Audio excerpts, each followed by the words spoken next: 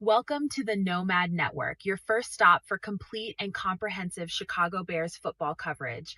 Dive deep into analyses, updates, and all things Bears.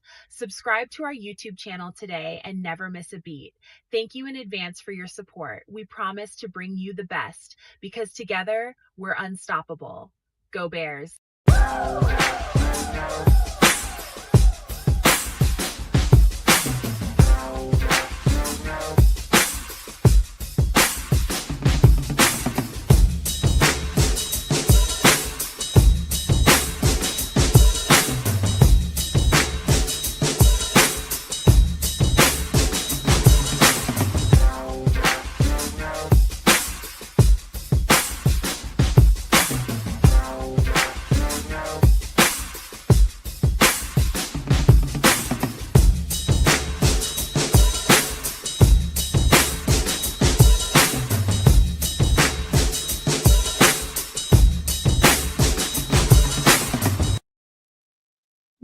Yo, No Maniacs. Welcome into another edition of Nomad at Night. I am your host, Nomad, and I'm by myself right now, but I'm totally hyped. I love to get in with some good sounds, man, get my blood flow going, and that did that for me. Look, I don't know where the guys are, but I'm sure they'll be here at some point, hopefully. But let's get into why we are here, man. Here we are at preseason game number 2. And guess what, man? You can feel the pressure, can't you? You guys can feel the pressure, man. It's a lot of people. Well, I ain't gonna say a lot of people. It's like a nation of people watching this game. It's prime time. It's the Bears, number 1, number 2, and it's Caleb Williams, his first trot out to the field with this new coordinator, man. First year coordinator, second year quarterback. Everybody wants to see what it looks like. It's a lot of people with the whole notion of how things have been up and down in training camp, and judgment about all of that. And the truth about it is it has been up and down in training camp. But what they're trying to do today, I think, is to go out there and try to, now it's time to get that baby up and take it for a test drive right about now, don't you think? Time to see what this thing is going to look like, even though it's probably going to be pretty vanilla. I expect to see, you just want to see some continuity. You want to see some flow. You want to see some rhythm. You want to see some gel. That's what you're looking for. And hopefully after tonight's game, we'll have some kind of indication of who our left tackle is. That's been a question all week or for the past couple of weeks. I'll tell you something, man. If what Braxton Jones and what right now Theo Benedict and or Ozzie Trapilo can or cannot do, I would love to see. Now, kiran amegadjie has been out for the last week or so with some kind of leg injury. I think he sounds like he's up to speed. He sounds like he was involved in joint practice quite a bit and did well. I would love to see him get a real good look tonight. Just a real good look as to see if can he rise to that level? Ben Johnson said that he wanted to see if somebody would rise up and take this job. Could he rise to that level? Does he have enough fight and enough grit in him to rise to the level when he's given this opportunity? Can he turn those coaches' heads and make them say to themselves, like, hey, you know what? Let's keep pushing this line with him. Maybe kiran amegadjie can come in here. We don't know. I know we've heard some conflicting reports about what he is and what he isn't, but I would like to see. Let's just start there. Let me get into the chat real quick. Shout out to my guy Naj. Let me turn my mouse on, man, because hold on for a second. Naj was the first one in here. I got to start with him. My guy Naj right here, Immortal. Say, stay classy, Chicago. Hit that thumbs up and support this man's channel. It's not this man's channel, but thank you. Thank you, Naj. It's our channel. It's ours, man. This is our thing, man. But please do just as he says and hit that like button. Subscribe to the channel, man. We would appreciate it. Dobbsy34 was number 2 up in here. Cornelius Squall's number 3. Let me see here. Get down here. Minister Charles, I think, is number 4. Shout out to everybody. Black Rain, number 5. Leo Factor, number 6. And my guy Rap is number 7. Hey, listen, man. Ozzie is at right tackle, but we do need him at left. But I think, you know what I think is going on? I think Braxton isn't 100%. I got in trouble the last time I did all 22 with you all. I got to figure out how to do that without getting knocked by YouTube, man. We need all of our revenue. We can't afford not to monetize. We need everything. We don't have a sponsor. We don't have, big name boosters or anything like that, man. We need all of our revenue for any of those views. And so I had to watch the all 22 by myself. And something I noticed watching Braxton Jones, if you watch any all 22 of Braxton Jones these last 3 years, one of the things you'll come away with is, and I actually did the breakdown. It's on the YouTube channel, man. If you want to go check that out, go to videos and go watch that Braxton Jones breakdown. And what I had to say about Braxton Jones, I heavily praise him, while at the same time, speaking the truth to the fact that he doesn't have a great anchor, if at all. But the other parts of his game, like, run blocking, that's stuff he's excellent at that. And even, when pass rushers try to beat him on the inside, his foot quickness really, really stands out. You hardly ever see, if ever, you're going to see Braxton Jones get beat by an inside swim or anything like that. It happens once in a while, but more times than not, when Braxton Jones gets his ass kicked, it's going to be on a power rush. And so the first thing that stuck out to me with Braxton Jones watching the all 22 was it didn't seem as he trusted his feet. It's like he's favoring it a little bit. And I'm not making excuses for him, but I just saw things on that film that I never seen with Braxton Jones ever. And so while we're judging Braxton Jones about how good or how good he didn't look in the last preseason game in joint practices, I think just by looking at that film, I think he's got a little bit of ways to go to get back to where he needs to be, where he trusts his legs and his feet again. You can just tell it just something was missing. I'll just say that. I'm just as critical of Braxton Jones as anybody else out here in the fan base, but I got to give credit where the credit is due. Hardly ever see Braxton Jones get his ass kicked when somebody trying to beat him on the inside. His feet are too quick. His hands are too fast. And so normally it's somebody on the outside doing an outside rush, going speed to power that's going to whoop him. Now, the stuff that I saw on the all 22 is different. Just had to put that out there. But let me get to a couple things in the chat. Hell yeah, Braxton. Shout out to Samo for being up in here. Braxton, extremely athletic for his size. He's got some great traits to him. The only Braxton Jones would be an all-pro tackle for probably the past couple of years if he had an anchor, if he could sit down and put his bottom down and actually stop people on a bull rush. He would be an all-pro tackle every single year. No question in my mind, because he's got everything else. But that's the problem. But when I looked at the all 22 Samo, when I seen him get beat on the inside, which I never see with him, I was like, okay, something's missing. Something's up.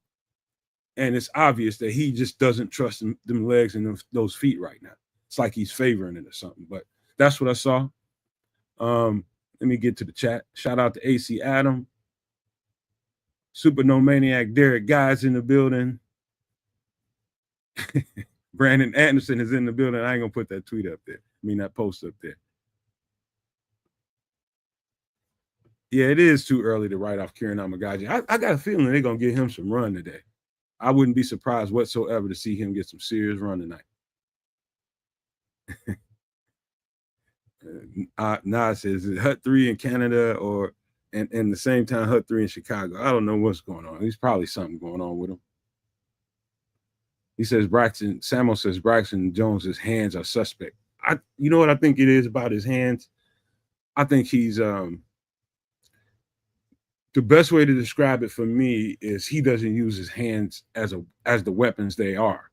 Those long arms, he doesn't put them on the DN on time. It's like he waits until the DN gets into him before he starts to use his hands. He's always in protective mode, in fight mode, like survival mode all the time, instead of getting out there and getting on that guy and just being offensive with his hands and his arms. That's what I see. It's just like, dog, just get on top of him and start using what you have to you. You got leverage to your advantage once you put your hands on him first. Just use it. Don't wait for that guy to attack you. But that's just football stuff that people you know, that really get into the offensive line play, they can see that kind of stuff. Let me see. That's right. Samo Kiran does have a shot because no one else has stood out. That's why I think he has a shot. I'm watching out for him I'm like a hawk waiting to see him when Kiran Amegadjie gets in the game. I think he stands a good chance to step into this space and do something with it. I really do. Shout out to Crooked Commish. Rap says the Bears should have drafted a true left tackle. They had opportunity, man. They had opportunity. Samo, you're absolutely right. He is not the aggressor. And I think that's more times than not. If you got an anchor problem and when people start getting on you, shout out to Bearski Film, by the way, too. When you got a problem with people getting on you and running you back into the quarterback, you got to get a little bit more aggressive. Samo is absolutely right. You got to turn into the aggressor, get right on top of them, and then, let the fight start there. Don't let them bring the fight to you. That's exactly what Samuel's trying to say here. And I'm saying the same thing. Get on his ass. Get on him and start winning the leverage battle. And then you don't have to worry about power as much. You just got to get on him fast. You know the snap count. You know the flow and the symmetry of the offense. Get off that ball. Get on his ass. And don't give him a chance to get on you. To me, that's the only thing he's got missing right now. Kids, I don't know where Kids is. He's talking about the Canadian Eagle. Man, get your ass in the show. What you doing? Shout out to Mo Fugler, Super No Maniac. Let me see. Nas says, I can't figure out why Theo Bernadette is false starting. He's just a big dude. He needs to fire off the line. It's hard staying in the stance that big. Let me tell you guys something. When you start getting false starts and guys jumping off side, all that kind of stuff, false starts and just guys moving before it's time, there's two things, or it's three things. There's guys moving around. Well, it's two things, rather. There's guys moving around, guys in, guys out, people not playing with the same person next to them on a regular basis. That you got that going on the edges. Well, on the left edge. You got that going on. It's also cadence. If the cadence isn't like consistent, if he doesn't sound the same all the time, all you need is a little frog in his throat while he's calling a play or when he's getting ready to hike the ball or whatever. All you need is just a little bit of off your tendencies in your rhythm of your cadence, and that can throw the whole damn line off. Samo can tell you that. Samo knows that. All you got to do is just listen. You know what I mean? If you listen to this quarterback and he's saying things in a certain way and then he's snapping the ball a certain rhythm and certain cadence, you get to expect that. And if he gets off, you're going to feel that on the offensive line. They want to fire off the ball at the same time and in sync. That's the idea. But the quarterback, and I'm not saying that it's his problem, but I'm just assuming that part of the problem is that. That's just what I could say to that. That's all I can say to that. Whoa, Kyle Monangai is not dressed for the game per Brad Biggs. What? Let me go check. We need to check Twitter right quick. Let me check Twitter. Let me share my screen. Give me a second, y'all. All right. Hopefully, anybody in the chat that can see this, give me a thumbs up. I'll bounce back in there. All right. Look at it. They're saying Braxton Jones has not looked 100%. No, he's not. He's not. I've been saying it.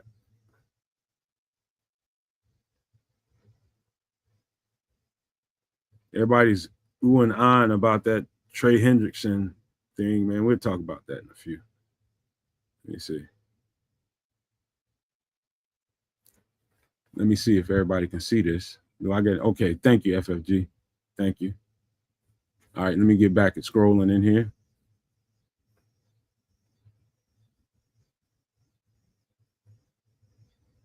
I don't know why Kyle Monangai ain't playing.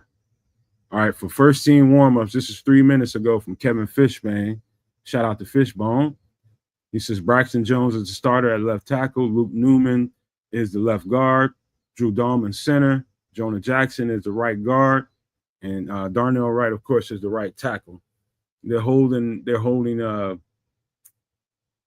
Joe Tooney out, which rightfully you should, and also for the reasons that I would love to talk about right by now is how good Luke Newman looked in the last preseason game. He looked good. And because everybody's so caught up when talking about the bigger names and the more notable players, that's something that showed up on all 22 right away. As soon as I turned the film on and he got into the game, that's one of the first things that I noticed was Luke Newman was out there. Can I say overperforming? But he was playing his ass off, man. He was in sync, helping out. I think it was Theo Benedette when they were together on the left side. He knew that Theo Benedict might need some help, and he was there to boom, knock a guy off of him. It was times when he played his ass off. I'm telling you, Luke Newman. I think this is more about Luke Newman than it is about Joe Tooney. We want to see more Luke Newman right about now. We need to know what we have in this supposed swing guard. He needs to play. I can't wait to see that. I would love to see Luke Newman really step it up a level and bring it up even more than he did last week. That would be dope. All right, let me keep going. I'll be back in the chat in just a minute. Oh, Jordan Schultz is reporting that Commanders have been shopping running back Brian Robinson Jr. around the NFL. Yeah, Bears should keep an eye on that one. That's Clay Harbor reposted that. Yeah, we definitely need to keep an eye on that because that's one thing I'm worried about right about now is the running game. Let me see.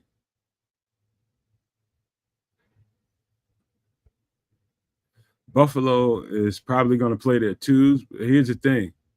Buffalo is such a deep team that their twos is going to give you work. Just for the record. That's how good they've drafted. That's how good they've accumulated personnel.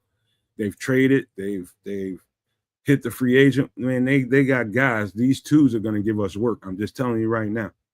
These twos ain't nothing to write home about. Okay, they ain't going to play nobody. No, their depth is good. That's why they're a championship contending team. Point blank, period. Okay, I don't know what's going on, Kyle Monangai, but it's got Harrison Graham's attention. Shout out to Harrison. All right, let me refresh. See what we got here.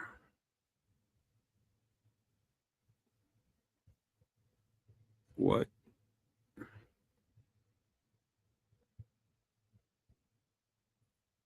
And I don't know what's going on with Kyle Monangai. I don't know.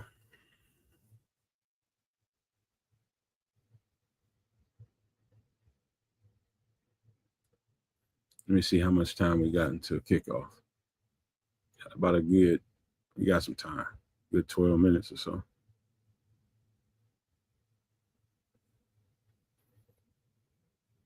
Let me refresh again.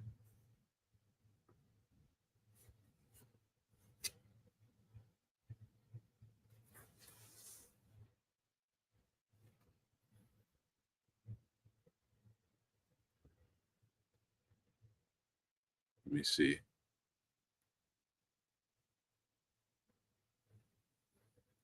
Yeah, man. I think the Bears running back situation, I think we're going to find out some stuff today in a big way. I think we're going to find out some stuff today. I spent yesterday, I was going to go live with you all, but I wanted to kind of study these dudes. I was going to go live and watch some preseason football with you all. I wanted to do it. But I was just like, should I do live? I'd have to be paying too much attention to what people are talking about versus I wanted to scout these other guys on these other teams. These guys on the third, fourth rung of the roster, in their position groups as running backs. I want to see what they can bring to the table. The team that I'm salivating about right now is the running back room in freaking Seattle, man. They've got some guys, man. They've got some guys. They've got some guys, as a matter of fact, I think it's potentially a guy to in Oakland, not in Oakland, but Vegas, maybe a guy in Vegas. there's some other guys on other teams, man. It's going to be some opportunities for the Bears. But here's the thing about if the running back room isn't what we want it to be. The thing about that is you're going to get lucky. You got to be lucky to get your hands on the guy that you actually want, because in uh, priority waiver wire stuff, I don't know where the Bears are, and so right about then you got to hope that these other teams in front of you don't get the running back that you're looking for, or you may be looking for, because it's a little bit of luck that goes into that. Also, I think if there's a serious deficiency, like I feel like it is, you might have to make a trade. I'm just saying, you might have to make a real trade to get that running back room where you need to be for this season. But it can all shut me up during this game, and we might have the guys in that room. We don't know, but we're gonna find out here shortly. Let me jump back in the chat.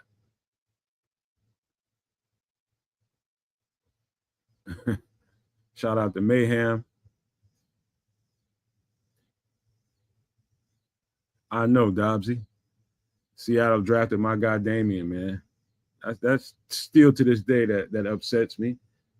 Looking at RJ Harvey down in out in Denver, all those guys that I really really really liked in this draft, they just out there just being dogs. Just being dogs. Thank you for that, FFG. Y'all hit that like button, please. Yeah, he's number 4 in Seattle for right now. For right now. I hope and pray that they crazy enough to let that guy go. I hope. I just hope. All right, let me jump back in here.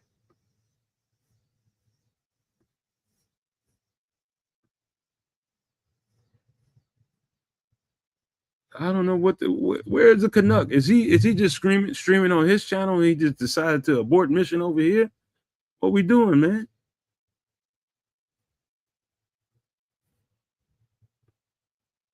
What are we doing? Coast and Loveland warming up.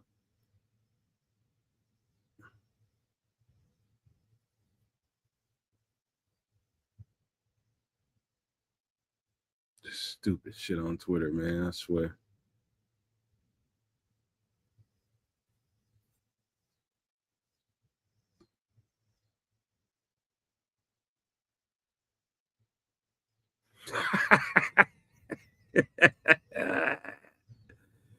I can't say dropping kids off at the pool. For those that are lame to that, you don't want to know. You don't want to know. All right, let me jump back in Twitter right quick.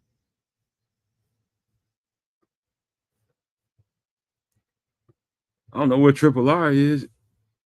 He said he wanted to be here for this.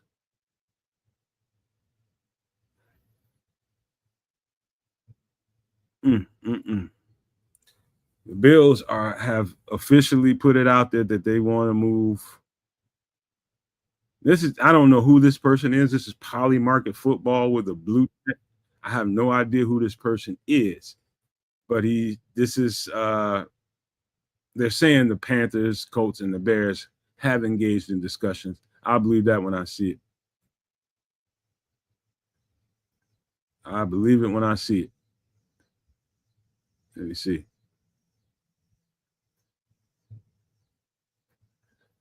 I don't know, man. Let me see here. This is Diana Rossini right here. So I'm going to read what she says here. The Bengals, this is per Diana Rossini. The Bengals have actively engaged in trade discussions surrounding Trey Hendrickson for weeks. Sources tell me. And she put the source there, Paul, whoever. According to teams that have reached out, Cincinnati isn't only seeking draft capital in return. They're also targeting defensive players in a potential deal. Can you say Jalen Johnson? That's all I can say. I got a chance to watch a piece of Courtney's interview with Caleb Williams on here right before I went live. Ain't a whole lot to talk about. What the hell just happened? Who's in here? Just get on the screen, you ass. Yeah, there you go. Just come on. I can put trips on. How you doing, sir? I tell you what, if Tyreek Stevenson keep messing around, he gonna be on that trade table bait. Oh, here you go, man. What's happening, Nomadiacs? What's happening, Nomad? It's time for some football, baby. Let's go. It's preseason, chill. It's preseason, chill. But let's go. No, barely, the game ain't live yet. We still got 4 minutes. 4 minutes, sir. Sirloin, we got about 4 minutes. Kids, what your happy ass doing behind the scenes, man? Oh. Okay. He's kids and he's Canadian. He was born that way. And he don't use wipes. Oh, oh, why we get? Oh, wait. Oh, now I gotta think about it all night. You know, it's like looking at him. It's just like, I know your tidy whities got skid marks from here to Timbuktu. Just because bidets are French don't mean I don't use wipes. God damn it. No goddamn bidet. Stop lying, man. I'm saying I might be close to Quebec, but it's a whole other thing.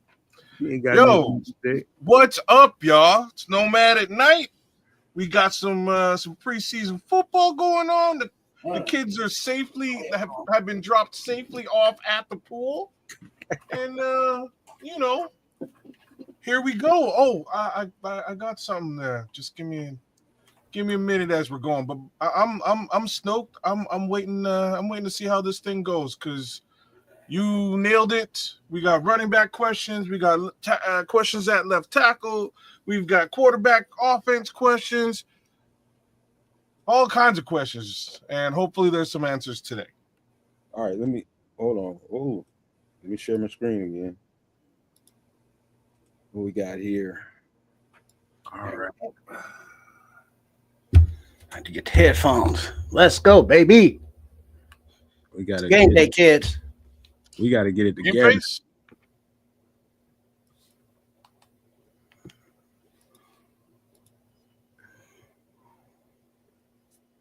Okay, hold on.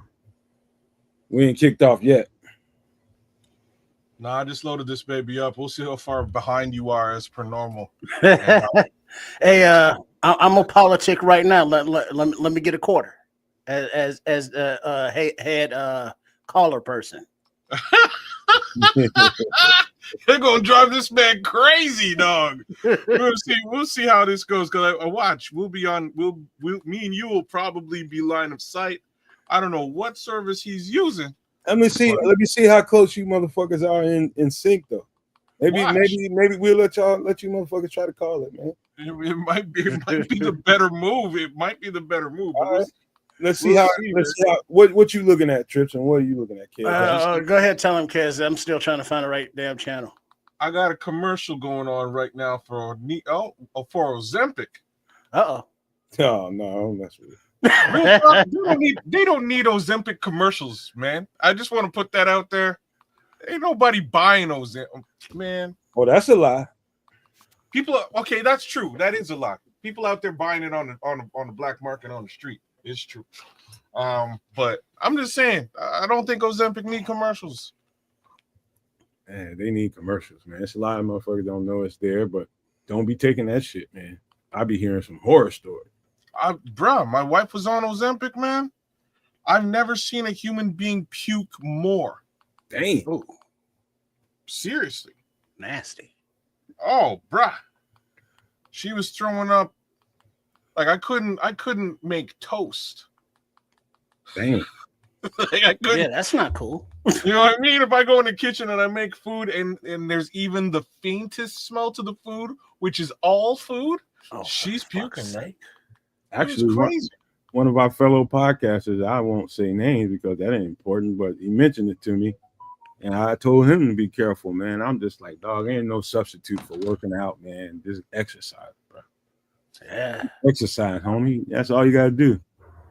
It's a rough one, that thing. So for some people, they get no side effects. It works like gold. I ain't here to tell everybody what to do or what not to do, you know me. But yo, I'm just saying the experience that I've, my lived experience looking at it. Oh boy, violent. Look at Booker. Violent pukes. Look at King Booker. He said it should be named Zempic. That's the sound. That's the sound of actual puke. Well done, King Booker. But like that's what I'm saying, bro. It was crazy. Hey, man. Dante Purified. He says he's been type 2 for 5 years. Puking last 2 weeks. Man. Exercise, man. Are you on Ozempic, Dante? Oh, he is? Or you're asking? I'm asking him. I'm asking. There's okay. All right, let's see if y'all's in sync, man. Because if you're type 2, they will prescribe that to you.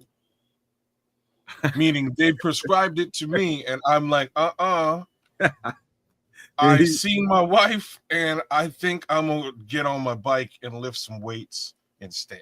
Hey, Scroll said, plus you end up with that big Star Jones ass head.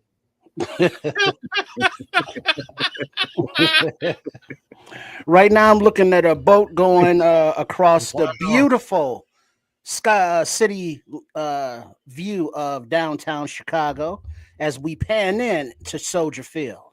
I'm looking at the same thing, bro. Well, you just I'm looking at a boat in the water. I'm actually looking at a boat in the water.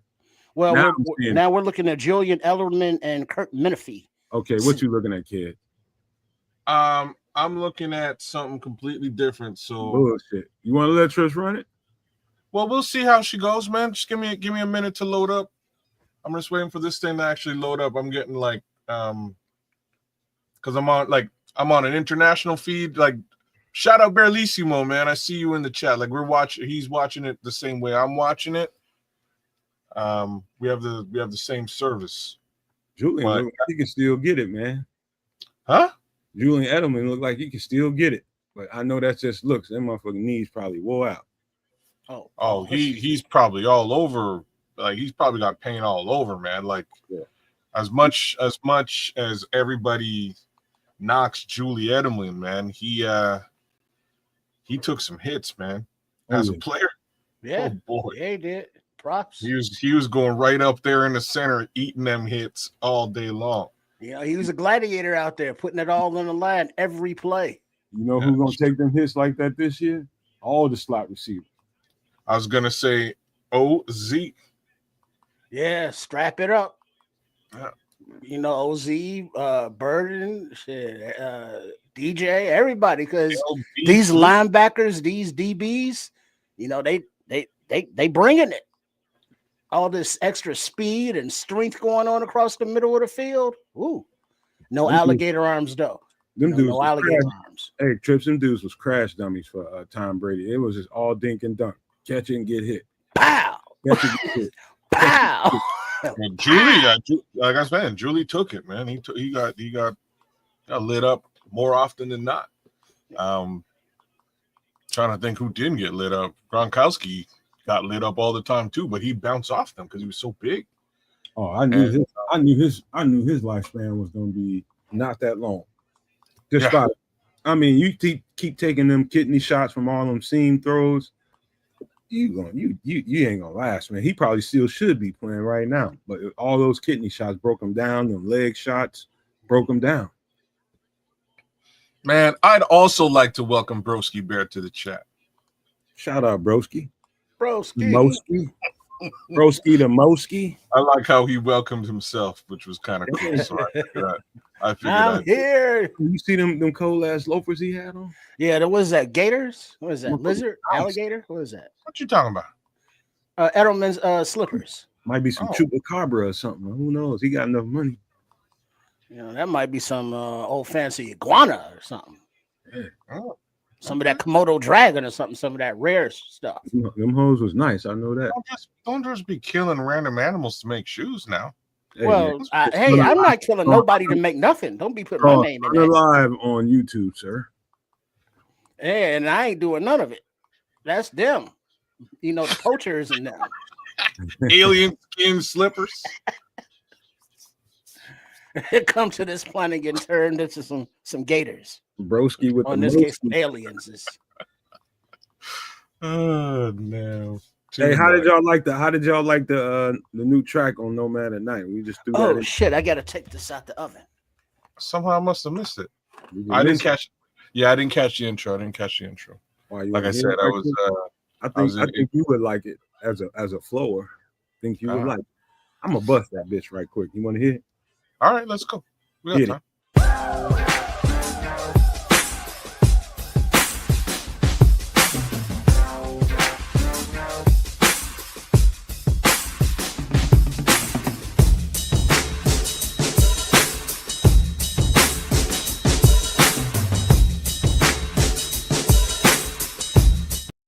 Just a little taste for you. Man, you holding out, man. Look at this guy. I'm holding out. What you talking about, man? I'm messing with you. That's a nice beat, man. I like that. All right. That's a nice beat. Trip, you didn't hear none of that, did you? Okay. Nah, he missed it. Yeah, we'll get to it. It's funky. I had to take something out the oven. What you got in there?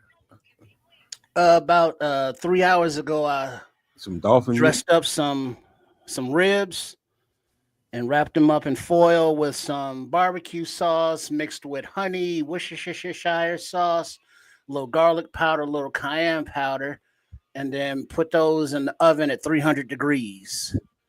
And then early I sliced up some onions and I got some pickles. And I'm gonna make some McRibs.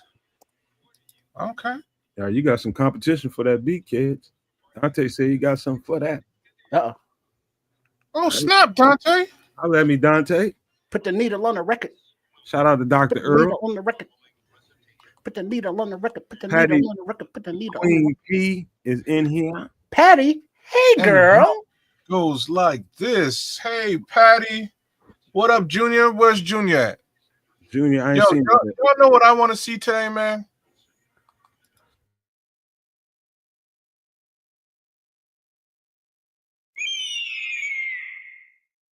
Not the Canadian Eagle. Look at that. That's what I want to see today, bro. He said, I want that starting left tackle job, y'all. Let's get into that in just a second, man. But Juju asked the money question. Shout out to Juju. He says, no, man, who you got as standout players on each side? You called Noah last week. I got this for you. I'm going to take 2 and 2, man, because I think the starters are going to see so many minutes on the offensive side. So I'm going to go Tyson. And LB, Luther Burden on offense. And on defense, I'm going to go, you know what? I'm going to go Noah Sewell again and Josh Blackwell.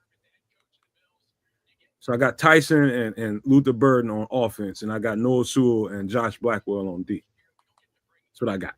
What say you guys?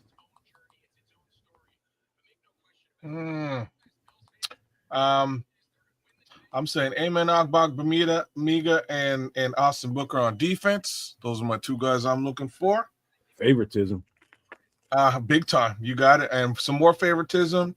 I'm saying the Canadian Eagle because I'll be staring all over at the left side of this here offensive line. And I kind of think Rome Odunze is going to shine tonight.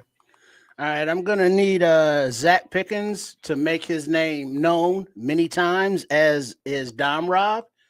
And on the offensive side, Jahdae Walker. Is it real? Was it a fluke? Or is it all day, every day, especially on Sunday? And also Tyler Scott. He's coming for your roster spot, dog. What you got to say about it? All right, y'all, you 2 guys see if we can get in sync. You 2 guys in sync. I'm looking at 2 Greg Olsen and some other nerd on TV. What y'all looking at? Hey. Can't call Greg Olsen a nerd, but the other guy. Greg Olsen was a baller. Yeah, for the other guy. Dude, these next two's a nerd. I'm looking at what's Pam Oliver. Ooh, she's got Pam Oliver. She's on the sidelines.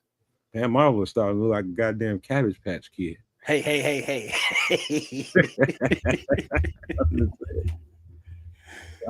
Hey, you guys figure it out, man. You're ahead of me too, Trip. You're ahead of me too. So I'm just getting into Pam. I'm gonna let y'all. Okay. All right. So what I'll do, I'll call it, and then I'll shut up and let y'all see it your time and comment on it. And then the next thing I'll say is when they're lining up for the next play. That's gonna be so unfair for me, but I'm gonna have to shut up and let y'all do it. That's gonna be so fucking unfair. But give me 1 second. I'll be right back. Mm-hmm. That's too funny. I know. You know what I'm saying? It's never about the reciprocation with him. Never. Oh, I know. All right. The Bills are kicking off. Yeah. The ball is butterfingered by Tyler Scott at the end zone. Then he brings it out and he is tackled at the 7-ish. Bruh. He could have, I believe, just nailed it down and taken the touchback, but maybe not, or he chose not to. But we have Caleb Williams taking the field, leading the offense. We see DJ Moore out there. We see Rome Odunze, also wide receiver. Jackson Wright on the right side of the offensive line. 84, I think that's Colston Loveland. I can't see who's at left tackle. Dahlman's at center. And who's that? Braxton Jones at left tackle. Oh, wow. Braxton Jones is starting at left. I'm already mad, but it's okay. All right, we're under center. First down. Motion to the left. We got play action. Roll out to the right. A little dump off to Colston Loveland. 9 yards. Okay. Smooth. Ain't even got out the huddle on my side, motherfucker. You know what? Like, Nomad, for once, we're actually in sync. So it's just Triple R right now. I'm just watching Loveland's running As off. we come up to the line, 2nd and 2. That's a nice Caleb comes out in shotgun with a running back to his right in the backfield. Can't see the number. Checks the play. Oh, pass deep down the middle to Cole Kmet. 45-yard line, 1st and 10. Seam shot. Straight down the field. Seam shot to Kmet, who was lined up in the short slot. I guess that's that 12 personnel they keep talking about. Oh, boy. I'm seeing he's on the other side, Cole Kmet. I love that. I seen him check out of that, whatever he was in. Oh, he's just a straight seam shot. He saw the zone and said, Cole, just run. We're back in shotgun, running back to the left, and the snap. Quick pitch to the left flat to DJ Moore, about a 5-yard gain as he fights for that. Yeah, get too loose early.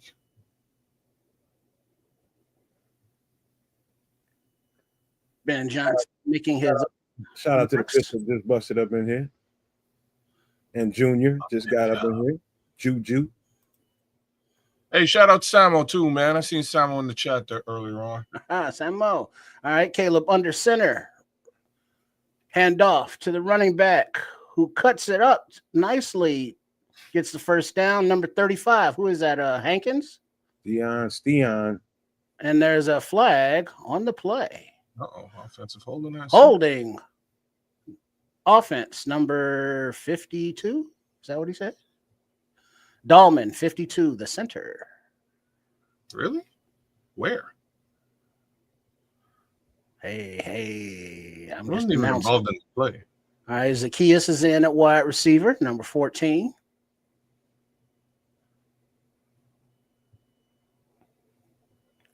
All right, 2nd and 15. Shotgun, running back to the right.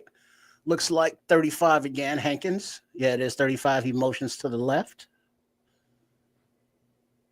All right. And the snap. Ball deep down the center of the field to Colston Loveland. 1st down. No way. Hitting them tight ends, huh? Eaton in the middle of the field. Ball comes out. 1, 2. On time. A little hitch, and then it's out. Had to let the linebacker clear. Nice. Man. Looks sounding clean so far. With the basic. All right. Caleb under center. 1st and 10. Snap it. Hand off. Run left. Hankins makes a nice little cut off the inside of Braxton Jones for a gain of looks like 4 to 5 yards. Second down. 2nd and 5. Hey, you know what's getting left out of the conversation is how nice these pockets are for Caleb. And let's also say that Luke Newman, 65, is in at left guard, and I believe he started the game as well. 65, Luke Newman. Mm-hmm. Yeah, I wouldn't be playing Joe Tooney on a day like this. Caleb under center, play action. Oh, there's some pressure in the backfield. Caleb rolls out to his right.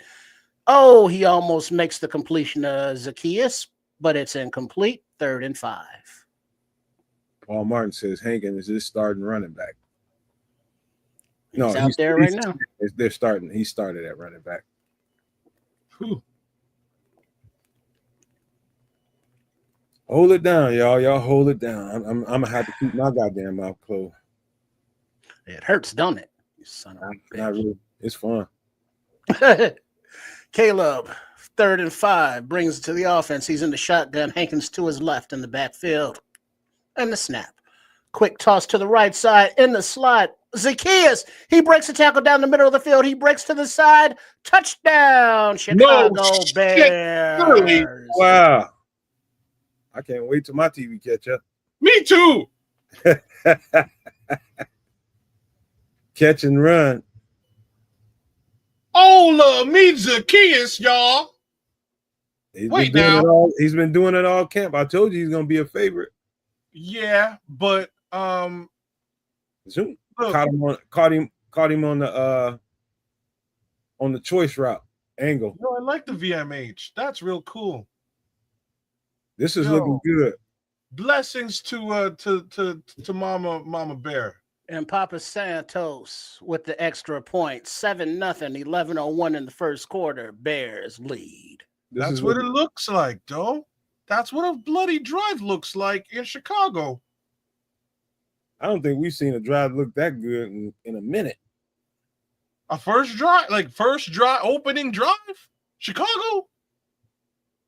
I don't even know what that is. Yeah. That's what I'm talking about. I wonder will they take him out after this and then leave it there, or let's see if he can duplicate another drive like that since he didn't play the first preseason game. Yo, they'll probably sit him down. He's feeling good about it. How do you feel? I feel great. Me too, dog. Trip. Feel good. Feel good. Yeah. Doing a Raphael Sadiq impression. That's how good he feels. Look, I don't know about the rest of y'all, man. Ozempic Zacchaeus. Look, y'all. I haven't seen an opening drive like that in Chicago in God knows how long. Let's see what Ben Johnson thinks if he wants to test this out a little bit longer. I thought that looked beautiful. That is the most serviceable this offense has looked in a very long time. I think kids and Trips, I'm gonna say this one more time, just said it, how clean and in sync those pass pros were. Yep. I was watching the offensive line. I know everybody's watching Caleb and all that, but I was watching how they were set. And that shit looked really, really clean. Really, really clean. There's only one instance of pressure. And that was a blitz, it looks like, or a stunt. It was definitely a blitz. Yeah, I do like how Deion Hankins looked too. But it's how comfortable he felt back there. He felt like, okay, I expect this pocket to be clean. I'll be able to throw this ball on time. It's a feeling and a look. It looks a certain way when somebody's comfortable. And that's what it looked like. It looked like he was comfortable. That line had a clean pocket for him. Well, speaking of line, that 65 Newman, left guard, rookie. Yes. How is he looking? What? You look good, though. You look good in them sets, man. I'm watching it live just like y'all. I was just a little more focused. Well, the thing is, I hope that, me calling the play now, you can focus on the line kind of a little bit more instead of having to call the play and not really see what's happening because you're calling it. Yeah. Caleb Williams, 5 of 6, 97 yards, a touchdown. All right. Crazy, y'all. Santos kicks it off. It lands at about the 3. The Bills are returning it. up Got a the bunch right of 'em side too. of the field. There's some collision. Oh, and he's tackled at the 30, 35. I can't see it. But he's kind of tackled by his helmet awkwardly. No flags. Hey, everybody hit the like button if you don't mind. And anybody outside the chat and wants to jump in and have conversation, all you got to do is hit the subscribe button. It's totally free. Don't cost you a dime. Come on in. Oh, yeah, and also shout out to Braxton Jones. You know, he's battling for his job. He looked the part over there. I'm just saying. He did. He looked great. Good in the run game. All right, who we got on the field? See, Edwards, 53. I'm going to say defensive numbers because I can't see all the names. I see 24 out there, but the Buffalo Bills are snapping from the shotgun. Let's see a little run to the left, and the tackle is made by number 99 with 98 in support. So that's Dexter and Sweat. You get Edmonds and Edwards out there. Shout out to True. What is that? True Mogism. I'm gonna say that wrong, kids. Hit me up. True Rogue Sigma.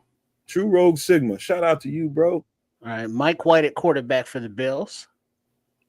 25 is at cornerback. Looks like Deshaun Wright. Little rollout play action left. Throw back right. 24 on the coverage. That's Nick McLeod. And 25 out there at safety somewhere. With 55 in support. 3rd and 9. Big Dex. I'll just push him out of bounds. Okay. Juju said Don Burke can't be found. Man, what's up with Josh Allen and his sunflower seeds? My man, get some help, dog. He's addicted? I mean, look at him. I be working them bitches too. Buffalo and false start. Stop left guard 74. You scared? Don't be scared. Don't be scared. Mr. Van Delmark. Van Demark. Man. Back him up 5 yards. This is so abnormal to me. What do you mean? Y'all calling it, and I'm just sitting here looking at the game. Vandermark. They're not even playing Mitch Trubisky. All right. Buffalo in the shotgun, 3rd and 9. And, there's another flag. Looks like their left tackle jump as 55 was all in his face. Have y'all noticed so far that veterans aren't out there? Well, who's 55 on the Bears D? That's talking about the first team? That's Dio. Okay. He caused the flag. Yeah. And it looks like 99 Big Dex, Sweat's in there, and Williams 91 in at right tackle on the defensive line. Yeah, 3rd down and 19, Buffalo in the shotgun. And the snap. Quick throw to the left. It was incomplete, but it's behind the line, or is it? Bears recover. They calling it incomplete, 4th down and 19.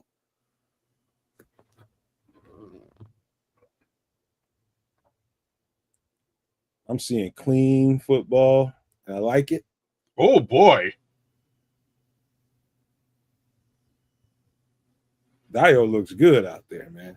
Don't say that, but don't say that. It's a little early. The reason I'm saying that is because he was. I swear he was lined up offside on this snap. He jumped offside on the previous snap. You talking about Dio? On this here snap, he got right in between that pass, and that could have been a 6. Punts away. Fair catch at the 23 by number 14. Zacchaeus. Yeah, they got Tyler Scott the hell out of there. Now you just showing off, Trips. Just showing off, motherfucker. Don't hate me because I'm beautiful. Hate me because I'm good. Yeah. The Bears. The Bears.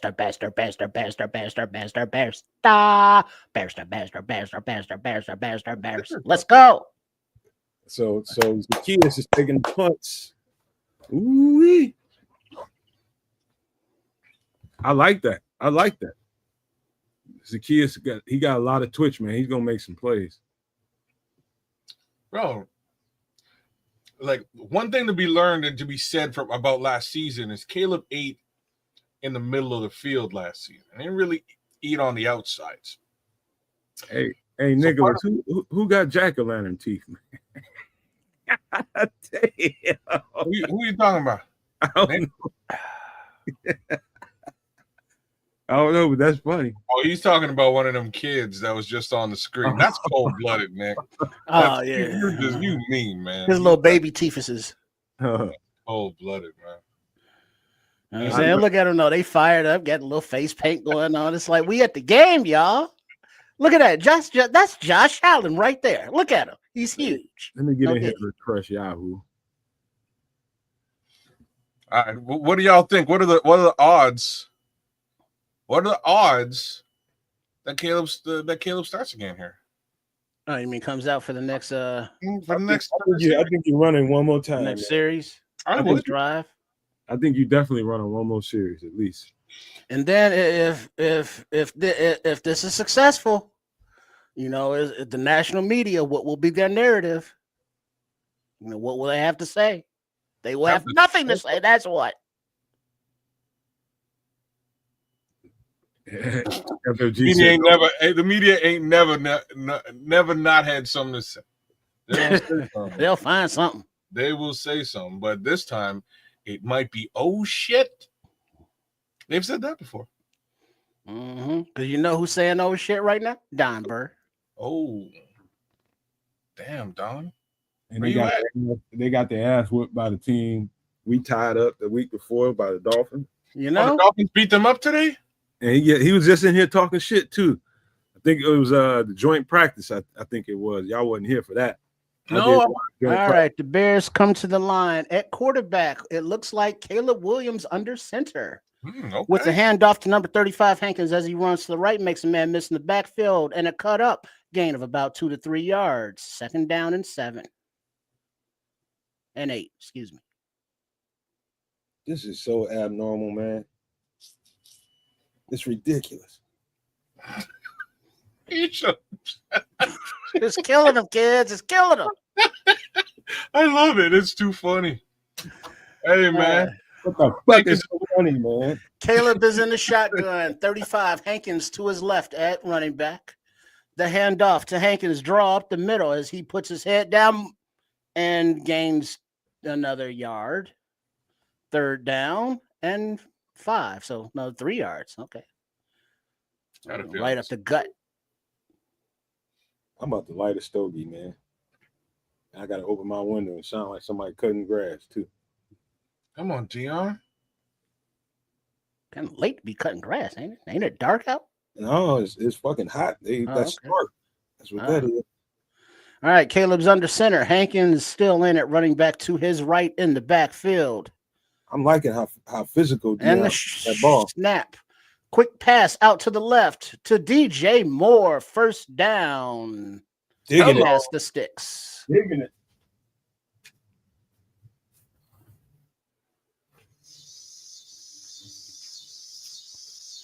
Listen to them crickets and locusts. I know. I'm sorry y'all hear that, man. But that's just nature, you know, the ambient sounds. That's beautiful. That was beautiful. No, I'm having withdrawals from not calling again. Caleb Williams under center. Looks like Hankins still in the backfield deep. Yeah, we picked this blitz. And then there's the snap. There's time. Oh, and he throws it to the outlet on the left side, but it's incomplete to Hankins. It's a little bit behind him as he takes the shot. Cicadas is out there, ain't there? Let me mute. Ooh. Oh, and Hankins is coming off the field hopping, favoring that left leg. All right, Caleb Williams under center. Can't tell who the running back is, but it's a play action, and it's a screen left, but it's not there, so Caleb dirts it to number 38. Who's number 38 in the running back room? That is probably Brethren Britton Brown. All right, there we go. As he stays on the field at running back. Why would you 3rd and 10.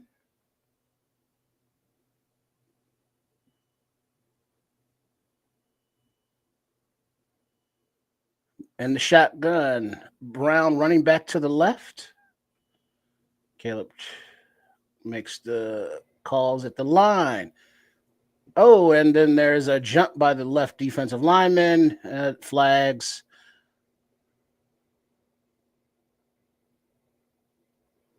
Neutral zone infraction on the defense.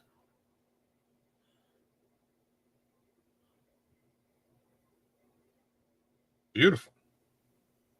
He was way off. We still have all the same players in the offensive line. Wright, Jackson, Dahlman, Newman, and Braxton Jones. Loveland in at tight end as well. Looks like DJ Moore down here, and it looks like maybe Rome at the top receiver. Quick out to the right. I'm sorry, to the left to Rome, through his hands, incomplete. 4th and 5.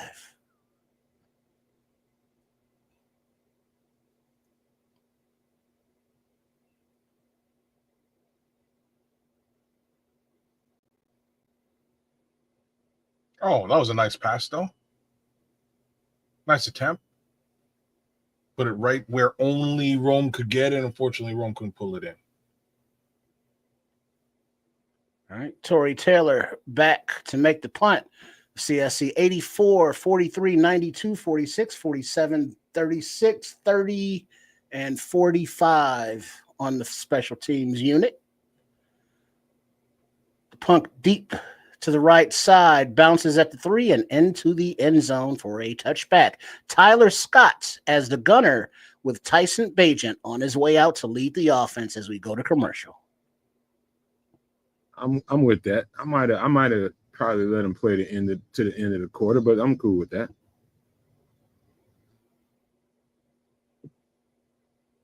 Who? Caleb? Yeah, I'd have let him probably go finish the quarter out. Okay. Oh, like I'm with it too. He was flowing a little bit. That's when you want to leave him out there to get some confidence. Yeah, I like the operation so far. Operation looks pretty clean. Yeah, I think that's you leave that alone. Let's see if he can stack onto that. But okay, I understand the trepidation. You take him out for, let Tyson get some run here. They get 2 solid series in. To start off his Ben Johnson tenure with Caleb Williams. 2 solid series. Well, 1 solid series and 1 where the ball was his receiver can only catch it, as kid said, but the play didn't happen. You know what I mean? Back to the sidelines, get some Gatorade. Caleb, you pay attention. Tyson, strap it up. Mr. Reed, get ready. Hey, kids, I'm a big proponent of you don't disrupt the flow. There was flow going on. I agree. I think he was feeling it finally, and things looked a little bit more timely. I'm not saying the game slowed down for the guy, but I'm saying the game might be.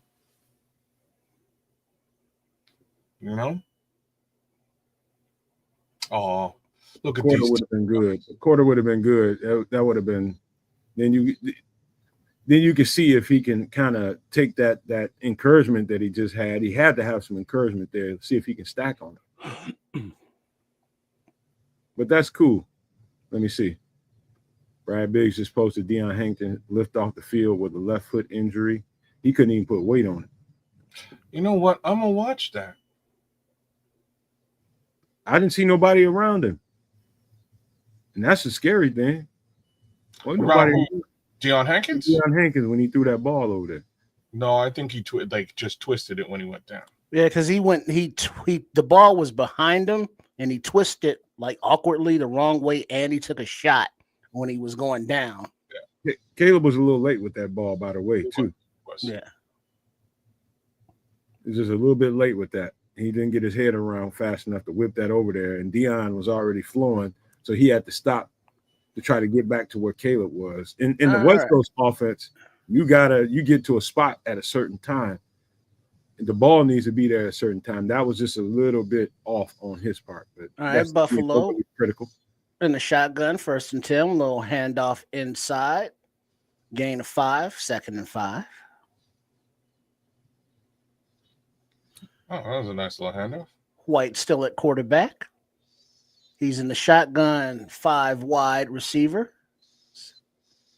all by his lonesome in the backfield. Your boy Noah Sewell's, yeah? And the ball's away, and it's a back shoulder throw and completion for the first down on the right side of the field. There was man coverage as there was a blitz coming that did not get home. Who'd that go to? Keon Coleman? 32 in coverage. Terrell Smith. Oh shit! I thought he was out this week. That's Shavers? good. No, I thought Terrell Smith was out this week. He ain't been in practice all week. All right, 1st and 10. Buffalo lining up in the shotgun. Looks like Big Dollar Bill at nose at 97, 91 in the game. Quick toss to the right. Hippolyte in coverage. Incomplete. 2nd down and 10. Oh, that was it. I'm looking at the push off on Terrell Smith. Yeah, me too.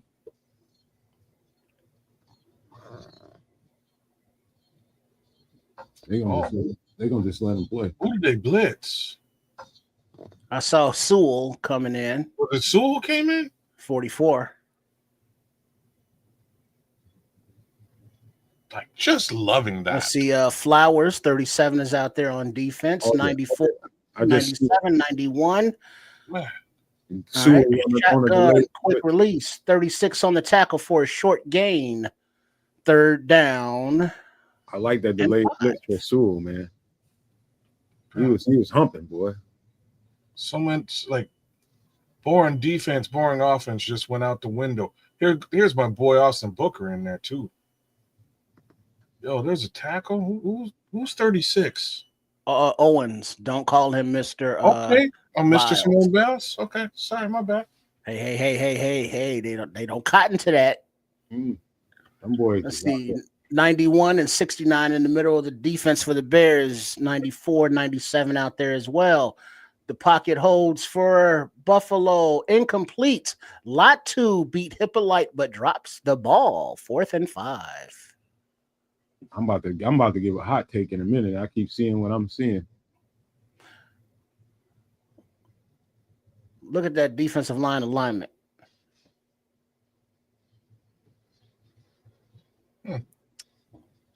Hippolyte looks bigger than I had expected.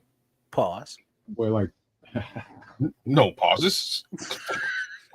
in that last play, somebody was getting around the corner. I don't know who that was, 90 something. I would expect that's Dominique Robinson. 97 and 91. The punts away from Buffalo. Fair caught at the 15 by number 87, Luther Burden.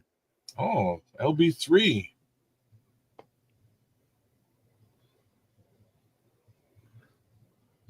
And there's a timeout. Where? On the field. Man, you're already doing better than Velus Jones. Yeah, damn. Why Vala's still catching strays? Damn. No, I'm just saying, if it was Velus Jones, that ball would be in the end zone bouncing right now. Hey, Trips, you the play-by-play guy. Eject that pump. I mean, it's like you could say at least he's doing better than Tyler Scott. No, He man, went still back to sending Velus Velus Jones Jones. Jr.'s postcards. Oh, snap. Oh, man. I'm sorry, Velus. Sorry for the Hey, by the way, kids, did you get that joint I sent for your son? I think that's more his speed. Oh, no, I didn't check it last night. I didn't check it. No, I just sent it. I think I sent it today. You sent it today? You need to pop out and check your fucking shared whatever that is. I'll do it I'll check it after the show. Cool though. I'm glad. Or halftime. Yeah. Okay, halftime I can do it It's too. 20-year-old shit. Oh, you got that new school in Oh, there, some of didn't that you? mumble music. Nah, you like that. He's a little different. And that's why I was trying to find something from him to play for you first to give you an idea. I'll find something though. Go on mute and just listen to it real quick. Let's see if I can find it. It's in your shared drive, bro. Yeah, disrespecting Velus Jones, man. He gonna get his ass whipped when he get to the state. VJJ coming back. I heard you talking about me. As soon as he get to the state, somebody Velus gonna be waiting to whip his ass. Cause then he where's he? Panthers? Somebody signed No, him. he with the Saints. I was watching him this Saints. Okay. Yeah. Oh, he got some tick? Yeah. How'd he do?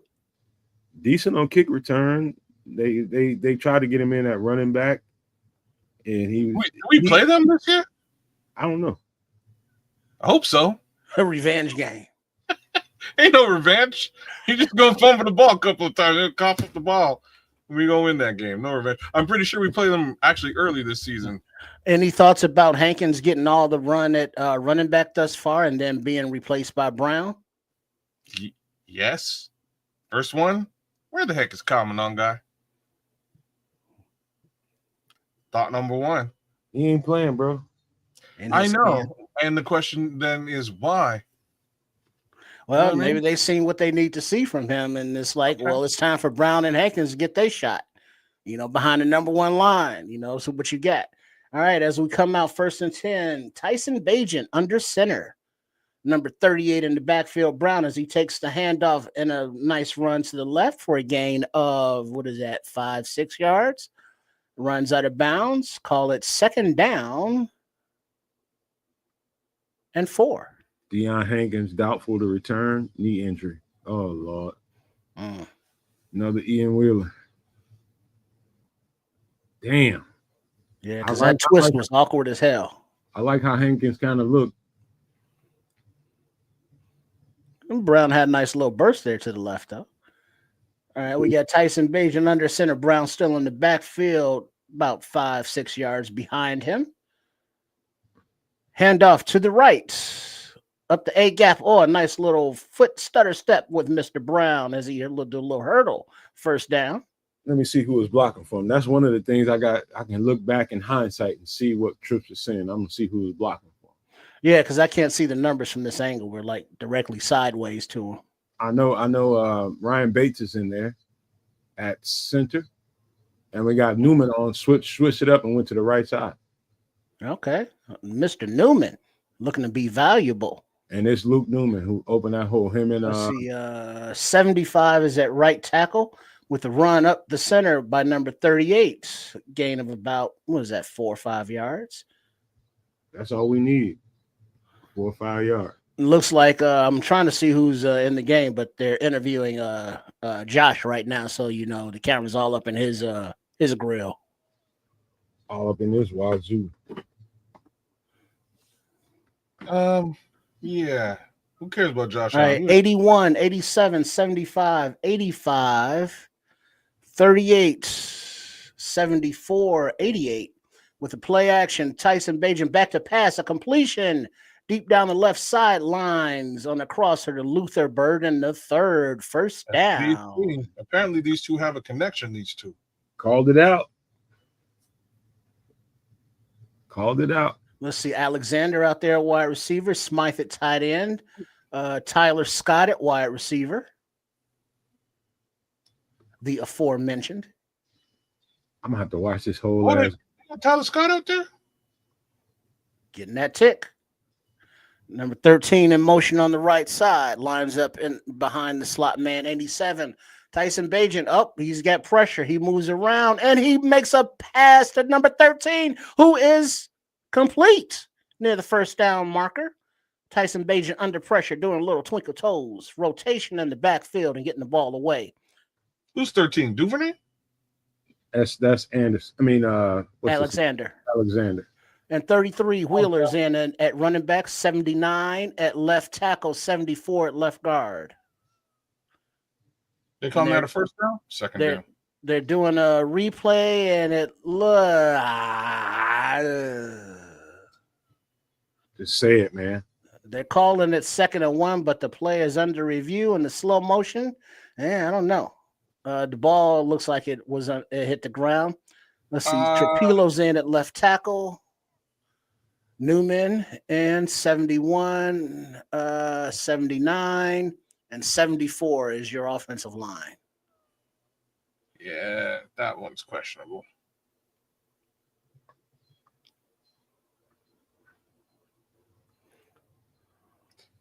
Oh, snap. So they're finally doing what I said they should do. Virtual measurement. Oh. I don't remember me talking about that last season.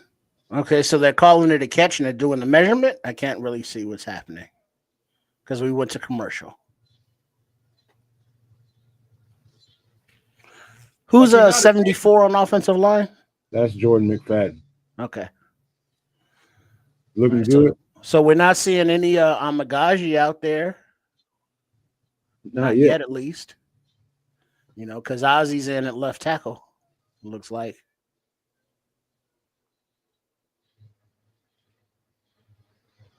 I think it's safe to say Braxton gonna win this motherfucker.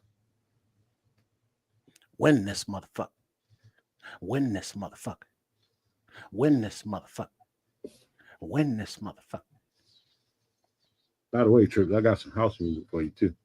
If you want to go there. I was gonna let Sean get at it because he's a house music guy, Sean Sierra. Yeah, go ahead, you know, give it to him because I don't need it right now, but it's always something that I would like and enjoy.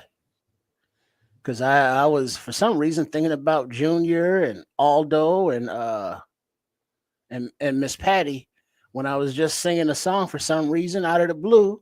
Esta loca, esta loca, esta loca, dale huevo. I got some of that too. Got some of that too.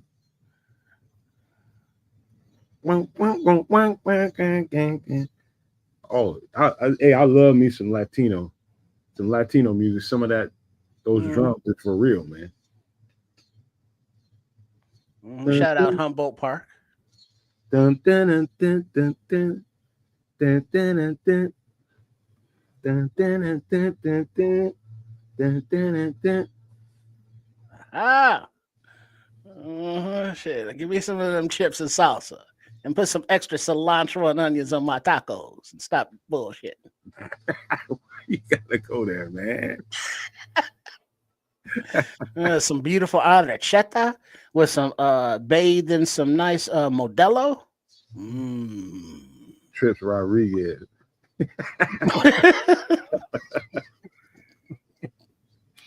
Let's see, Newman is still out there. Let's see, there's Trapillo, 71, 74, and 79. 38. Hey, Scrolls, Trips Lupe Rodriguez. And Mike Peralta's Piera, whatever the fuck, is getting old. Okay, they're challenging the catch, Buffalo is, because it looks like the ball hit the ground instead of with his right hand under it, but his left hand was behind it. So did he have control? Is what is under review. This was a tough one. No, he ain't have control of that. I don't think he did. Ain't tough.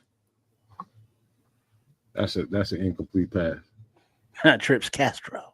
You will respect my authority.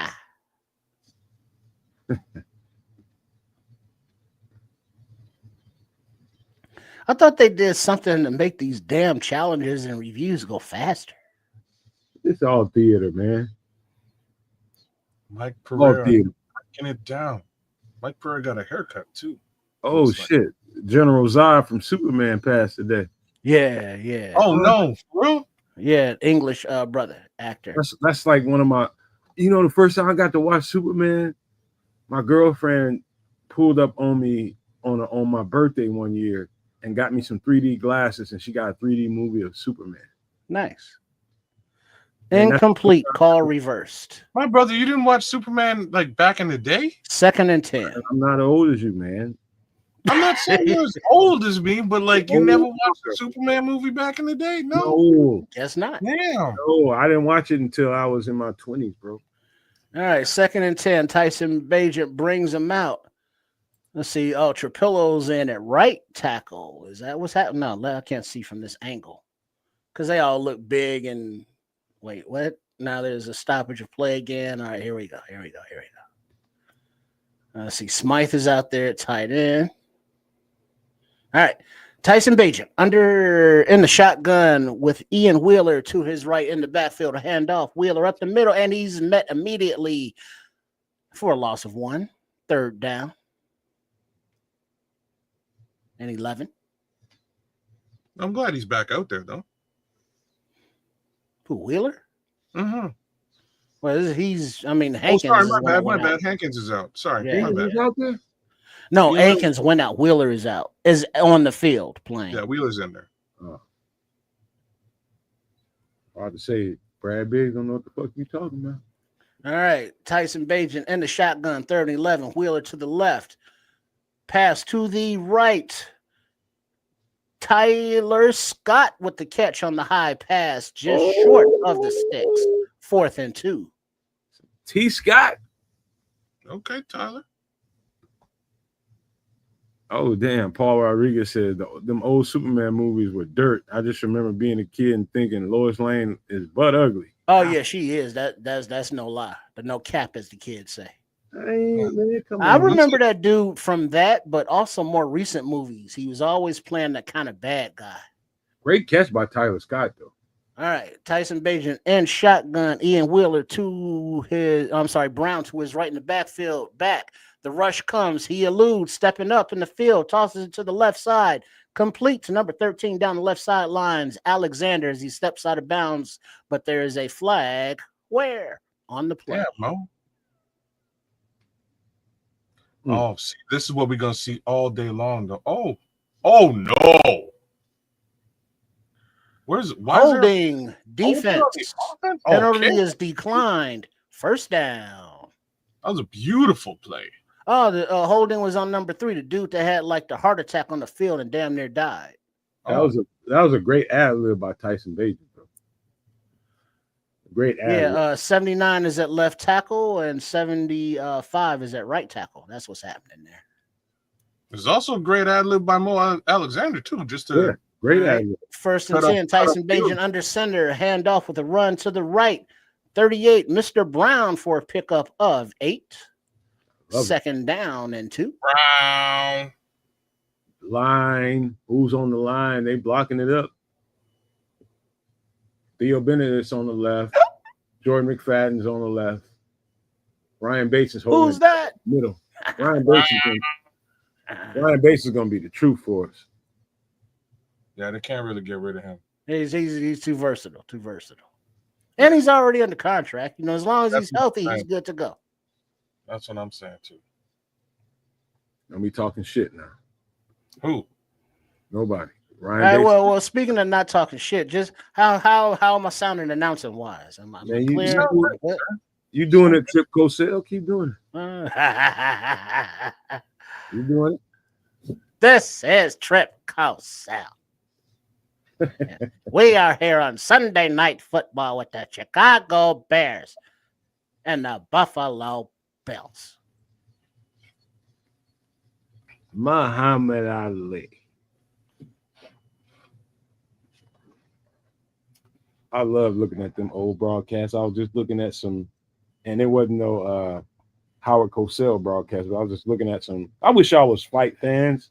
I watch fights, boxing. I love looking at Sugar Ray Robinson, man. Mm-hmm. So sweet. Sugar Ray Leonard too, man. Bad motherfuckers, man. If I can ever get the No Maniacs into that, one of these days on some extra sauce, man, we'll watch a fucking fight. Like maybe we'll watch the what's that one with Tommy Hearns and Tommy Hagler? What Hitman? The Rumble in the Jungle? No. That one? Oh no. That's called The War. I think it's called The War. There's so many different damn dangerous fight. That's one of the greatest fights of all time. If I can ever get the No Maniacs into that. The sweet science, the pugilistic fury. I'll take an L. I'll take an L from YouTube just to get that on here. That's one of the greatest fights of all time. It's no shit. You want to make an observation that I've noticed? What's that? Receivers are open. It's called being good. Like, you know what I'm saying? It's called being an actually good offensive coordinator, man. That's what it actually is. Like, Mo Alexander on that route, that crossing route, he was open from the beginning of the crossing route. What you're seeing, kids and trips, is drag routes being utilized professionally. That's all it is drag routes, guys going across, crossing routes, things like that. They playing a lot of zone defense. First quarter stats: 39 rush yards, 155 pass yards for 194 total for 22 plays. Buffalo has run 4 pass yards. 4 rush yards, 29 pass yards for a total of 33 for 8 plays as we start the second quarter with the Bears on the 10-yard line driving. Second and 2, quick snap. Brown does a little stutter step to the left. First down, first and goal, Chicago Bears. One of these days, kids, if I can get the No Maniacs into it, we'll get some old classic fights up in there.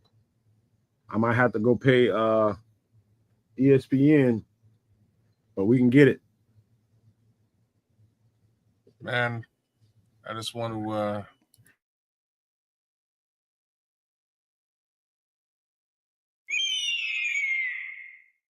Duff to the left. Little stutter step, running hard to the 1-yard line is Mr. Brown. You're supposed to cuss him out right there, Trips. He's fucking up your broadcast. Well, no, Canadian Eagles been representing though. You know, I'll allow it. I have to give him a little bit of love. Because somebody I saw in the chat that on the left side of that line was look at him go though. With Brown and them are moving the crowd. Brown and Newman and Trapillo on the left side. Benedict is on the left side with 74 at the left guard. That whole run was right on his ass. All right, second and goal. Handoff to the right. Touchdown, Mr. Brown. Touchdown, Bears. He's in here trying to fuck around and win the spot. He's fucking around, effing around and finding out. And I like it. And I'm just not getting ready to see the play. Britton Brown, he ain't looking so terrible. That offensive line is surging, man. They're getting off the ball. Yo, where Roschon Johnson at? Is he still hurt?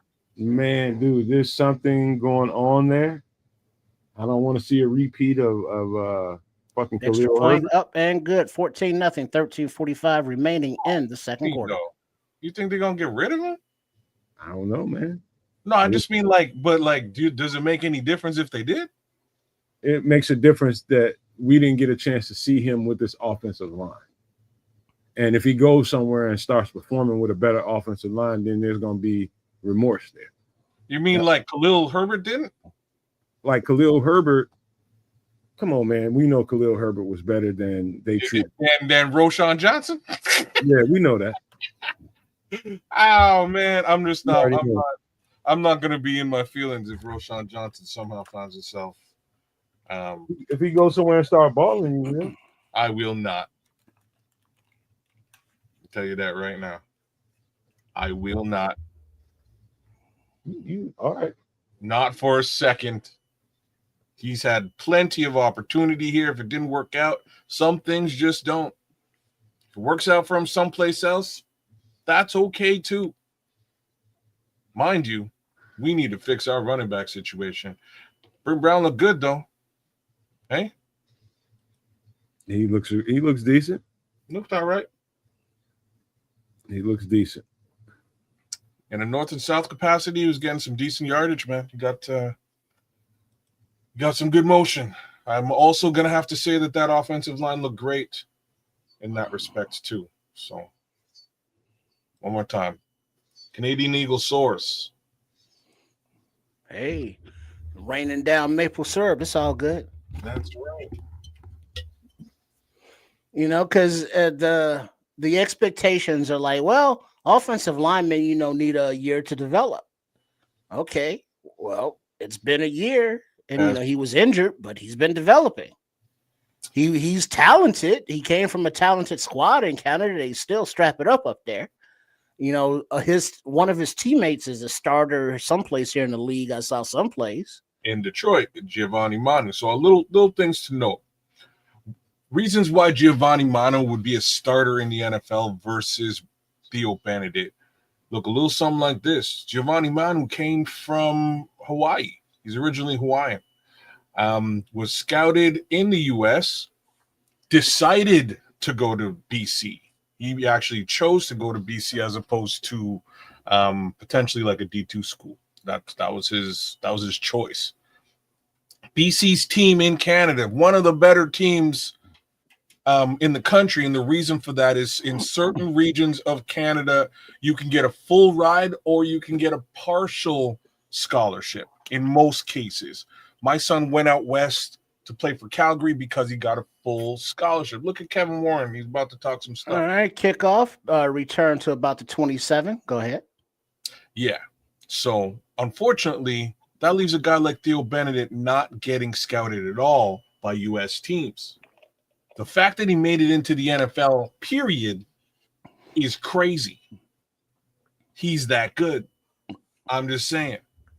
So, give him a year, give him a little bit of time to acclimate, and then give him an opportunity, and we'll see if he actually grabs the brass ring. So far, it looks good out there. Buffalo comes out 1st and 10, under center. Play action to the running back, a deep pass down the left. Looks like it slipped out of his hand or batted down at the line, but it was incomplete. 2nd and 10. As Kevin Warren's getting his politic and FaceTime on. Mm-hmm. Yeah, talking about not building a stadium. Hey, hey, the Bears said we good to go. It's up to the people out there along Arlington Heights to get their business in order. Ooh, I love this pressure they're showing. Loving it. All right. Buffalo is out in the shotgun. All right, the snap, a little handoff inside, and he is wrapped up by number 69. Right there in the middle. You got support by number 47, number 30. And we got number 97 out there, 91, 24, and 32 on defense for the Bears. The Bears look like the dominant team out here. Who's 69? Odengo? Tino. Oh, Tino Pascal. Okay. All right, 3rd and 10. Buffalo in the shotgun. Man in motion to the right. Running back to the left of the quarterback. And the snap. Hey, happy birthday. Pocket. Happy birthday, Notorious. And he goes down in the pocket as it's collapsed by a big number 97. Dollar bill, y'all, in your face with big the bill. Happy birthday, TBG. Hey, happy birthday, TBG. Many happy returns. Holy. And let's get an FGB for you as well for your birthday. Hustle sack. Well done, Bills. Well done, Big Bill. Shout out to Bill got off that ball, boy, and wasn't going to be denied. All right, so the Bills punting away and returning. Number 13. I'm feeling swag, bro. 4 yards up to about the 40. So Alexander back returning punts as well. I'm feeling swag like a motherfucker right now. Watching this game, I'm feeling swag, and that's a good sign. That's a really, really good sign. When you see some oiled offense, I know they wasn't going against the first team defense. I know people are gonna be talking about that, try to bring this thing down. But you saw some precision, you saw some sync on the offensive line, and you saw some timing. The timing was right. Not only that, flip the other side of the ball. You're seeing swag, man. This is I'm just center. Tyson Bagent with the play action pass to the left to number 87, incomplete, but there is a flag on the play as they show off the renderings of the Arlington Heights property. Oh, so what the hell is it? That's called putting political pressure on them out there. Pass penalty on the defense. 1st down. Don Berg gonna go into hiding, y'all. Again. Just so you know. Looks like a pass interference on Tyler Scott. Looks like he held him there off the line. Defensive or offensive? Defensive. Okay, great. All right. Tyson Bagent under center with a quick fake pitch to the left and a little rollout to the, fake pitch to the right, a little rollout to the left too. Tyler Scott hits him in the flat. He has room to run. 1st down, gain about, 20, 25 yards? Look at T Sizzle. What's going on? Oh. Little mesh route, just coming across underneath. Beautifully schemed. Play fake was nice too. little drag, rather. Mm-hmm. All right, Tyson Bagent, 1st and 10, about 21-yard line. He is under center. Brown in the backfield. Hand off to Brown. A little run to the right for a gain of about 2. Drag routes anonymous. Like, that's what you do with guys like Tyler Scott, though. Just put it in his hand, let him run. Well, just outrun his opponent, get him free, get him open. Man, I don't know how many times we said this shit. Right, this is a national telecast. You can have him stretch the field. You can have him stretch the field. That's 2nd and 9. Bagent in the shotgun. Alexander Watt, receiver to the right, motion. Handoff inside, back to number 38, Mr. Brown again for a gain of about 2. 3rd down. Everybody looking good out here, man. I'm gonna say something wild right now. Don't say nothing wild, kid. Say it. Say it. I'm gonna say it. Do it. I think Ben Johnson could use Tyler Scott in the Amon-Ra St. Brown role in a big way. All right. That was crazy, but okay. Tyson Bagent, 3rd and 6 in the shotgun. Brown to his right in the backfield. And the snap. Tyson looks to his left, tosses it out on the hands on the out route to Luther Burton, 3rd. 1st down, Bears. Oh. I'm just saying. Oh man, I'm gonna say this, man. Luther Burton's nice though. Under different schematics and under different coaching, you put the ball in certain players' hands and you play to their strengths. Tyler Scott's strength is running when he puts his hands on the ball. He's not receiver-esque. Let's just say that. Put the ball in his hand, let him run, and you saw that explosion. You saw it. So, yeah, kids is probably 95% right. There can be a role for him. All right, there's a challenge by the Bears. Nice catch by Burden, too. Yeah, man. Luther Burton's smooth with it, bro. Right. All right, they're challenging. Let's see. He caught the ball. Feet are down.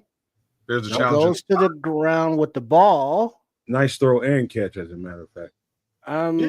It said challenge, but I'm not exactly sure what they're challenging. Must be challenging the spot. Well, it was plenty enough for the 1st down. Unless they call that. Right, it's clearly a completion. They're gonna go Luther Burden and get this touchdown. You watch. Let him get one. He needs one. Shit, I wouldn't sleep on Loveland in the back of the end zone or one of the tight ends. That was a perfect throw by Tyson, bro. Yeah, that was nice. And he made a nice little adjustment with pressure in his face.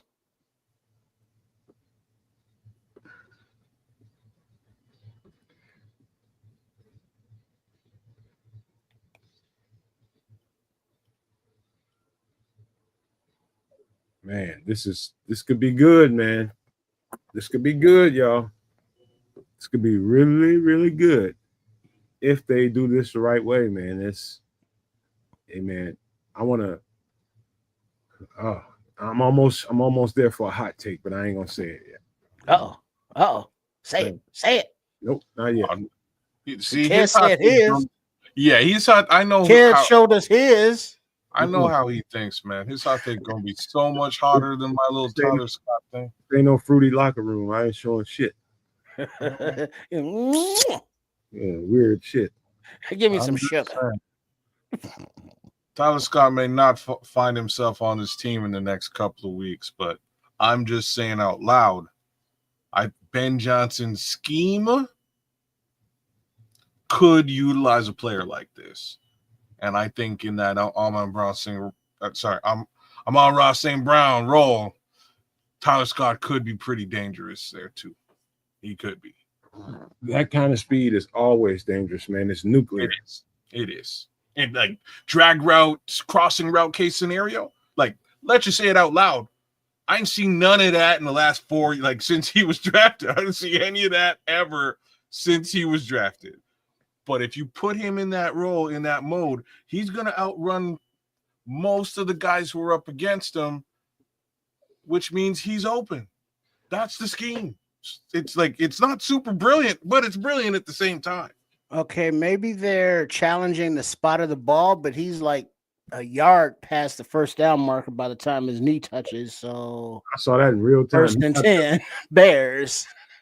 Smythe in at tight end. Scott out to the left. Yeah, he's way Burden to the right. What are they question? Smythe in motion to the left. Tyson Bajan under center. 33 Ian Wheeler in the backfield. Play action to the left. A rollout to the right. He looks around back of the end zone to Tyler Scott. What's the call? Touchdown. Tyler Scott. No Bears. shit. Ain't Surely. no way. Ain't no way. I ain't even seen it yet, but ain't no way. Tyler Scott got a touchdown in the corner. Back corner of the end zone. T. Scott, just giving you some love, homeboy. Oh, he's on a Wow. trace route too. Huh? Ooh, he's on a trace route. That's what we call that. That's what we used to call I want to see this again. And again, and again, and again. Let's go. Let me see if he touched down. Let me see if he toe tapped. And the extra point is good. 21-0 Bears, 9:42 left in the second quarter. As the replay shows, it was a fake with Ian Wheeler running to the left. Everybody's pulling to the left.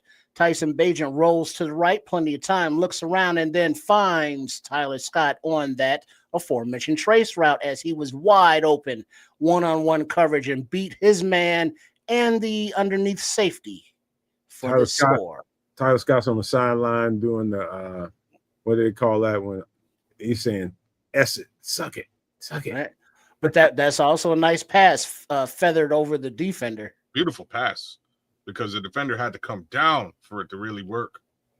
Deion Hancock came down. Yeah, Just left Tyler Scott. That's gorgeous. That's Yeah. gorgeous. Yeah. Perfectly done. Well thrown, Tyson Bajan. DB17, baby. Toe tap. Tyson and Tyson and Tyler saying y'all sleeping on me. Both of them saying that. Kent Santos kicks it off. Caught it about the 2-yard line Everybody by the trying to give Bills as he Tyler Scott returns up the left sidelines and run out of bounds approximately the 30. And that's where Buffalo will take over 1st and 10. Man. Everybody trying to give Tyler Scott Gatorade right now. Hey, he had a lot to prove, man. Still does. And Somebody walking up behind Tyler right now on the sidelines going. he's proving it. He's proving it. You can't take shit from him right now. Yes, Bajan does look nice. All right, on defense, we see number 90, number 24, 44, 97, 91, 94. As Buffalo takes it under center. That's number 32's out there also for Bears D. Yeah, I'll call out the defense as you see it because I can't see all the numbers. Handoff to the right. Ooh, and he's met 1 yard by number 32 with a nice tackle. Terrell Smith. Terrell Smith. So Billings, Booker, and Dom Rob out there. Who's in the middle? Bill looked like a meatloaf in between some green bean shit. 44. Oh, Noah Sewell. Terrell Smith getting the thump in there. Little tackle in there. All right. 47 is out there. Hippolyte. 37. All right. Buffalo under center. Running back 5 yards back. Single back. Snaps away. Run to the left. Little stutter step. And he's wrapped up by number. I can't see who wrapped him up, but 44 was in for the assist for a gain of about 5.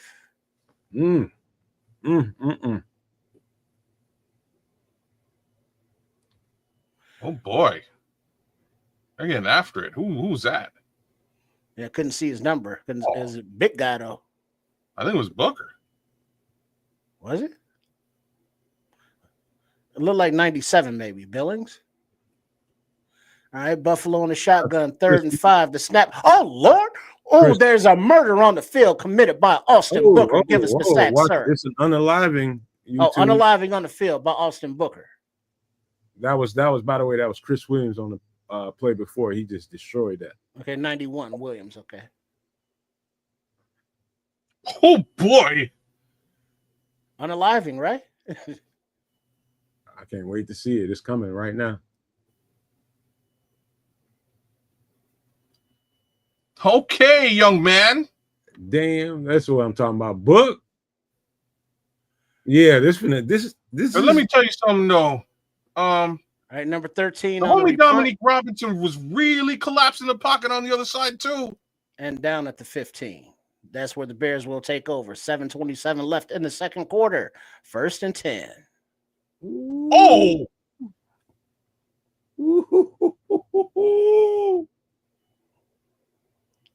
Oh, what up, Flex? What up, Flex? Well, Yo, maybe I let's think it would see. be okay if we got the sample. You know, they call it murder. See, that's okay because that's a song. Out in the streets. McFadden is in at, what is that, left guard, 79 in at left tackle.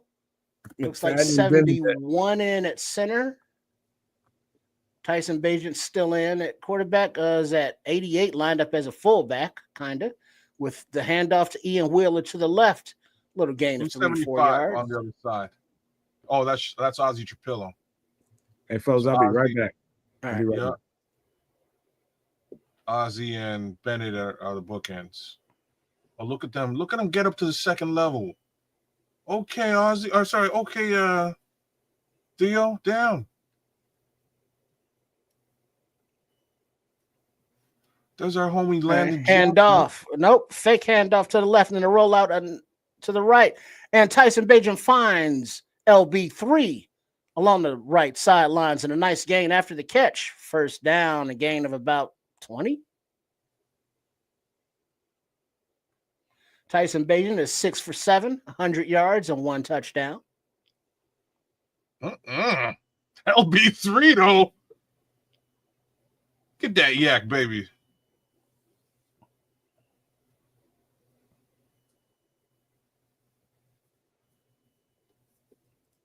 That's where this kid's dangerous, man. All right. Tyson Bagent under center. Once again, 88 in the backfield at fullback with Ian Wheeler at the backfield. And the snap. Oh, it looks like a busted play, immediate pressure, incomplete to the Smythe on the left side. That did not look clean, that operation from the snap. Let's see this here. But they are using Smythe in the backfield as a fullback. 2nd and 10.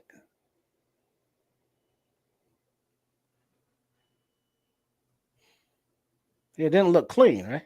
That was weird. I don't know what happened there. Yeah, exactly. Canadian Eagle had him and then pushed him off. All right, a little shotgun, Bagent, little handoff. Wheeler up the middle for a gain of 4 or 5. 3rd down and 4, so 3rd manageable. You got Bates in there. Newman is in there at the right guard, so Newman's played the whole game.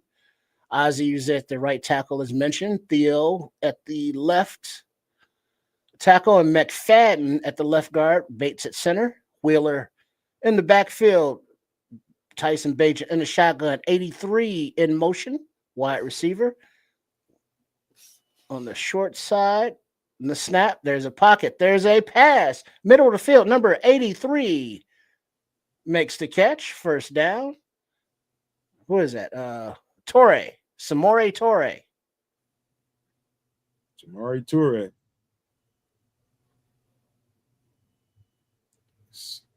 I just missed the last play. Oh, man. That was a nice pass, too. Look at that. Over hands. Look at that. Okay, I see it, Mr. T-Bag. With a rush in his face because Ian Wheeler got ran over by the blitzer. All right, Tyson Bagent under center, handoff to the left with Ian Wheeler. Oh, he stops. He stutter steps. He steps to the left and picks up about 4 yards total. Ian Wheeler about got the hell beat out of him on that blitz by Williams, but he held up. He held it up.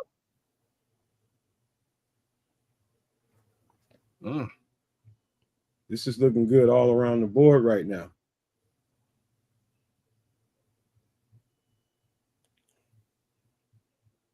Second down and 7, 4:15 left in the second quarter. Bajan under center. Pitch toss to the right. Wheeler gets on his horse. First down as he's run out of bounds to the right. I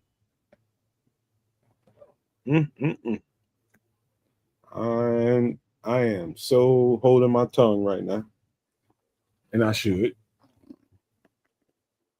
I'm sure. Good job, Church, man. You tearing the shit the fuck up. And we should have Bishop in for halftime, man. I'm gonna let you guys tear it up, man. Y'all doing such a good job. Fuck it. All right, Tyson Bajan under center. Talk more though, kid. 38 in the backfield, and the pass is away to number 80. Under pressure, plenty of time though. And Mr. Boykin, Miles Boykin, has checked into the chat with the first down. Yo, these Bears are moving the chains. Look at this route though when you see it. Oh. Okay, Mr. Boykin. 88, Carlson is on the field. 86 is also in at tight end.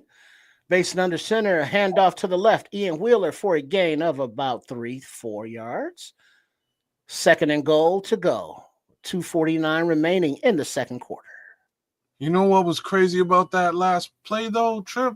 What up? Burden broke free, and it could have been a shot to the end zone. Yeah. Tyson's out. Tyson's out. I see it. I see it right up the top. I see it. Yeah, man. Just from a bunch scheme perspective, like Ben's he's doing the right stuff. All right, Bajan under center, handoff to Wheeler in the backfield.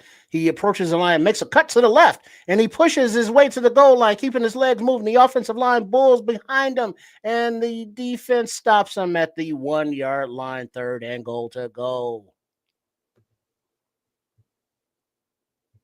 Man, talk it up, kids. Wow, bro. I'm quiet. You got to talk it up. Yo, I'm quiet because I'm behind too, bro. That's my problem, man. I'm quiet because y'all need to talk, man. Well, just know at halftime I'm going there and make my my McRib, then I'll be back. Your hot dog, or my trip rib, if you will. Oh golly, man. I ate a veggie dinner too. That keeps you regular. It's good on you. Oh yeah. And keeps the flow flowing.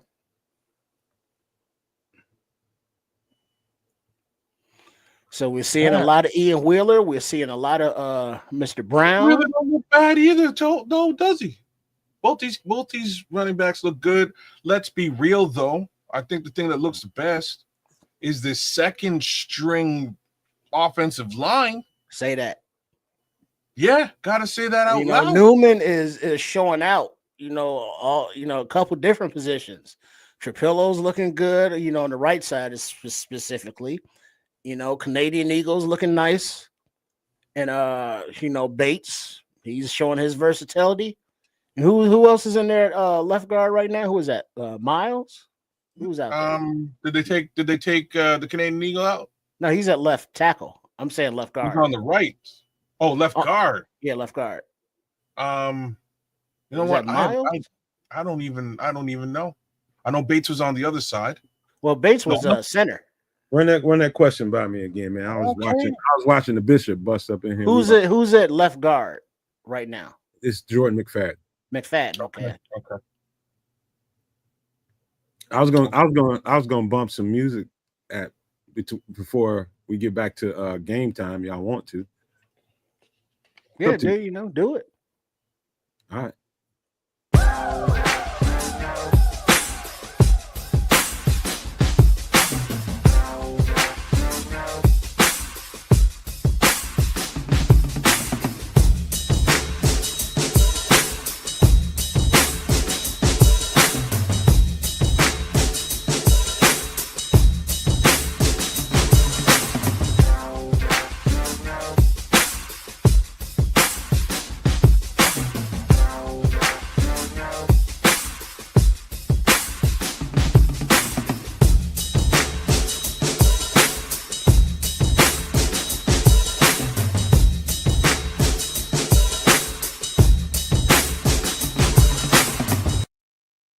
right, Tyson Bagent under center third and goal. He hands off to Wheeler, little dive to the right, and he is stopped short. So I think we are at 4th and goal. 152 remaining in the second quarter. Go for it. Timeout on the field. If you want to jump Buffalo. in right before halftime, man. They did go. I think they short. Oh yeah, they are short. Yeah. Uh-huh. Well, hold on. Wait a minute. That is an ugly ass suit that Greg Olson's wearing. What is that color in those stripes? All right, 4th and goal. Look at me being the fashionista. Tyson Bagent under center. Another handoff to the right with a dive to Ian Wheeler. Touchdown. Touchdown, Bears. Sweet. Yeah. I'm with you with the fashionista thing. I'm not sure if I would have wore that combination of things together. Yeah. There go the Bishop. There go the Bishop, y'all. I can't see him. Where he's behind Notorious TBG, the birthday boy. My bad. Oh, what it do, Keith? Good to see you, brother. I didn't see What's this going on, fellas? What's going on, man? And the extra point is good. The score is now 28-0. 150 remaining in the second quarter. Nice run by Will. Holy shit! Is it 27-0 At halftime? Wait. 28. Hey, y'all bring it down a little bit because y'all gonna help me not say some wild shit right now. Okay, like I'm not prepared for the wild shit you're about to say because I know you. You ain't. You're gonna go crazy. I just said Tyler Scott's better than we think, and I think Ben Johnson could use him. I know where your head is. I'm worried. But Kez, this is the thing. A lot of people forget he's a converted running back. So I was listening to you guys a little earlier when you were describing different ways to use him. Perfect for this offense. Yeah. But when is the last time we've actually seen an offense by the Chicago Bears this fluid? Kickoff by Santos goes to the 5 and returned approximately to the 33-yard line. Bishop, I ain't never seen nothing like this before because again, there were entire 4-year periods where we're like I've never seen a slant. I haven't seen a crosser. I haven't seen a drag route. Right, like these are things that I hadn't seen in. Well, some things that you have not seen in years. Look at this package you're about to see for LB3. Holy smokes! Uh-huh. Like, this is so good, man. Buffalo in the shotgun back. And completion down the right side. Somebody is down on the Bears defense. Knocking on wood right now. I can't see who. Number 32. Surprise. Gotta be Terrell Smith. Looks like he's holding a lower body component. He was in single coverage. He's got his man. He tried to stop. And he's holding that left knee, it looks like. He just jumped to the outside. I'm watching in real time right now, y'all. Yeah, you're about to see some slow motion replays, so chill. Just I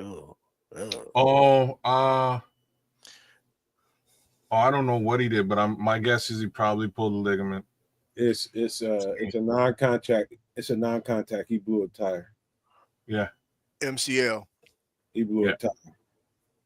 And so the Bears are taking the knee on the sideline, showing concern as we go to commercial. And just hoping that he can recover and that he's nothing serious. Oh yeah, he blew a whole tire. That's not a. I got a slow leak. He blew a whole tire. Yeah.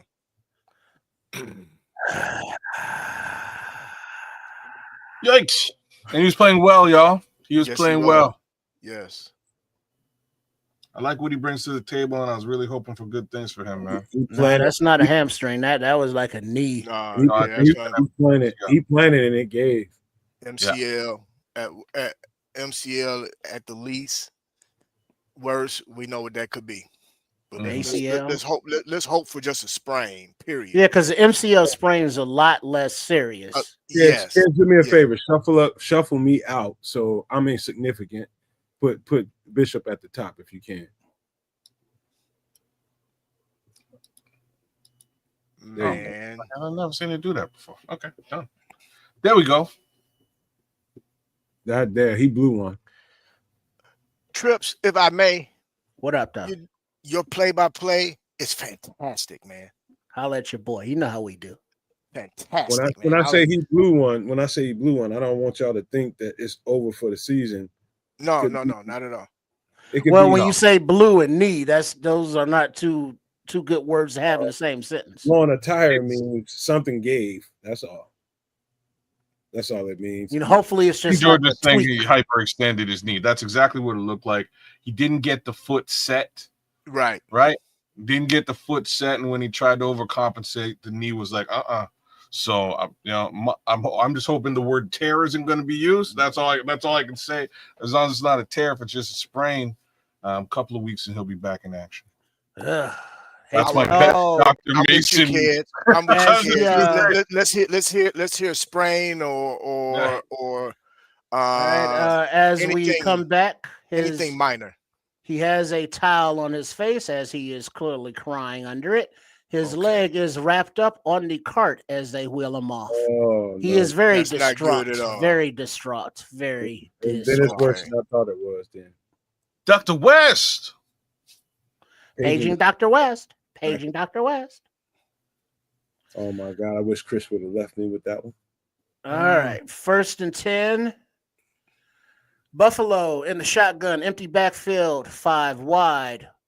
132 left in the second quarter. Quick toss to the left on a little bubble screen. Flag on the play after a gain of about 5. They're motioning that it's against Buffalo on the offense. Man, that boy out there fighting for his shit. Man. This is why depth is so important. Man. Indeed. This is why depth is so important. You can be for sure. Doing well out there though, man. Your boy's doing well. Who's your boy? It's Noah. You know who your boy is? You talking about Noah? Yeah. Man, I've been told you he's a dog. He just didn't. And number 24 get his face mask held. That is the penalty. I'm gonna say this, fellas. And this could just solely be me. I'm adamant that these guys were not used properly the past 2 seasons. Which guys are no doubt. No doubt. All of them, but especially on the defense. All right. Y'all call out the defensive numbers as you can see it as Buffalo takes the ball in the shotgun, empty backfield, pass to the left with the pressure coming to him. Incomplete. Another flag on the play. Face mask, man. Let's see. I can see Booker out there, number 96, number 90, number 91. Dom Rob's out there too. Dom Rob's getting some pressure, y'all. Yeah, he's collapsing that pocket, man. I noticed that. Nick McLeod got his face mask grabbed. He would have had that tackle pulled. Oh. No, they called it. Austin Booker out there making people mad. I love it. Oh, Booker that was a nasty rush by Booker. Watch him on this rush. Oh, and then he planted the quarterback. Is that what they called it? A personal foul on Booker for planting the quarterback? So I'm happy. Yeah, 1st and 10, Buffalo. I can't wait to see this. Oh no! Oh, you didn't need to bring him to the ground though. Bust his ass. That's okay. All right. Yo, did you see that long arm stab? Oh boy.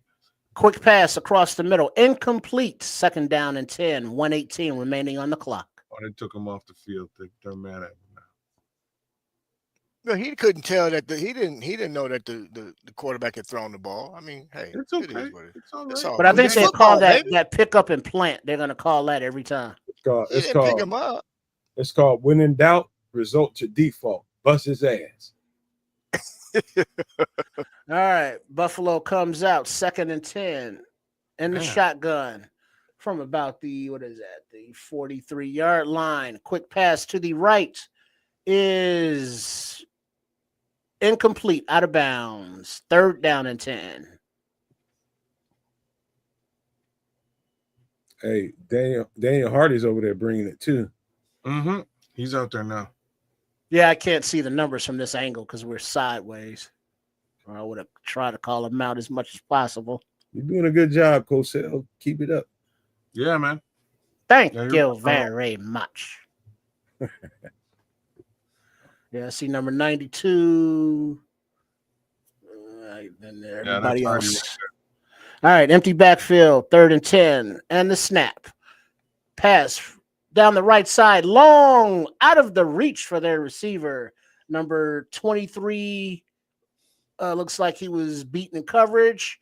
Number 36 over the top was also not there, but the pass out of reach.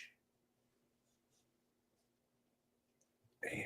Oh, I'm looking at everything. Ben Johnson's over there stoic like a motherfucker. Walker? Wait, what's Walker's first name? Jeremiah. Jeremiah, okay. Yeah, he got burned. That's why he's gonna get cut. Yeah, good pass. That's a touchdown. Yeah, man. Just a little bit less on it. Just a little bit less. All right, the punt's away. I think, you know what, he stumbled. Touchback. He was behind. He was behind a yard and a half. He was. And if he stumbled or not, maybe that stumble gave him the yard. Watch him stumble. That's it. He got burned, man. Yeah, he got cooked. But he did some nice. That was some nice recovery though for cornerback. Man, look at that pack of bratwurst in the back of Kurt Menefee's head. Oh, he got a whole bounty pack in the back of his shit.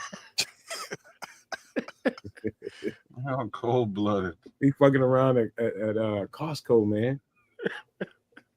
He buying in bulk wholesale. Yeah, see 79, 74, 71 on the offensive line. Tyson Bagent, 1st and 10. Out of the shotgun. Wheeler in the backfield to his right. Quick pass down the middle. Seam complete to number 86, Wilson. Hey, Cosell, I got a question for you. Yeah. You start building up those hot dog reserves in the back of your head. Do you wear a hat or do you just go out there? You just go out there and sweat and just let the mustard drip down your neck. Wow. Yeah, them joints in the back of your head, man. I see a lot of dudes that like to wear that hat, and they start getting them little beads back there. They're just sitting up on the hat. Start getting them Rice Krispies back there. I'm like, oh no, you just gotta let it be, man. You supposed to be like 400 or 500 pounds, man. You just ain't letting it be. All right, 75 and 65 are still on the right side of the offensive line. Bates is still in at center. I just saw a catch by number 86. All right, 86 in motion. Bagent's having a really nice game, man. Bagent and the shotgun Wheeler to his I've left. I've been impressed. And the snap. Okay, Bagent escapes to the left. He's on his horse. He's running down the left sidelines and steps out of bounds after getting the first down. 1st and 10, 51 seconds remaining in the second quarter. Hey, one thing I would say, don't get too excited. This is good shit and be excited. But just remember. Okay, Tyson. Yeah, you got to see this. We don't know, man. We trying our best to temper our expectations, right? But this reason to be excited. It's a lot of reason to be excited. It's a lot You of got to see this, though. I didn't expect this from Tyson Bagent, really. Tyson Bagent got some wheels. No, it's not just wheels. It's like he felt the pressure and escaped. Like that was well played. Yeah, he could have got the first down there, though. He did. Did he? Good. Okay. Oh, no, check that. Yeah, 2nd and 1. Yard short. Yeah, 2nd and 1. He is using that clock, Nick. No, they gave it to him. They shouldn't have because he was short. What is given can also be taken away. No, I guess he did get it. No, when he crossed, no, he did. He crossed. He got it. You're right. Yeah. He did. Well, what we got going on here then? It's 2nd and 1 on my screen right now. Yeah, 2nd and 1. Yeah. Bagent in the shotgun, Wheeler to his right. Number 13 in the motion on the near side here. Twin receivers to the right. Blitz coming free. Bagent escapes. Man wrapped around his waist. He throws it away over the head of number 13, 3rd and 1. That's more like real life. That's Where's more the like blitz real life. They down 28 nothing. They down 28 nothing. They get ready to send him. Like, motherfucker, you ain't finna just. This is what would happen in real time. Yeah. Yeah, they sent. I still ain't seen the play, by the way. Oh no. No, I'm listening to y'all and I'm responding. 3rd and 1, little handoff on the inside to Wheeler. First down, 39 seconds remaining in the second quarter. Looks like the Bears are calling a timeout. He still almost completed that shit to 13. Yo, Tyson Bagent look really good, bro. Man, dude, he does. Good way And to that keep your eyes is- still down the field, though, Tyson. Mm-hmm. And that was their final timeout, by the way. First down.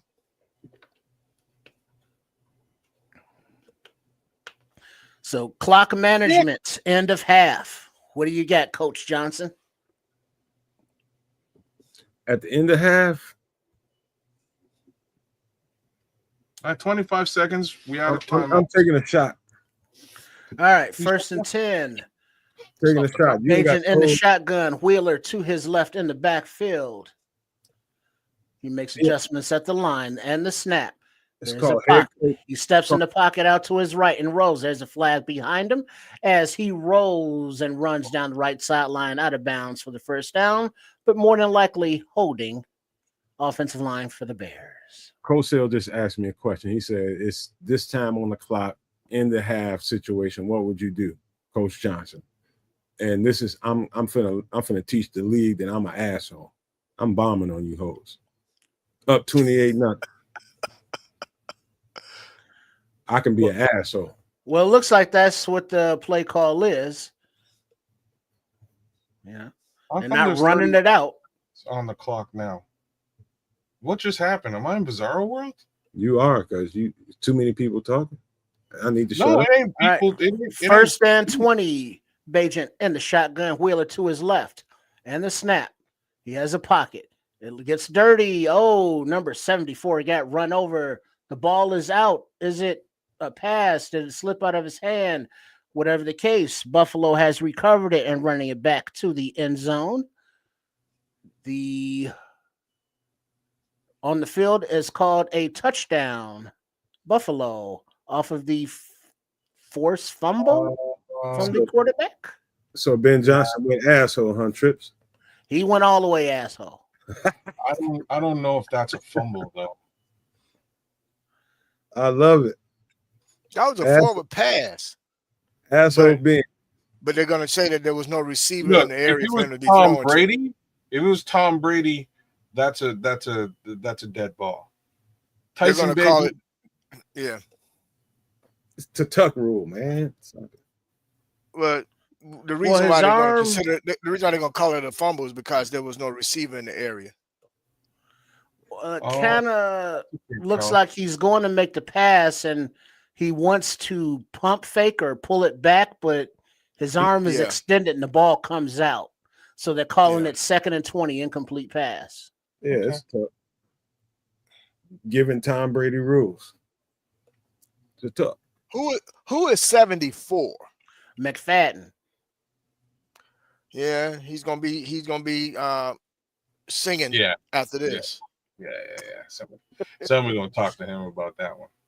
He's That's the only time, man. He's been playing his ass off. All right, 2nd and 20. 27 seconds remaining in the second quarter. No more timeouts for the Bears. Oh, they called that back. All right. That's your boy, Big Deion Walker, that was on Tyson Bagent, by the way, kids. Oh, whoa. Okay. Yeah, that was him. And the defensive lineman over there on the sideline, like, damn, I just ran all them yards for nothing. Oh, give me some. He's gassed, bro. He's like, give me some oxygen, man. And he gassed. All right. Bagent back to the line. He needs some electrolytes, some sugar. Wheel it to his left. The pass is away. and a small rib tip. Miles to Wilson to the right side as they rush up to the line. Third down. Wilson. And they clock the ball on 3rd and 7 with 10 seconds left. So now it's 4th and 7.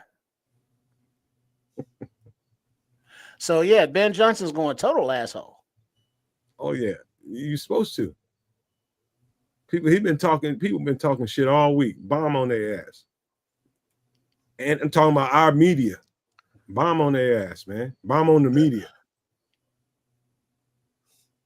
Bomb on them hoes. Well, man. This is also to show that he has a general understanding of what to do in these situations. We couldn't even figure out what to do in a situation like this last year. All right, shotgun. Bagent takes the snap and he's sacked, but there's also a flag on the play. Looks like the tight end got run over there on the right side with Wheeler's help or not help. But we don't know what the flag is right now. Kids, it's called coaching. And to the great Sean, the Superback, coaching matters. It does. Shout out to the Superback. Shout out to Sean. Mm-hmm. Shout out. I got some house music. Out. Wepa. I got some house music, but you don't have to touch up my goddamn cash You know out. what? I want you to play the house music, and I want you to play it right now. As soon as this, come on, man. A little bit of, But you don't even know nothing about that culture, man. You in Canada. All right, there's the flag on the offensive line. What you talking about, man? And it's declined because it's 4th down. I ain't saying you haven't heard it, but that ain't y'all culture up there. I didn't ask you for a culture lesson. I asked you to play the damn song. That's what I asked you for. What you talking about? What culture I know about? Man. God damn it. All right, so since that is a turnover on downs after the penalty, the Bills will line up for a long field goal with 5 seconds remaining on the clock before halftime. They are spotting it at the 38-yard line, approximately a 56-yard attempt. Smash that motherfucker, Cairo. No, the Bills are kicking it. Let's go, baby. The Bills. Too busy arguing with kids. And it's wide right. So as we enter halftime, 28-0, the Bears. And I'm going to make me a McRib sandwich. That's what I'm talking about, man. Oh, hey, you know what, Bishop? You here for halftime? That's a bad kick. You got a little time here, man. They talking about playing house music and shit. Yes. Go ahead and go. Wide right. Oh well. All right. Yeah. Well, I will say this. I was very, very impressed, first of all, with Caleb and the confidence that he showed under center, decision making, the release of the football. A couple passes were a little behind a couple of receivers, but that's okay. This is his first outing. Therefore, we know that's going to be improved upon. We shouldn't have to worry about that too often. With that being said, I liked how the offensive line commanded the line of scrimmage, both in the passing game as well as in the run. That being said, running game looked crisp. Good running lanes, great blocking up front. Can't be mad with this first half display of football. Kez, what's your thoughts? They're a lot like yours. I love the schemes. He's getting people open and utilizing them in ways under which they couldn't be open, which is stuff we did not see. I'm going to say something crazy, and it's on the other side of the football. you alluded to Matt Eberflus not necessarily. It was either you or Nomad, but somebody alluded to Matt Eberflus not necessarily utilizing the players correctly during his tenure, and I'm just gonna say that if that was really the case, and it's starting to feel like it might be, because we're seeing explosive action from Noah Sewell, who I don't think got more than like 3 to 5 snaps throughout Eberflus's tenure. Like he was virtually a non-factor and was not on the field at all. So that being said, folks, we're not seeing Tremaine Edmonds. We're not seeing TJ out there. I wonder what they really look like in this DA version of the 4-3. And I'm excited to see it. I'm also excited to see Kyler in this 4-3 version, right? Like, I think this defense might have been underutilized and mismanaged. And if that's the case, maybe they're better than they were last year too. Oh, absolutely. You get no disagreement from me at all, man. What I really looked at is in terms of how guys, like you said, explosiveness, getting to the football, disruption. One of the things that Austin Booker was being criticized about was just being a guy with speed, had no moves at all. I didn't see that. I saw a guy that was literally using different moves. Tackle couldn't get hands on him. He's free to get to the quarterback. Who said he had no moves? You come on, man. You know, media. I'm asking because, like, if the media is saying that, somebody ain't watching this, they ain't watching his film. My guy got two. I'm just saying, my guy's got 2 moves on lock, and they've asked him about it. He used it today to get that sack. He's got that long arm stab, and it's dangerous. Like it's a dangerous move that he's putting down. He's also got a crazy spin move too that we haven't seen today, but he then utilizes the long arm stab and a swim over top or a spin. The kid's got stuff in his toolbox, and that's what I'm saying. His problem last season was that he was too small and not strong enough. He's fast, but he needed to put on muscle and strength. Yeah. It looks like he's done a little bit of both of that. And the more muscle and strength that he puts on to add to that speed and the tools he's got in the bag, the better this kid's going to be at the edge. And I'm here for it. And let me say this too before I get away from the edge. Dom Rob is the guy who doesn't have tools in his bag. All right? I've definitely been on record to say that. My dude looked great today. Dom Rob looked real good today. He was getting in the backfield and causing havoc, enough havoc that Booker could come in and clean up. So yes. I'm surprisingly pleased with what I saw. Can't take anything away from Daniel Hardy. He wasn't out there quite as long as the other two, but I was actually pleased with what I saw from both sides of that line, minus the general starters. Yes. Not bad stuff, man. No, man. I mean, Dom Rob, man, did exactly what he was supposed to do, man. In each case, which was help. What else can you ask for, man? And we're seeing guys playing with confidence, man. So that lets us know that Dennis Allen is letting these guys just rock with it. They're working with these guys, man. You're seeing the work that these guys have put in on the during the off season. Dom Rob don't even look like the same Dom Rob physique wise from last season, and neither does Austin Booker. And let's not leave out Noah Sewell. Noah Sewell has been playing his butt off as well, man. Those 3 guys jumped out today. Can I throw in a little something? King George saying he's praying for Deion Hankins and Terrell Smith injuries aren't too severe.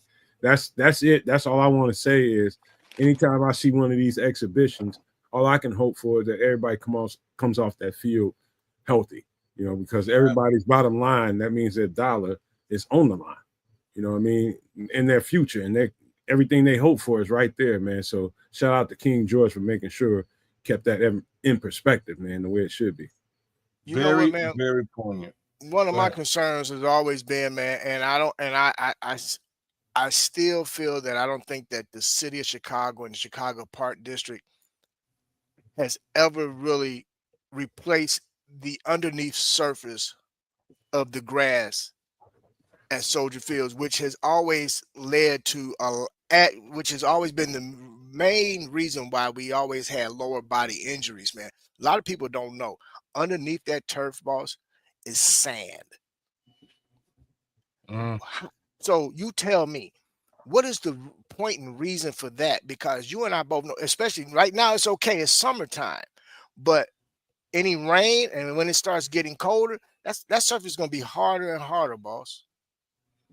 Yeah. Well, Saquon Barkley would tell you all kinds of things about that, right? He would definitely be in full agreement with this particular conversation because he came over here 2 times and got hurt 2 times.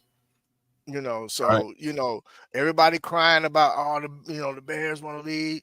Look, I would love for them to stay downtown Chicago, but the city of Chicago and Chicago Park District has not been the best landlords. Hey, y'all want to get a quick little house in there before we start back up? Just real quick.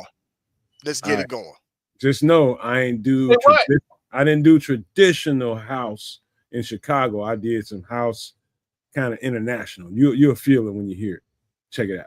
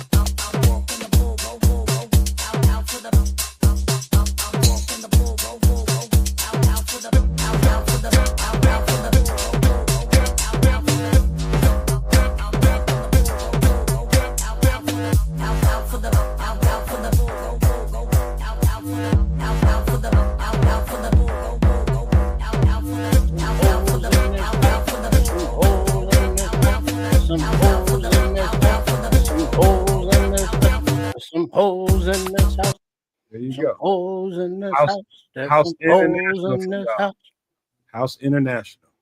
Mm-hmm. All right. Nice. See? Thank you.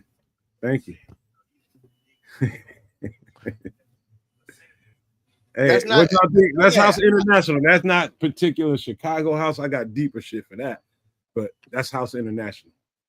Well, from a house head, I like it, boss. You know, I like house music, period. But that's not bad. House International's not bad. You know, and a lot of people don't know. If you go to the East Coast, Baltimore, New York, where they play house music, DC, you know, it's a little different flavor, but no, it was good, boss. It was good. Appreciate that. Thank y'all, man. Thank y'all. Hey, man, I'm just gonna say this: anybody that hears music over here at the Nomad Network, I got to do a little bit of selling because a brother needs to get the reserves back together. You need music for your intros. You need music for anything. All you gotta do is hit that email, man. So all you gotta do is hit that email and tinkle with that Nomad Networking Cash App. We'll get you right. Drop that email for him. Drop that email for him. I gotta find it now. You got me because I wasn't ready for that. You're right. I need to put that out there. So all y'all gotta do is hit that email up. We got you. We got you over here. Right there. Right there. Just hit us up and we got you for some music. Anything you need, whether you're a MC, singer, it doesn't matter what genre you like. If you need music for whatever, I believe. Yeah, the homie made some country music the other day and it wasn't terrible. I'm not a country, I'm saying it wasn't terrible. I'm no country music, country music ain't my thing. That's really what I'm trying to say. But it sounded pretty good to my ears, by all means. I appreciate that, man. I can do it. Can do. Just saying. I can do. Just hit us up. All right. So where we at, Trips, man? What we got? We still at halftime? Yeah, we still at halftime. We got a little ways to go before we're back in business, but just giving a good little synopsis of what we saw so far. Again, prayers to Terrell Smith and who was the other young man who went down, the other running back. Prayers out to them. Hopefully everything works out and turns out very well. End of the day, Smitty, I got some go-go for you too. Just hit me up in the email if you want it. I got some go-go. A lot of motherfuckers don't even know about go-go, man. They ain't been to DC or they don't know nothing about that area and how they get out. But go-go is the shit. I love I like go-go. I like go-go. Let me clear my throat. Man, that live drums, man, and horns. Come on, man. Can't beat that shit with a stick. No, man, you got Afro beats too. Doing the butt. I got a few. I can go deeper there, though. Mm-hmm. Oh yeah, I got some. Ain't nothing wrong when you want a little butt all night long. Yeah, what up? You got extra onions on that McRib sandwich you put together, man? I do. Thank you. Thanking. I got extra onions, but I only had 2 pickles because I'm out of pickles. Oh, I was gonna say any extra pickles too. Cancel your girls tonight, man, because ain't nobody want to deal with that, man. They like it when I'm more let's say all natural. No, you funky. After a nice meal. You funky like a box of old James Brown records. You stink. Yeah. I'm not gonna yuck somebody else's yum. She says I'm delicious. I'm not gonna argue with her.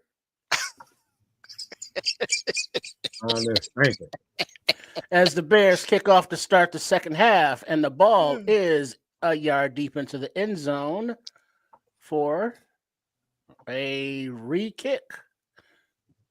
Yeah. Do you think there'll be a Mitch Trubisky sighting now for Buffalo? And secondary question. No, he's too valuable. Really? Wow. I think that's the first time that's ever been said. Wait, before you go, kids, let me get the first half stats. Yes. Rush yards 10 to 92. Pass yards 37 to 279.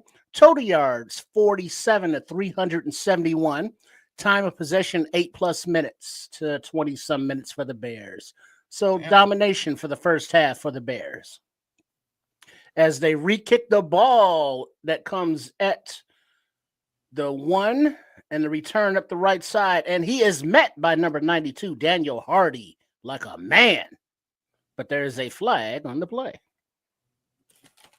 So is there any question that Ben Johnson can be a head coach in the National Football League? But more importantly, is he a play caller or what, fellas? There's people out there who are watch the show this week. There are people out there who are questioning it. And I don't see what you're doing. Like, I don't know why you're questioning this. Thus far, what we've seen is a very clean offensive operation with respect to the lines, and we're talking second string for the most part. But for the first string line too, we are seeing a very clean scheme with respect to the skilled players. I have no complaints on the offensive side of the ball. I'm seeing drag routes. I'm seeing crossers. I'm seeing stuff that I haven't seen in Chicago. All right, Buffalo with a quick handoff out of shotgun on the interior with Trubisky at quarterback. And a gain for Gore Jr. of about 11 yards. First down, Buffalo. Uh-oh, here comes Money Mitch, Maserati Mitch. And Frank Gore Jr. Hey, Kez, one thing we didn't see that we saw a bunch of negative screenplays. Tyree Cooper, awesome super duper trooper producer. Old school. Back in the Fast Eddie days. Oh, we got a Frank Gore Jr. side. All right, we got a play action and a toss to the right to Frank Gore Jr. from Trubisky for another first down after a nice run after the catch of about 12 yards.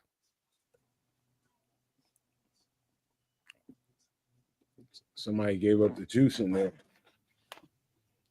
Okay, Frank Gore Jr. The bitch is back. Trubisky back at Soldier Field.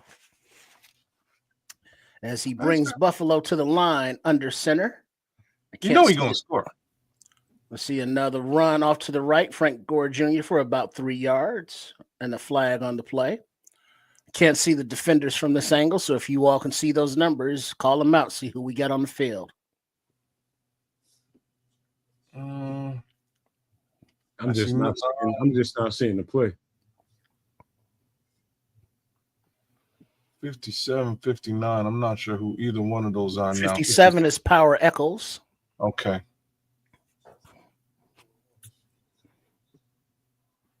Looks like a holding on the play. 1st and 20 for Buffalo.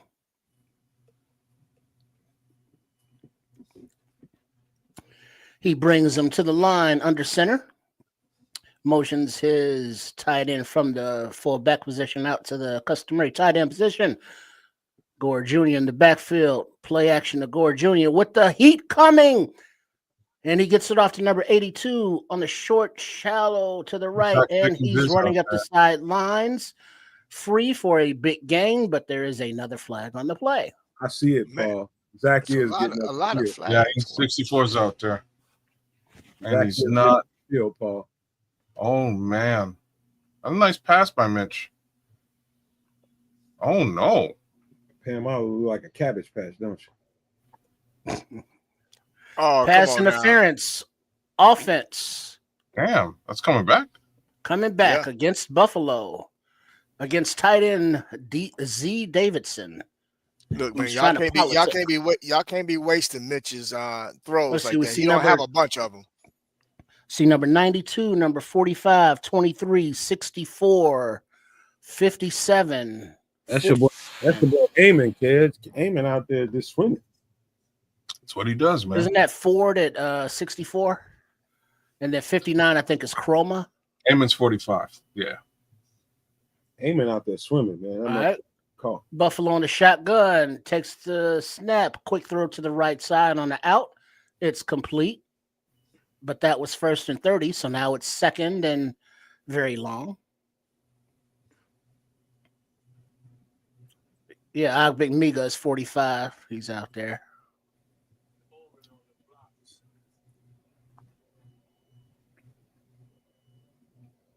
Hey, Smitty, by the way, thank you. I'm finna get down on some go-go just for that. All right, 2nd and 23. Mitch under center, single back. Fake handoff. He's back in the pocket. 92 applying pressure. Mr. Hardy. 96 is out there as well in the fade drag position. Quick throw to the right. Running back out of bounds for another short gain. 3rd down and long. 96 is who? Pickens. No, 64 is Pickens. No, that's Jonathan Ford. Oh, that's John Ford. Yeah. Okay. Pickens is 96. Okay.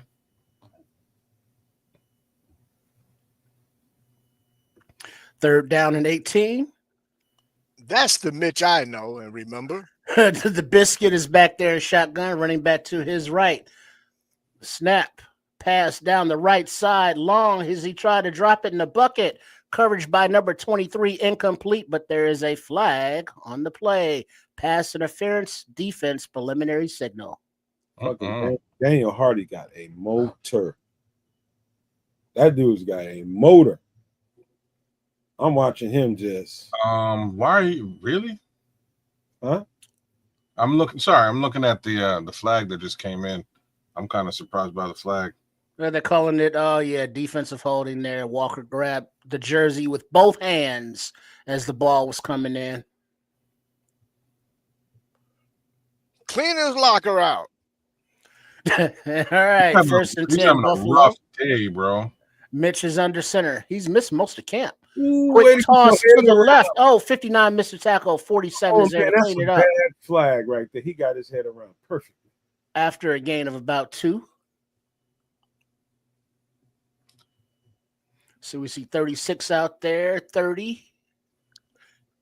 Fistful of jersey, baby. Oh, snap. 59. You just missed that. Who's 59? Chroma. Ooh.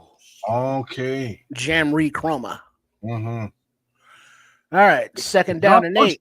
What? Trubisky in the shotgun.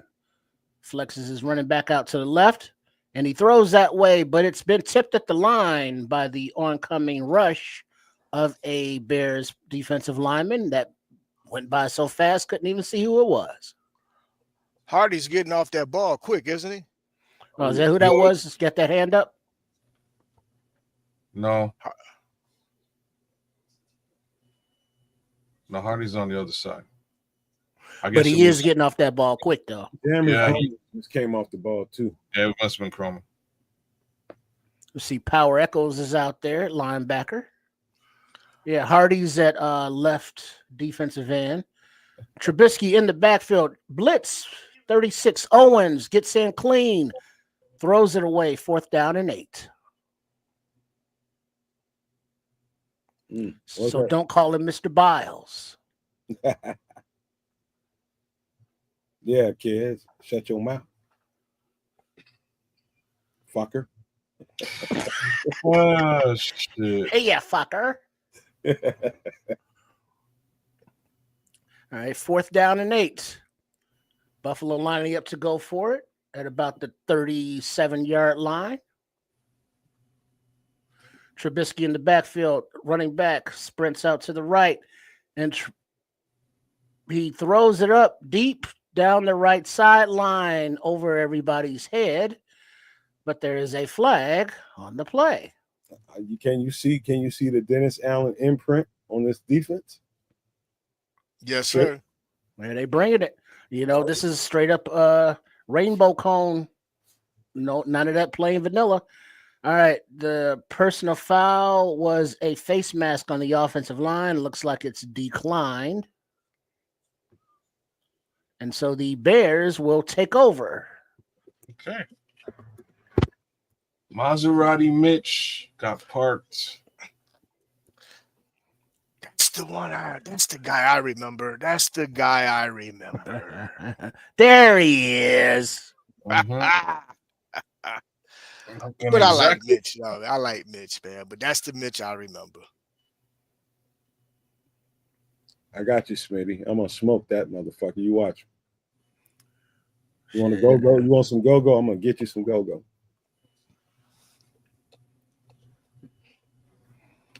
Shit, I remember when Tyree was coming down to AKA and them doing the hip house sets and all that, and then he went over to London and Germany and just went straight international. You gotta speak to who Tyree is. Oh, Tyree Cooper, awesome super duper trooper producer. He was a musical producer for Hip House back in the day, and then now he started more of a electronic dance music house, if you will. And he went international with his mixing and DJ, and then he started producing more and more music. And so he has a lot of, house music probably sounded like that, didn't it, kid? Trips. Yeah, a lot of deep bass that you would feel resonate throughout your chest. Just a lot of and then the make you move and how they say dance like nobody's watching. Yeah, that's what you do to house. Yeah. People don't get it they ain't from around here. That's some they done took that into a whole nother stratosphere now. Now it's in kind of clubs where I ain't gonna lie, I'm just gonna, I'm nomad. I could say it. It's in the LGBT community and it sounds different. It always was. It always has been. The power plant, the warehouse. Yeah. All nothing wrong with it, man. Let it be. Spots man. Where the limelight. They was out there, giving fierce. I never knew that. I never knew that until probably 15 I mean, that was their anthem because that's why the parties would go so long with Ron Hardy at DJ and what's my man's name? Andre Hatchett. Oh, no. They would go Hatchett, all hours of the night. They had a paint on the windows so you couldn't see the sunlight, and they would be in there enjoying their libations and their music and just grooving until the sun came up, literally. Boy, the fruit was good at those parties, brother. Yes, sir. They say that. All right, handoff to the right. A gain of 3. Tyson Bagent still in at quarterback. And it looks like they have adjusted the offensive line, so we will get those numbers for you.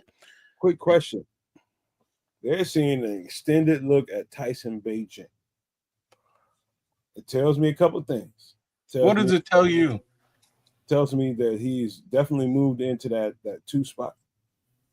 To me, in my eyes, he's gotten to that point. Now you can use the veteran as that insurance piece.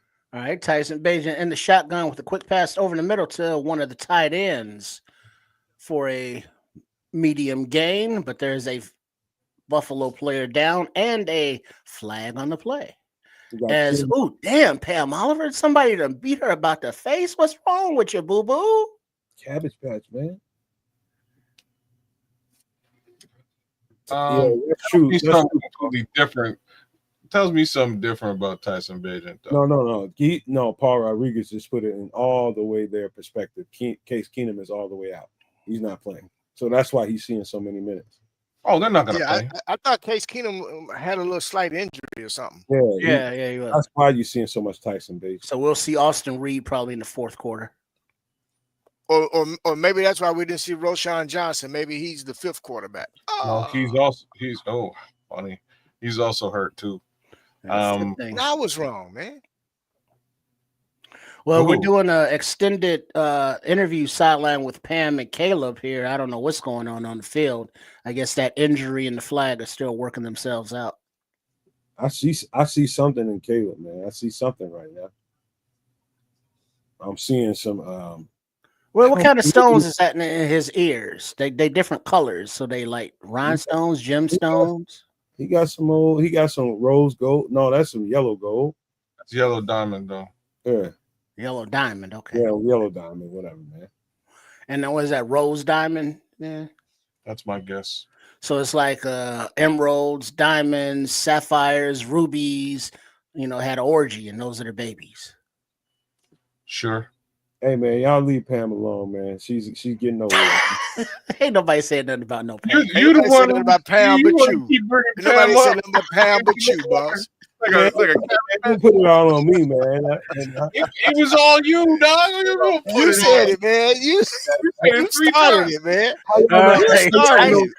y'all know? 1st and 10. When you see him, Tyson Bagent under center. How y'all know I'm sticking with Pam Oliver behind? And the motion to the right. And there's a flag on the play, false start offense, for fuck's sake. All right, now we see number Glazier is in at right guard. And then they went to a highlight. Yeah, I kick it with Pam still. I'm telling you, King, I'll highlight. Oh, she can still get it, Hey man, ain't nobody fronting. Anybody trying to go all the way there? I said I'll kick it with her, man. Trish, you got to go all the way there. Oh, you give it to her. Round head motherfucker. All right, 1st and 15. Bagent in the shotgun. The pass is away across the middle, incomplete to number 26. Let's pay attention. Let's pay attention to the depth on this offensive line. Let's make sure we pay close attention so we can see and have an idea what that depth is going to look like in the event. We're going to hope that we don't need it. Knock on wood. But in the event, let's pay attention to that depth and let's see what these young men can put on. What type of performance they can put on here. All right, 2nd and 15. Bagent in the shotgun and the snap. He's looking to his right. The ball is away, incomplete to Walker down the right sideline. Hey, Smitty said Richardson's number 26. He's in the game at wide receiver, and it looks like the offensive line has been shuffled up. Glazer, I said, is on the right guard. Looks like 78 at right tackle. 67 Stromberg at center, 72 at left tackle. Amegadjie, McFadden at left guard. Tyson Bagent, 3rd and 15. Shotgun passes away to number 86. Tight end Wilson, short. Okay, Stromberg. Yeah, brother. You get some snaps. And Miles, 78. That's who's in at right guard. I'm sorry, right tackle. Yo, Stromberg look good.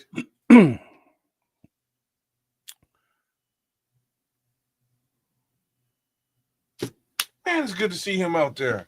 40-yard field goal 3 attempt. levels of depth at center. I see Caleb over there. He's over there repeating the verbiage as JT Barrett calls it in. All right, it's good. 40 yards from Poppy Santos. 31-0. Bears up with 8:33 remaining in the third quarter. By the way, I'm just seeing kiran amegadjie over there having some clean sets. Oh, Karan's out there. Yeah. Yeah, left tackle. Okay. I thought he was still hurt. Good. Clean sets. I'm glad he's getting some run. Don't count that guy out yet. I'm just saying, right? I'm telling you that right now. Don't count him out yet.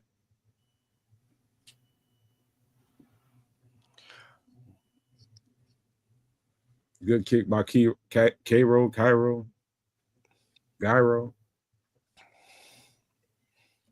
Why you being quiet, Bishop? I'm just looking, man, and I'm processing what you said about Kiran, man, and I'm not counting him out. I'm not counting Kiran out at all. But I don't think Kiran will end up being the starter. He might not be. I think that's Braxton at this point. From what I saw tonight, yeah, it'd be hard for him not to be. I mean, he held his own. He looked serviceable. Yeah, especially, and this was a good test. This was a really good test from going up against a team like Buffalo. So think about it. Think about it this way, Bishop, kids and trips. I just need you to lock it down for 1001, 1002.5. Say that again. 1001, 1002 and a half. You telling me Braxton Jones can't get it locked down and pass pro for that long? I think here's the facts though.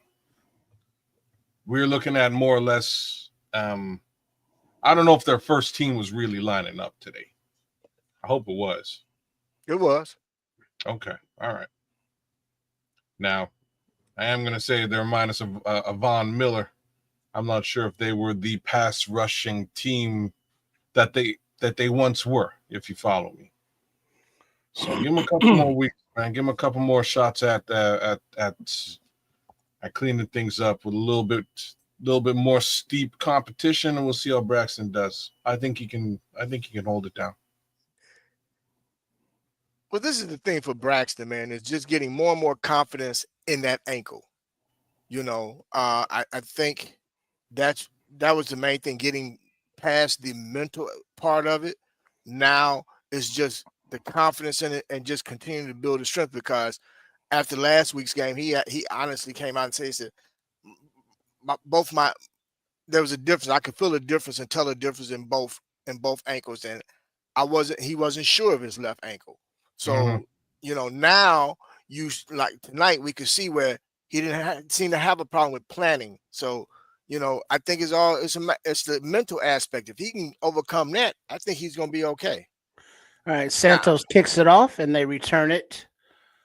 Bill's ball, it was at 30 or so yard line, looks like, and there was a Hippolyte on the tackle. All right, Trish, before you go any further, I think they're hiding their run game today. Who? The Bears? Yeah, I think they're hiding that run game. I was expecting to see a whole lot more running the ball. But what they did with the running game, they did what they wanted to do, which was get certain guys some run. And what we saw was explosiveness from those that did, especially Brown. I really liked Brown. Play action from Trubisky with a pass to the right, overthrown, second down. But I do expect to see more from the run game as well, Nomad. But yeah, for today, I think they did good at establishing the run. I do think they did. When they ran it, they did well. We're talking about Ian Wheeler. We're talking about Britton Brown. All right, Trubisky stand out. Second and 10. Before he got hurt, yeah. Looks like the Bears are bringing some pressure. 30 on the blitz with a draw on the inside. 20 with a spinning run. Gains about 4 yards with 30 wrapped around his ankles. Cook. Eccles is in the game. 64. Ford is out there. I love our depth, man.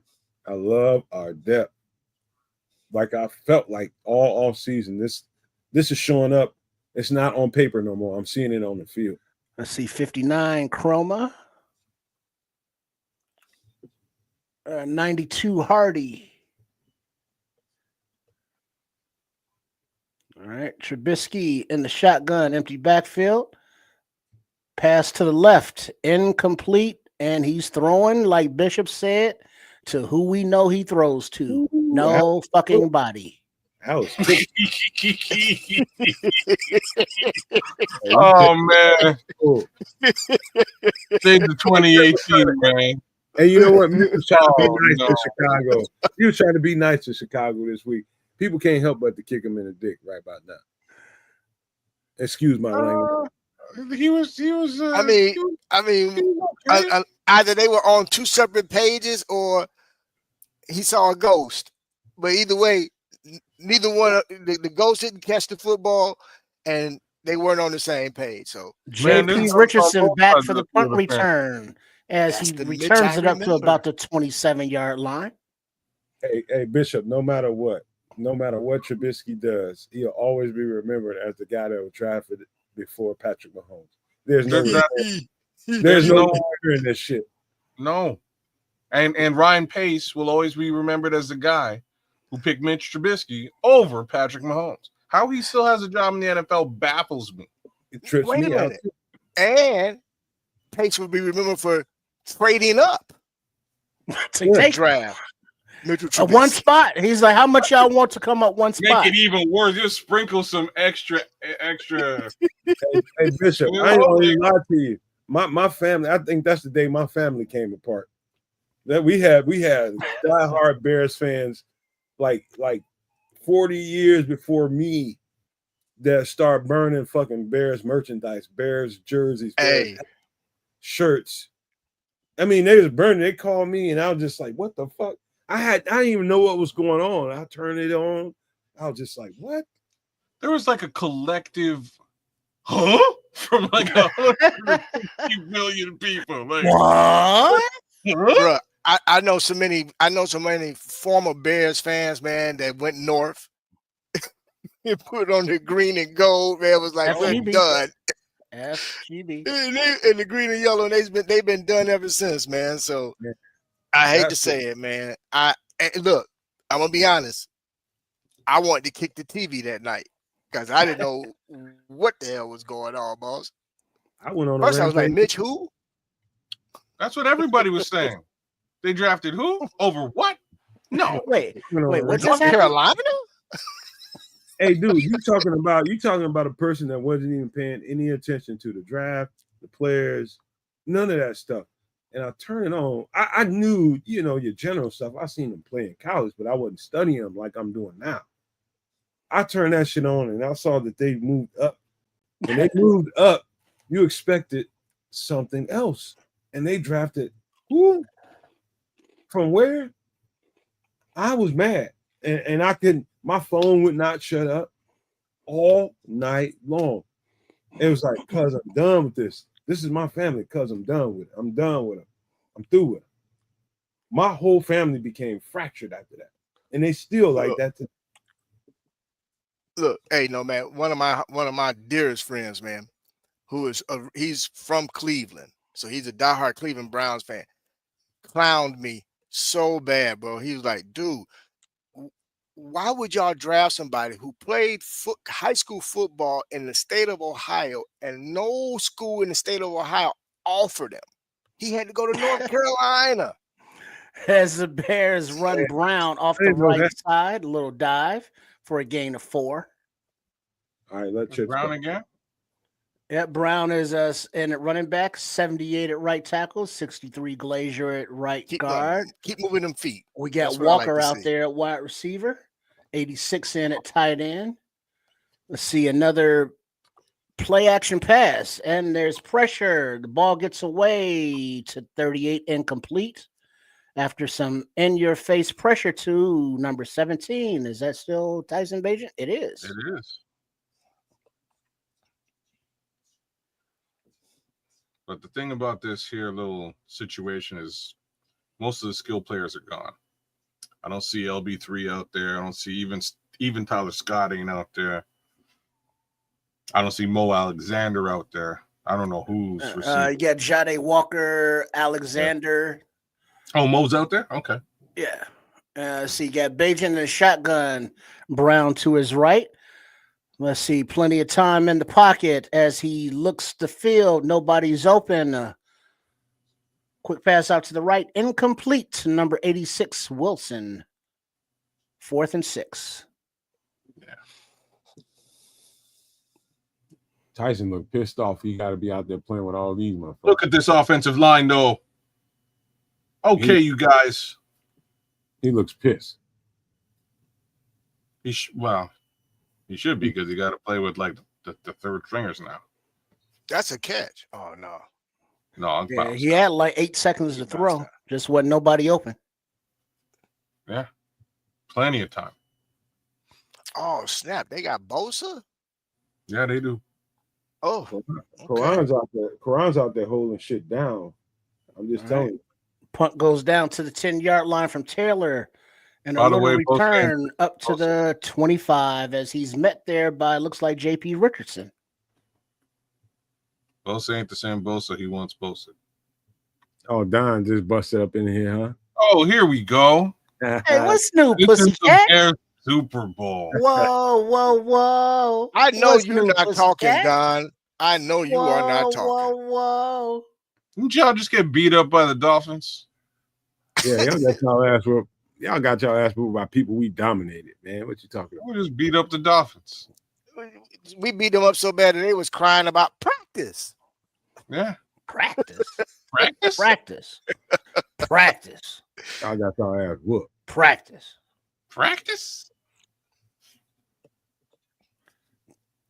Man, I'm seeing a lot.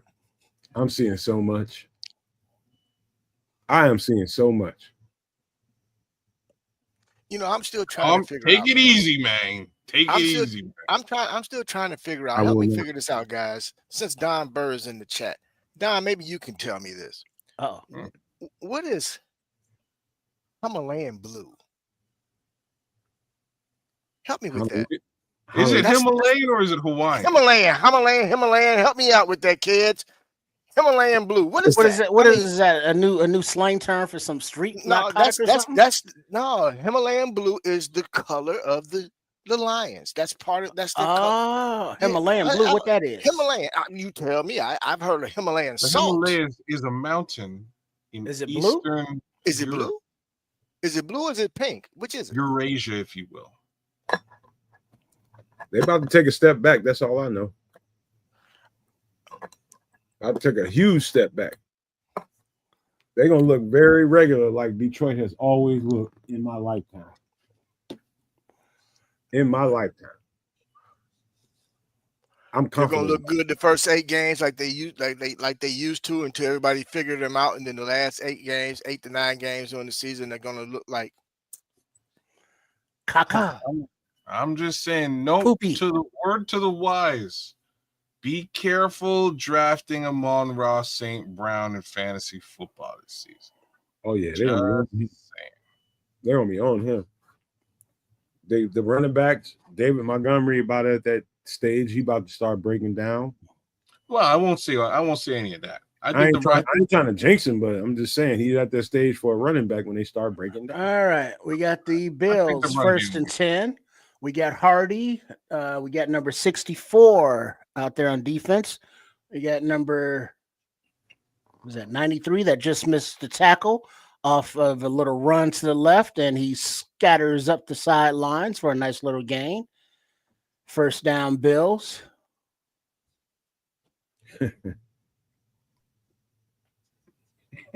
Oh no, I cannot say that. No, scroll, stop, man. What's wrong? Not cold-blooded, man. What's wrong with you, man? Fun fact, he says. All right, 1st and 10 as Trubisky lined to Bills. I gotta go to the bathroom for that, man. Come Who's number 93 for the Bears? Defensive end. He's getting handled. Pass out to the right. Completion. for about 8 yards against number 26 on coverage and tackle. That's Xavier Carlton. Okay. Good catch. I don't know about getting handled on that play. He just missed a tackle. He over pursued. Well, no, he was just handled. Let me see. Yeah. See, 92, 45. All right. 2nd down and 3. Little run to the right. And he's wrapped up by 45 and 96, but he gets the first down. That's the first time I said 96 that actually was in on a play, and it was clean up after a first down. So it's like, nah, Mr. Pickens. I'm looking at 93. I'm trying to see where y'all say getting handled. Man, he's not getting any forward motion at all. Dog, it's the play. Huh? It's the play. I understand, but I'm just saying. It's just the play, kids. Trust me. I'm looking at it now. Okay. He's doing what his part is. All right, 1st and 10. Yeah, he was supposed to, Trubisky in the his play was to shotgun. run down There's pressure coming out, and Mitch does that Mitch thing and throws it into the 5th row. Yes, maybe first down fan. It wasn't waiting for him. Y'all be going crazy, man. Wild. See, this is the Mitch we know, that we remember. Yes. First down fan in the blue shirt. All right, empty backfield, a little quick little bubble screen out to the left to the tight end. Is it a first down, I assume? No flags. Are we seeing any flags? No flags. I don't like Josh Allen's hat. It looks a lot like a Detroit Lions hat. I don't like it. Just a little plain logo. You know, there's no red. Yeah. It's some busted ass hat. Yeah, 1st and 10, a little run to the left. Ooh, and he cuts back through the middle of the defense for a gain of about 13 yards.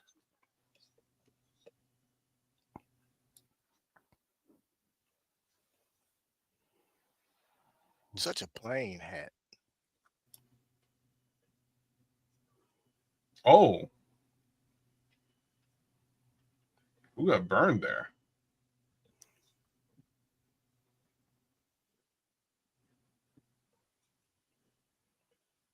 Man, we don't need to see his wedding pictures. All right, 1st and 10. Trubisky under center. My guy didn't even take a snap today. Little play action, roll out to the right, throws to the back for a gain of about 5, 6. 2nd down. What is this that Leo's saying about Austin Booker? I just knocked on wood on that. I'm just not going to repeat it. No. I'm not repeating it. Don't repeat it. Well, I mean, don't repeat it. It already happened. I mean, it's just... don't repeat it. Good. Is that bad luck or something? What is that? Yeah, we need some good juju, bro. Shotgun, Trubisky, 2nd and 4. Quick pass out to the slant. Ball comes loose. Recovered by the Bears.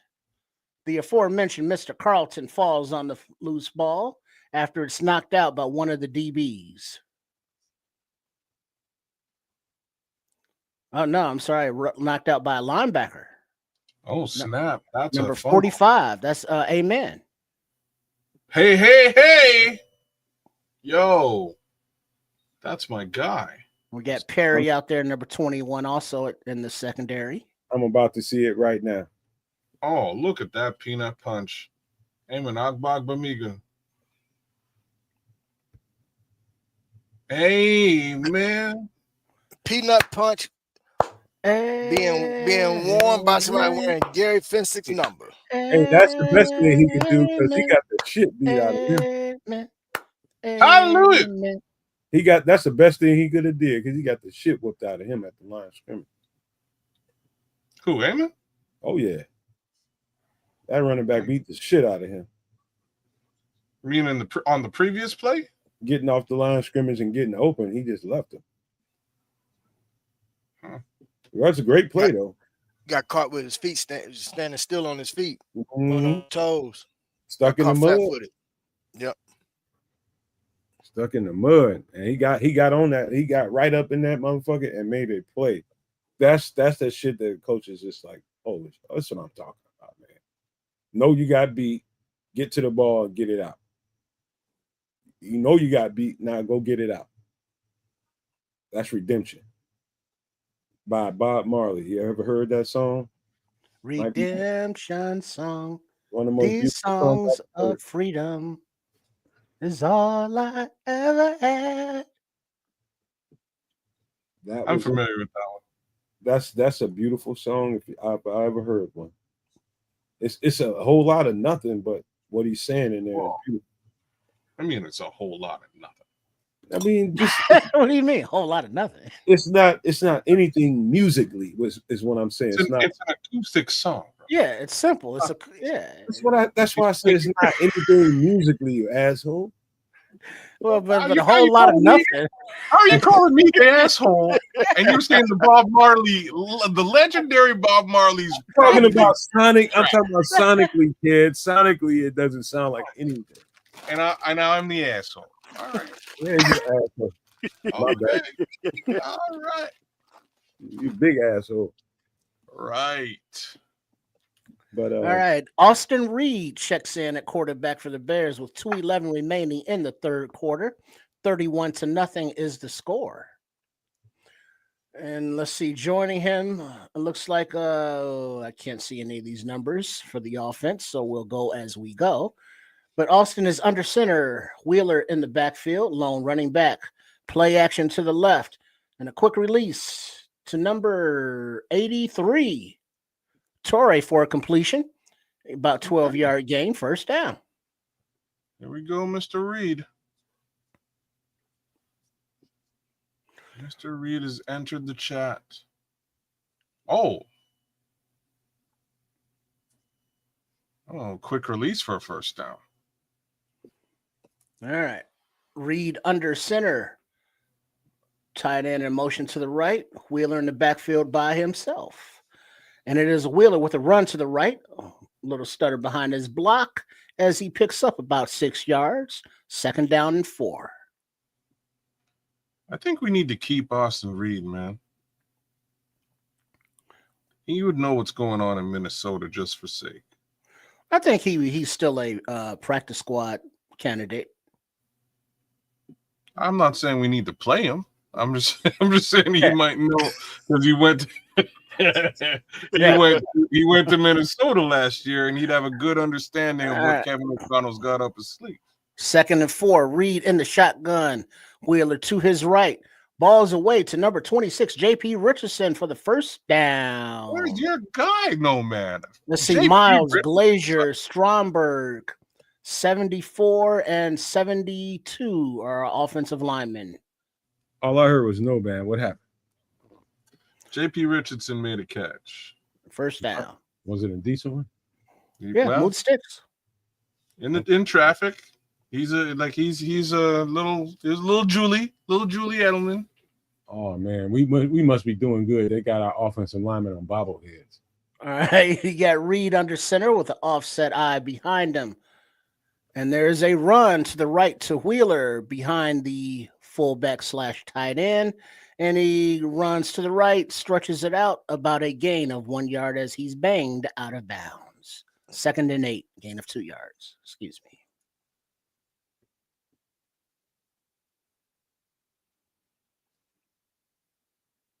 What the fuck?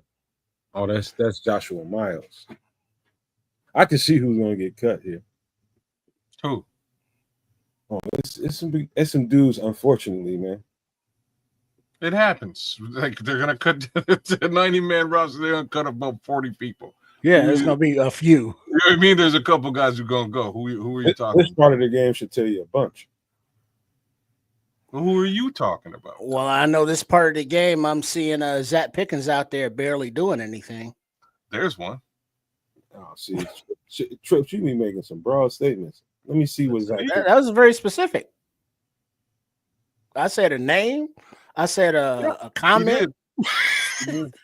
He did. Observation.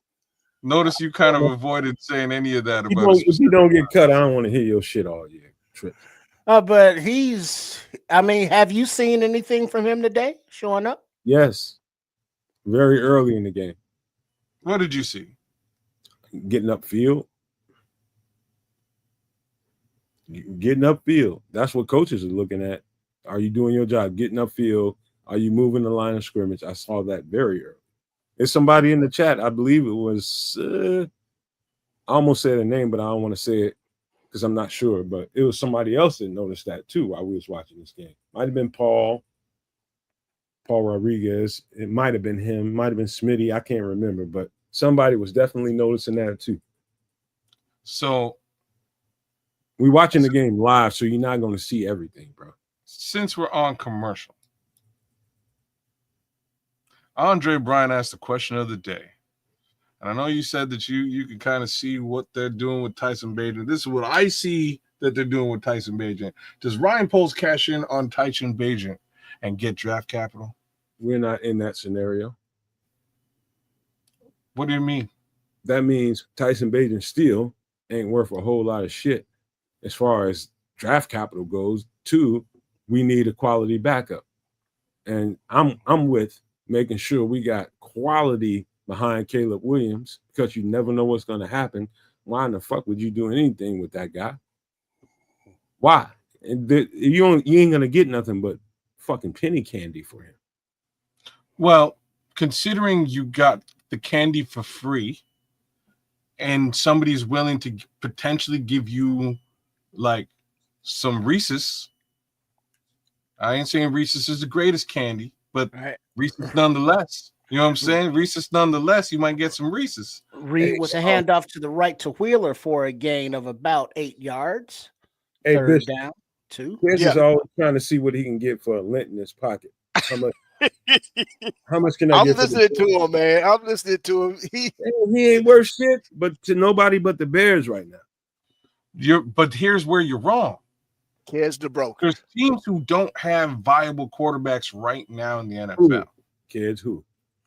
Oh, all right. We got How Reed about on the shotgun. Inside draw to Wheeler as he makes a cut and makes a tackle or miss. Spins a gain that's well beyond the sticks. Looks like about 14-yard run. Ian Wheeler off the right side. Decent run. He's running for his life. Kids, we got to keep somebody capable behind Caleb, man. It ain't all about what you can get for him, man. You weakening your team if you let him go right now. He looked good out there. Well, that's a nice block. Walker came back and make a little crack. You just add on the value of Tyson. First and 10, empty backfield. Reed all by himself. The ball's out deep down the middle, incomplete to the tight end who was well covered.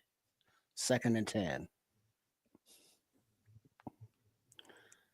Tight end number 86, Smythe. Chris, my bad for stepping on you, man. You my bad. Well, kids, let me ask you this. Let me ask you this. If that was the case, let Tyson go to keep who to be the backup? Well, you already have two potential backups. All right, Reed under center, toss to the left to Mr. Brown, 38, and he's banged out of bounds with a little flip after a gain of approximately 2. 3rd down, 8 to go, 13:26 left in the game. 3rd down and 7, excuse me.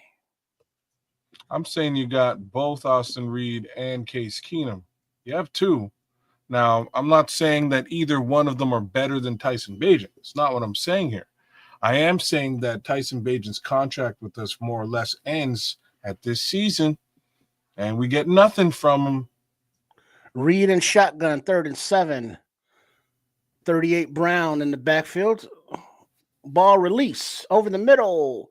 Complete to number 20, jahdae, all day, every day Walker. 1st down, Chicago Bears. Kids, I hate to tell you, but Tyson Bagent ain't as valuable as you think he is. I don't think he's valuable at all. So why? I'm not sure what you think. I think, and from that standpoint, why would you even consider trading him when you can add to his value? You might for be able exactly the reason. You might be able to get a 3 or 4 from him if you hold on. No, all right, Reed under center, Brown in the backfield as he hands off, a little run to the left, and he's met in the backfield for a loss of 1, 2nd down. No, man, I think what Kids is getting to is he was a UDFA. I know. And if you can remotely get a 4th for him, that's value add. That's what am I correct, Kids?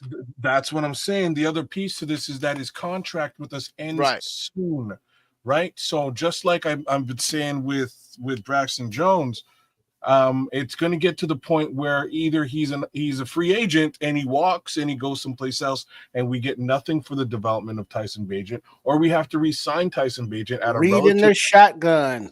Quick pass over the middle to 26, J.P. Richardson as he cuts upfield. 1st down after a gain of about 15, and he comes up a little gimpy, or what's happening there? We don't want to hear that. I'm like Calvin. He's nice out there, man. I'm like Calvin C. If Lord forbid Caleb gets hurt, we'll need him. That's how you got. Well, if Caleb gets hurt, the season's around the corner as though the season don't count. We ain't in the season right now. We're in this season. We need to win right now. Well, I'm just being a realist here. I believe 2026 is our Super Bowl season. I don't really believe 2025 is. Well, the thing is, whether it be this season or next, you can't have any players departing without some kind of capital in reserve. So especially being a UDFA, anything you can get for him is gravy. But to Nomad's point, if we need a backup quarterback, which we do, we already have one, so you don't get rid of him now. You let him build up his value, and then maybe you get something for him next year. But going forward, next year we don't though, Trip. His contract with us, because his contract is up, so you can't do like a basketball basketball sign and trade. Well, or does he think that, or is a team is going to offer him a starting position? Let me give you a scenario. So, Derek Carr went down this season. The New Orleans Saints are starting Tyler Schloh and Spencer Rattler. Dennis Allen already has links over there. Like, it's like the perfect place to potentially send him. I'm not saying they're going to give us a number 1 pick for 1st and 10. Wheeler with a little dive off the left side for a gain of 2 to 3 yards. 2nd down. I got a quick question for you, real quick. So if Howie Roseman calls with a 6th-round pick for Tyson Bagent, you're gonna give him up? No, I wouldn't give him. So just me personally, I ain't trading the Super Bowl champs anything. I'm just saying that they're the Super Bowl champs. We don't need to be sending anything to make their team potentially. 2nd and 8. Reed takes the shotgun snap. He throws it. It's batted back. He recovers it and scrambles up the left sidelines. 3rd down. I see you, Cornelius Squalls. I see it. Kiran amegadjie is playing. He is. Oh, no, the ball was not batted down. It slipped out of his hand. Looks like he was trying to pump fake it and pull it back. Okay. Nicely recovered, Austin Reed. I was a little shaky there. But yeah, if you give me the Howie Roseman thing, I wouldn't be sending anybody over. Hold on, kid. We're gonna save it to the after show, man, because as soon as we see something good, we want to get rid of something. No. That's a bad habit. No. There's a challenge on the field as Buffalo's challenging whether it was an incomplete pass or a fumble. Quick question. Is Austin Reed's floor Tyson Bagent, which means he has a higher ceiling than what Bagent has? And if so, then I'm just asking. I'm asking a question. And it's a good question. At the end of the day, I think Tyson Bagent is a fair amount better than Austin Reed. That's just me. We haven't seen anything from Case Keenum. I would think Case Keenum is probably also a little bit less talented at this point than Tyson Bagent is, although I'll say he probably has a bigger arm and better knowledge of the game. Right? So those things being said, it's really just a question of you got the candy for free, but you can trade it in for like, You want some candy? Yeah, I think you see football on paper, man. No, I see business football on paper. I see football on the field, and I know that letting go of Tyson Bagent for any reason right now would be fucking foolish. Why? Is because it just weakens your team because you just got greedy for an extra piece of draft capital that you don't know what that motherfucker's going to be when you get him here. Right now, you got a viable backup that can really, if Cape's, knock on wood, if something was to happen to Caleb Williams, that guy can step in and keep the flow going. Why would you in your life let that go right now? I don't care if you don't get nothing for him in the offseason. You paid nothing for him. You gave up nothing to get him. He's an undrafted free agent. If he turns into something that's valuable, at least he got that way here. Right now we can use him. It's ridiculous what you're talking about. What we can get from him. We ain't even played the season, bro. He's gonna sit on a bench for the entire season. It's what he's gonna do. He's gonna sit on a bench. You still don't. And then he's gonna ride off into the sunset to go and play for somebody else, and we're gonna get nothing.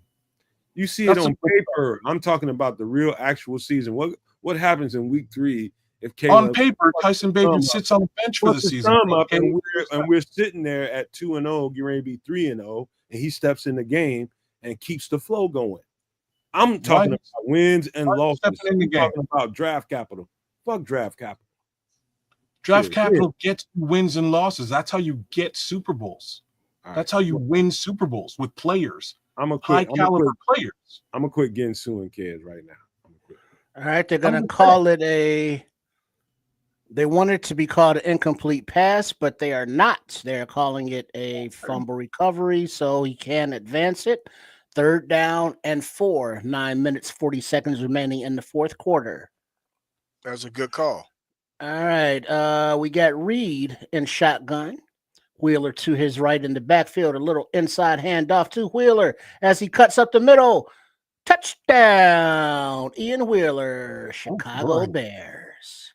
I'm telling you, man, we got running backs. We got some running backs, fellas. I don't know. But we definitely got some offensive linemen. That too.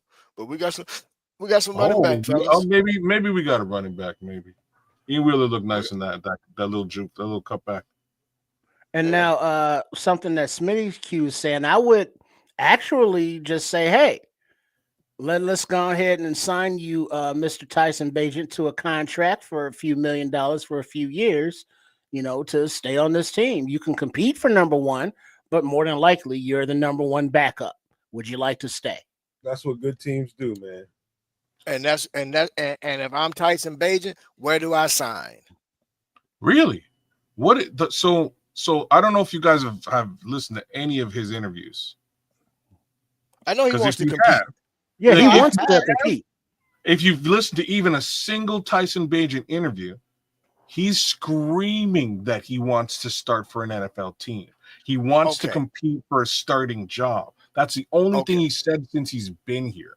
So we're going to give him a backup. I mean, if he accepts the contract, that's cool. I'm not saying don't offer it to him. If he signs the paper, let's be honest here, but kids, let's be honest for a second. Name me one team out of the 32 teams he can actually go and be an actual starting quarterback for. The New Orleans Saints. I just did. You guys both asked me this question already. No. So you're saying he's better than you're saying he's better than Spencer Rattler? I'm saying he could compete with Spencer Rattler. All right, Santos, the kick is away. Caught it about the 5-yard line as Buffalo returns it up the left sidelines to approximately the 34, and that's where they will take over with 9:29 remaining in the 4th quarter. Scored 38-0 as Ryan Poles now takes the hot seat in the interview booth with Joe Davis and Greg Olson, 3-time Pro Bowl tight end. All I know is everybody's saying Colts. Our fan base has become notoriously bad fucking general managers and feeling like they know how. Speaking of a notoriously bad, I'm just playing.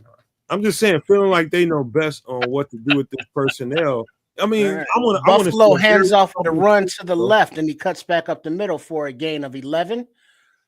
Tackle 27 for the Bears defense.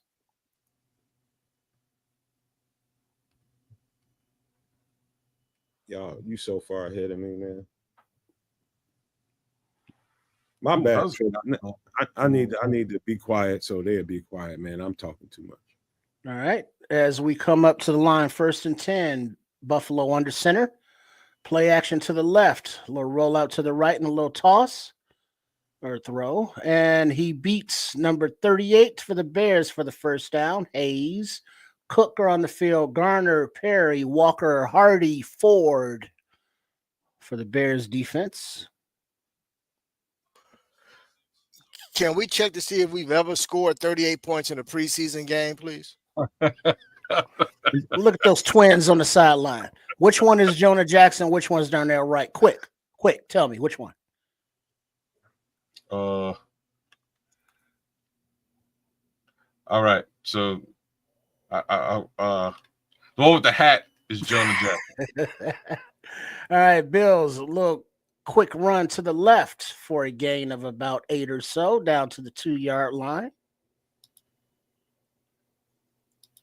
Let's see if the Bears defense can stiffen up and pitch the shutout. How you seeing the camp bodies out there? Caleb Hayes and them, number 38. That's Jonah. Right now, go ahead. Malnati's deep dish pizza for all the offensive linemen. Yeah, not lots of smiles on the offensive sideline. Kiran amegadjie out there, all cheese. Let's see, play action as the Bills go deep. Incomplete. 3rd and 5. Boucheli is the quarterback for Buffalo. Say that again. Bouchel. Sounds like, Shane Bouchel, 5th season out of SMU. Sounds like an Italian dish with bread. All right, from the 40-yard line, 3rd down and 5. Buffalo in the shotgun. Bears showing some pressure. They're bringing it. Heat's on. Passes away, incomplete to the left side. I give a Tesco just to be out here to be a camp body right now. I give one up. So Bishop. Yes. 33 points. When?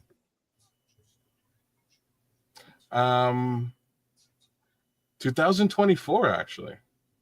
Really? Over the Buffalo Bills, actually. Really? Yeah. Okay. Previously, 26.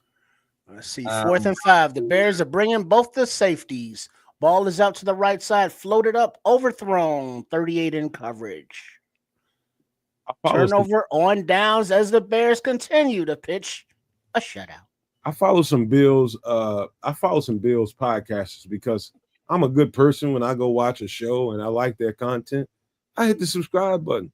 That's just what I do. I don't hold back. If I like their content, whether it's with the Bears or any other team, I'll follow some Bills people and I subscribe to the channel.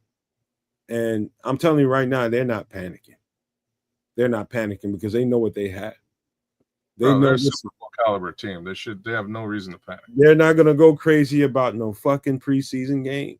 Even though we saw some really good stuff, there's no reason to panic. There's no reason to get too overly excited. Reed under center, handoff to the right to Brown for a gain of about 2. This looked good for us, man. I just want to see this consistency. Yeah, it's gonna be a different look come regular season, man. But this is something to build on. This is definitely something to build upon. For sure. That it's all kinds of reason to get excited.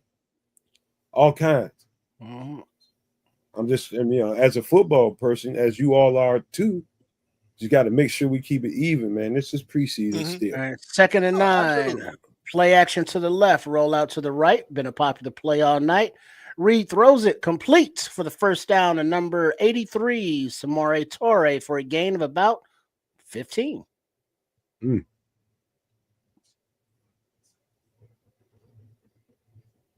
I want to see how many centers they keep.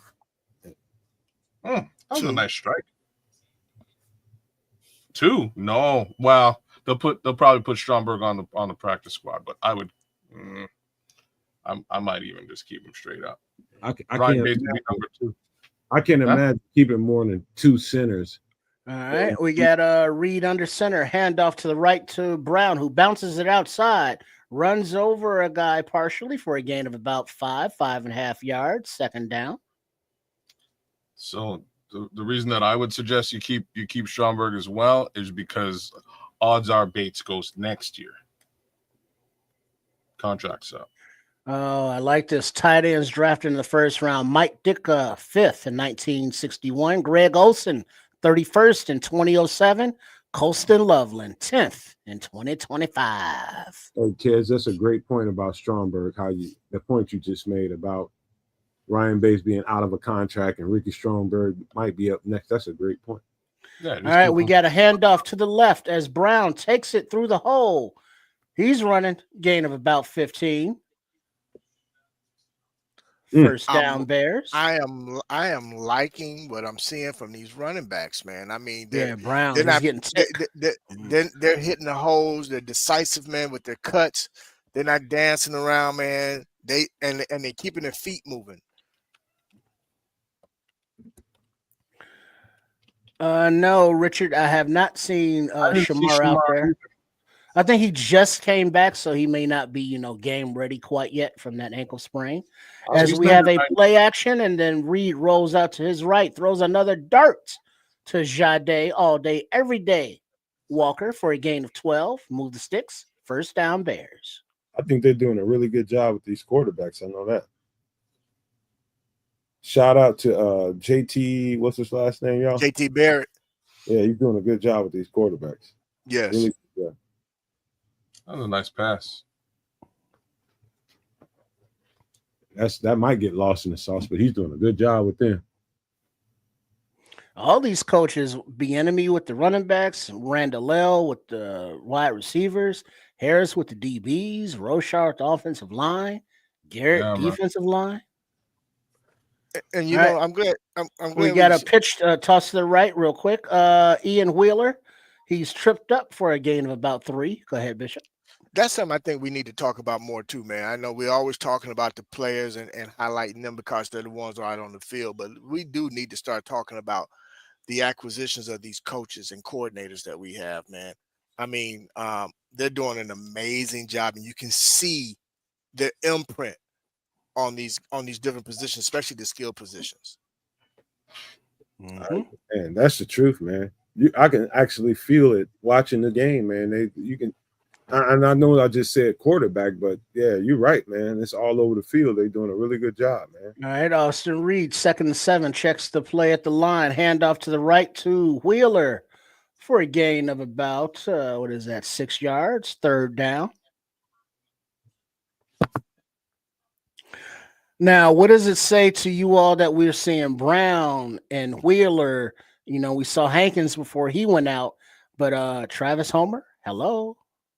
Special teams only if he even makes the team.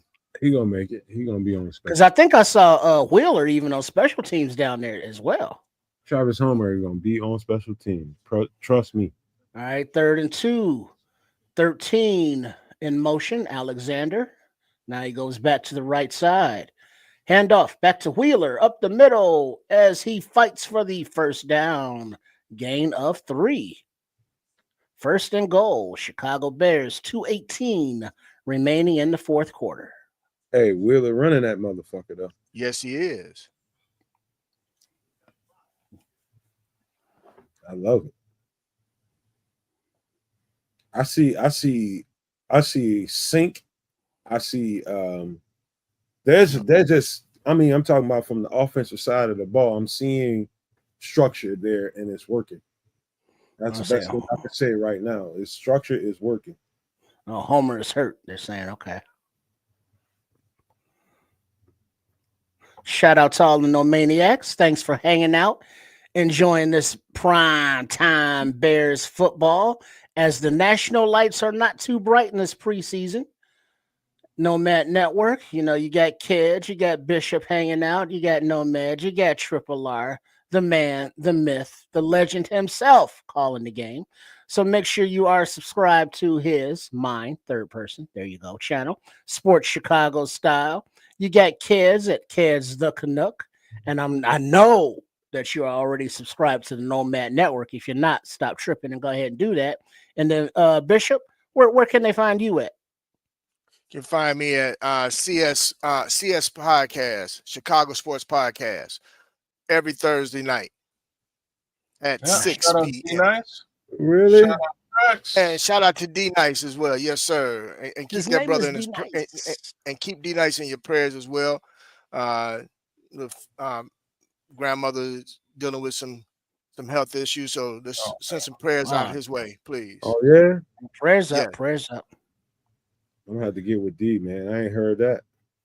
All right, we're coming out of a 2-minute warning, and Austin Reed at quarterback with the Bears in victory formation as they take a knee. All right, how many seconds we got left on the clock? A little bit over a minute. They're showing week 1 matchups right now, so I can't see the clock. Y'all want to get post game started? Well, don't you kind of want to wait till the game's over? They're taking a knee. Yeah, but I mean, technically, it's not over for another 122.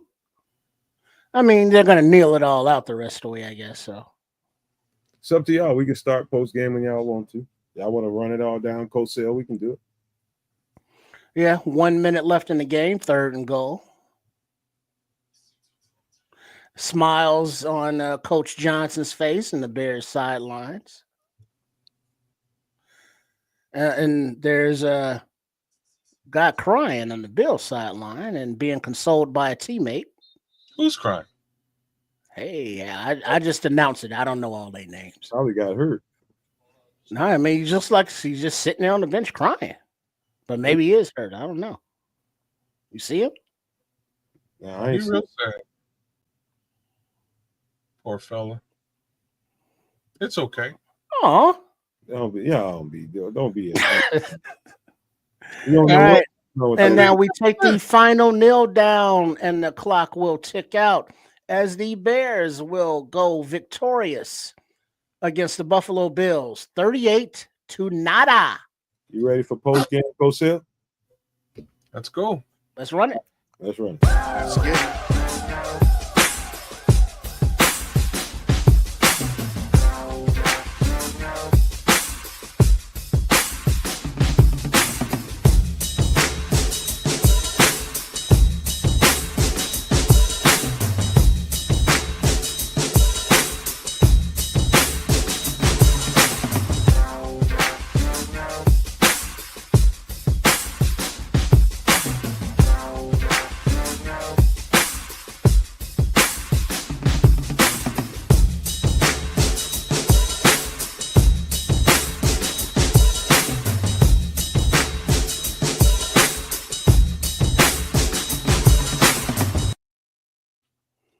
Woo! Wow.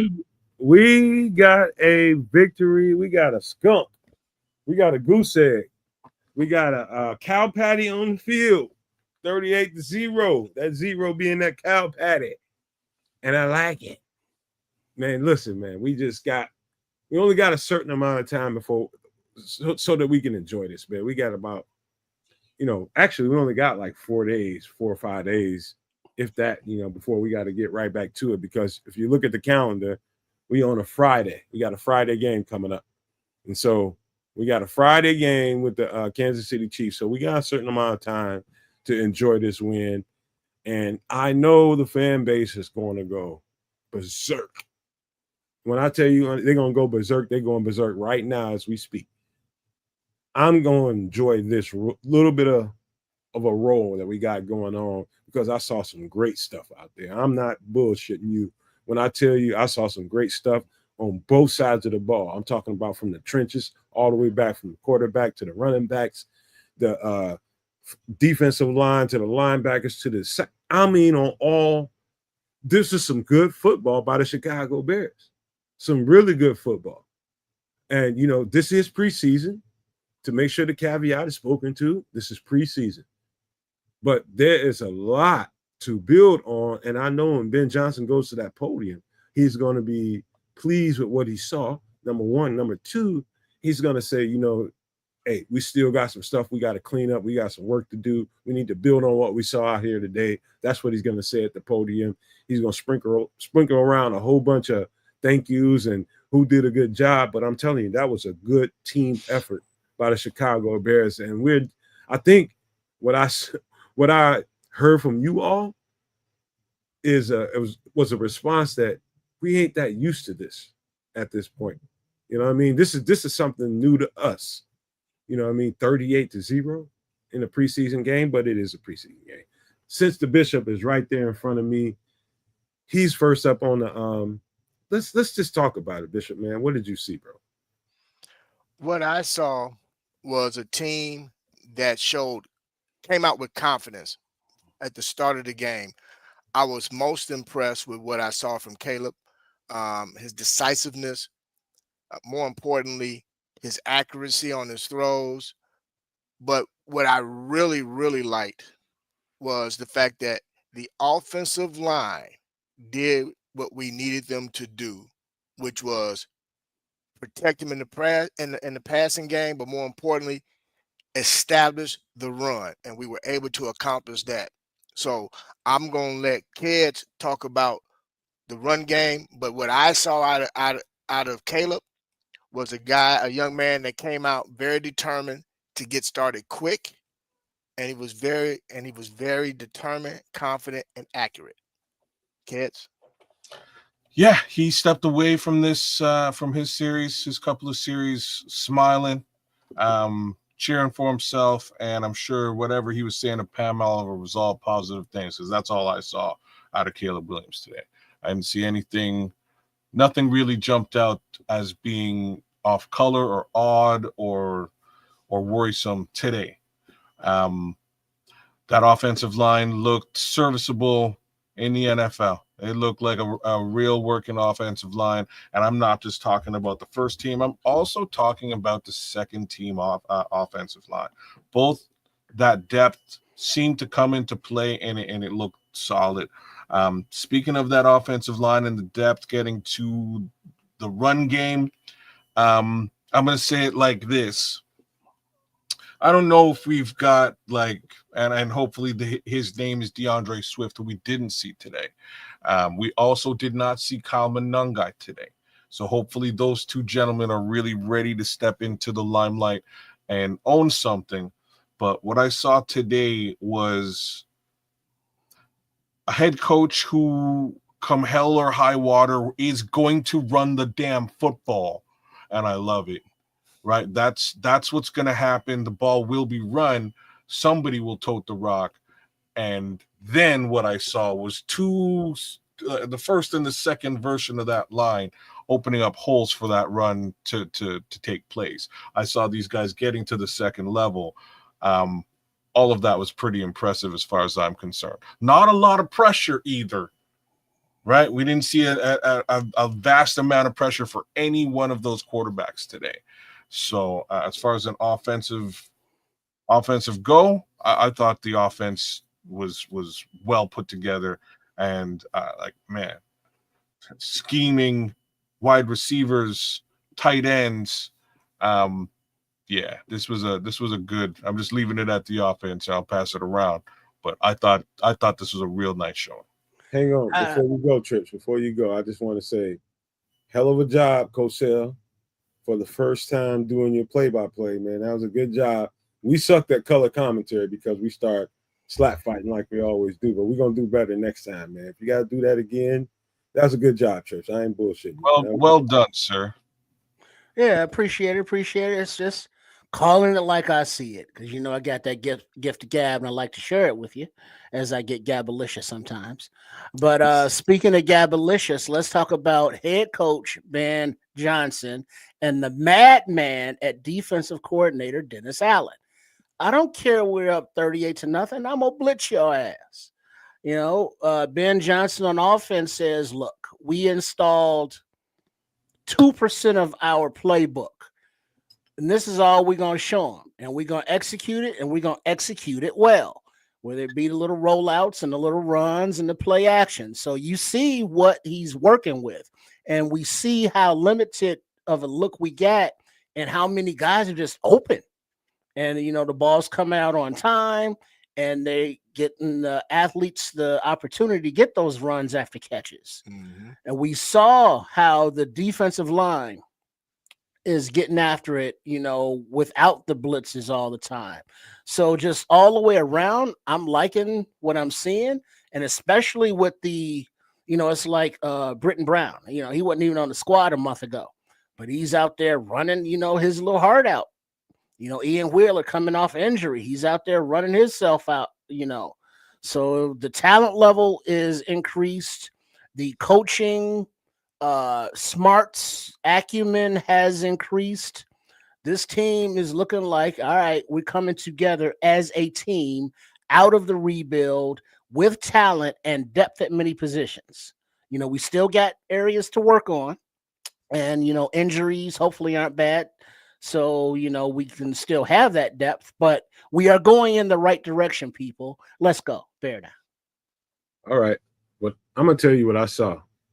And this is probably the most important thing I saw: synchronization on offense and defense. I saw attitude on both offense and defense. There's a physicality to it. There's a certain personality to it that my antennas kept going up and up and up. And I kept saying to you all, I'm going to give a hot take in a minute, because I start feeling this shit. I start feeling them boys out there. There's that. And then you saw structure. All of that came together pretty nicely, man. There was a nice game plan. There was nice buy-in by the players, and you saw it. Man, I don't know that I've seen pretty much every preseason game, at least 2 to 3 quarters of it. I've already seen every single preseason game, at least 2 to 3 quarters of it. I ain't seen an ass thumping like this. And again, it's the preseason, and don't read too much into it. But there's some things that if you are a blind person, there's some print there that you're gonna feel. You're gonna feel that rub there. You feel this. And first of all, let me give Caleb Williams his respect, because he came out there and operated first thing. First thing you notice, and that's what people came there to see, was how good is Caleb Williams look? Is he ready to play? Is he ready to operate in this offense? Did it look clean? At least for, 2 series? Yes. At least for 2 series, he operated his ass off. I only saw one little flaw, and it wasn't even a major one. I saw one little flaw. He's just a little bit late to Deion Hankins, and that ain't shit to write home about. The guy looked clean, and he looked good out there. He was throwing that ball on time. He wasn't sitting there with that ball stuck in his hands and worrying about where to go. He had a sense of where to go with the ball. That I saw. I saw decent running from the running backs. I saw some decent shit out there. I saw, more important than anything, is how good the Bears look in the trenches. The Bears look really, really good in the trenches. I'm talking about from top to bottom. They look good in the trenches. I think Braxton Jones has soloed himself out as the starter on this team. And whether or not that makes you feel good about the Bears and Braxton Jones and Amegadjie Trapio and whoever else, I think Braxton Jones went and took that job today. Let me just start there, and we'll just get to the rest of this stuff as we go. But Braxton Jones looked to me like he took that job. Whoever, you know what, Kez, you're usually the one that starts after me. You go ahead. Yeah, Braxton Jones looked good today, man. I got no Nothing negative to say. I didn't see many snaps or any snaps where he, where he looked bad today. I'm also gonna say that Kiran looked pretty decent today. So did Theo. But out of the three of them on that left side, Braxton looked really serviceable today, and I expect that to be challenged again next week when we go up against the Kansas City Chiefs. I think after you, depending on who they actually send out there, who they wind up starting with respect to Kansas City, I think we'll probably get a good understanding of who that guy on the left-hand side is really going to be next week. But for all intents and purposes, after looking at it today, it does look like Braxton Jones. What say you, Bishop?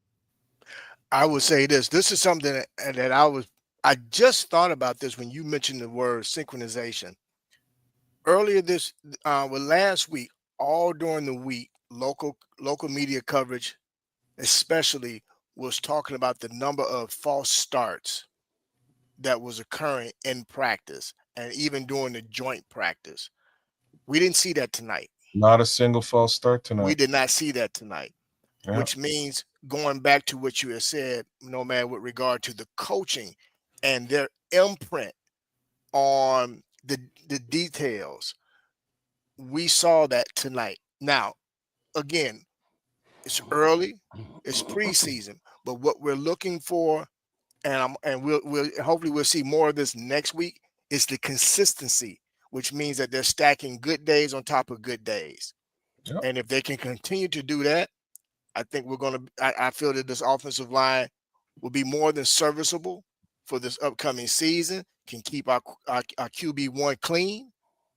And more importantly, I think too, they really got after it once they started seeing that they was getting some good positive yardage on the run game. And that gave them even more confidence in the passing game.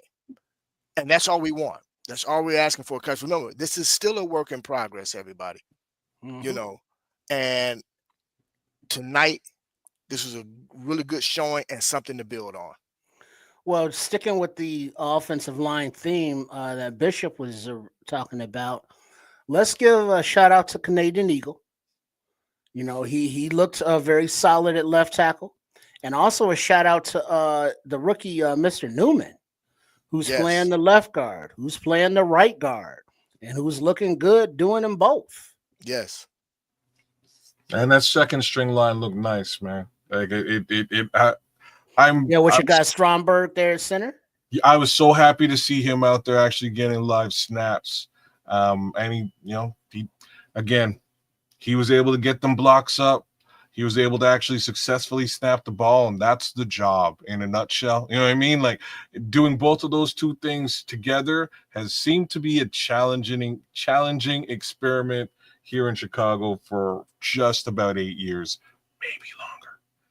In any event, he seems to be able to do it.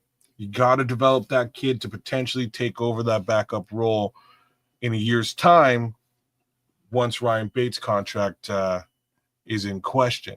Right now, Ryan Bates is signed up, locked and loaded, ready to go from a backup perspective, and we got to see some great snaps from him too today and some decent blocking.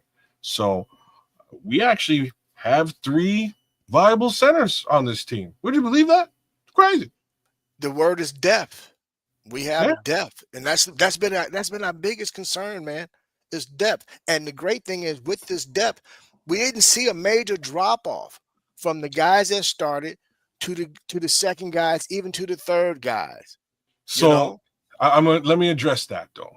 So, man, and this is why we have to, we have to continue to watch the way that this team performs over these preseason games, right? Because we're paying a little bit less attention as to what's going on with respect to the Buffalo Bills, who they're lining up, who they're actually putting out there against our depth, right? So we want iron to sharpen iron. We want to make sure that our first team is really actually up against their first team and not just winning against their second team and vice versa. Well, now, did we see 29 Stevenson tonight? Because Brandon is saying here in the chat that they should have pulled Terrell while they're hiding Zay Frazier. Didn't have to happen, I guess, the injury. But Zay Frazier has been out the majority of the camp. Yeah, dealing with personal so he's issues. just really kind of getting back and getting up to speed. Injuries happen, and it seems to happen quite a bit to Terrell Smith, unfortunately. So the depth in the secondary room could be, tested early if, Smith is down for any extended period of time, and hopefully Hankins is okay. And they say Dom Rob went down, and Booker, and so hopefully the injuries that happen are minor and can heal up, so we don't have to test that depth. Whatever's going on with Zay Frazier, I really don't want to know about it because it is it's very personal at this point. It's very personal. I don't think it's injury whatsoever. Whatever it is, it's very, very personal, and he ain't played no part in this training camp at all, really. And so, I'm a privacy person, man. I don't want to know what's going on with him. Yes, we spent some draft capital on him. I get it, Brandon, but something's going on there, man, and it probably shouldn't be known about. You know what I'm saying? But I would have loved to see his ass out there because I do think he's got hella potential, but we haven't seen him, and there's a reason why, and I'm scared to know why. Yeah, there's something going on. What it is, I don't know what it is, but as they say, next man up, and today that next man was number 23. And unfortunately, he got hurt, man. That sucks. Or is it 32 or 23? 32 got hurt. 32. 23 is a guy, Frazier. Jeremiah Walker. Did we see Wright at all tonight? Who? He was in early. I didn't see him. Deshaun Wright, he was starting cornerback. He was out there early, and then he went out. They pulled him. Went out. Yeah, they pulled him. That's a good thing you didn't notice him out there. You know what I'm saying, Bishop? Yeah. That's a good thing. Yeah. Shit, that's a real good thing. Definitely noticed 23. Man, they're gonna go after that motherfucker. Wait, wasn't he a UDFA anyway? Yeah. You know what I mean? So he's gonna, have those flashes of the UDFA-ness that, kept him undrafted. So I mean, if 23 is your worst showing, that's a hell of a day. Because he's somebody who's like maybe make the practice squad, so ain't even tripping. No. But whereas maybe look a little more serious is the safety room, because we see how those numbers are limited as is anyway, with Byard, Brisker, Owens, and Hicks. Basically, that's it. And so who depth-wise can make a showing for a safety position? Hey, you know what, man? I am going to be stuck on these highlights for at least 24 hours until this all 22 comes out. And I'm just going to run these highlights over. I'm going to probably watch it at least 20 times, man. At least 20 times just to see. I'm going to watch individuals, especially in the trenches. That's basically what I'm going to be looking for. Looking for the trenches, how well they're functioning. Are they getting off the line together? Are they surging? I've seen glimpses of that, really good glimpses of that today. And I'm going to get some real good detail as to who was doing what, when, and where, on top of the stuff that I saw with Caleb. You know what I mean? There's good things to talk about Caleb. The media and everybody's going to be on the sugar high. Man, the most important thing to me is the functionality of that offensive line and that defensive line, because without them, ain't shit going on. I saw that kid back there in some comfortable pockets. He felt like I got time to throw this ball and go through my reads, and that's what he did. And so that's courtesy of Dan Rochar, like you talking about, Bishop. Make sure we give some respect to these coaches out here that's getting this shit together, going from dysfunction to functionality. You talking about Dan Rochar. You talking about Al Harris with the DBs. You talking about, what's his name? Antoine Randall L with the receivers. You talk all kinds of coaches doing. Eric Bieniemy with the running backs. Come on, man. Come on, man. Ben Johnson ain't out there doing that shit by himself. Right. He's got the blessing of some guys that came right on in here and got these guys together, got them ship shape, at least for this game. We're gonna see how it looks. Let's see if we can stack this motherfucker when we go to Kansas City. Hell, shout out to JT What Barrett kind of for the stacking are you talking about? QBs. Yeah. Go ahead, Kaz. What'd you say? I'm just saying, what kind of stacking are you talking about against Kansas City? Gotta stack them reps, man. Make sure we can do what you saw here. Maybe making sure that we can stack those reps against Kansas City. Consistency again. It's all about the consistency. But now that's also gonna, when you look at the replays, who was giving up those gashes on the defensive line? You know, when Billings was in there, he was stuffing it up. When Williams was in there, he was stuffing it up. But behind those two guys, it was, you know, was it Ford in there? Was it Pickens in there? You know, because whoever was out of position many times. You know who it was. Who was it? Every time we bring up his name, a certain somebody gets a little bit offended, but that you know who it was. Go ahead, man. I ain't gonna. You talking about me? Are you saying number 96? I might be saying 96. Because that dude is Zach something. Zach Pickens. The only reason it sounds like I'm getting offended is because you get to broad declarations about somebody or something without watching the all 22. And we see it in live in real time. It looks like something. Just like it looked like 93 looked like he was just getting his ass whooped. All he was doing was setting the edge and holding it down over there. You see something live and you don't really know exactly what the context is. But the entire game, Pickens didn't like really make a play. He assisted on a play. But other than that, he's just kind of like there. I know it probably looks like that, but no player is ever just there. He's playing his role. Well, because last week Zach Pickens balled out. He had a couple of nice plays last week. So, but I mean, did you see anything from him tonight? I didn't hear his name called. You know, but at the same time, that's not a bad thing either. Well, on defense, it is. Yes and no. You know what I'm saying? Because you want to be making. No. I mean, it's like we heard Booker's name, and it's like, oh yeah, we want to hear those names like that. But it's like when you don't hear a name, you know, that's not, let's say, coverage because they're not throwing to them.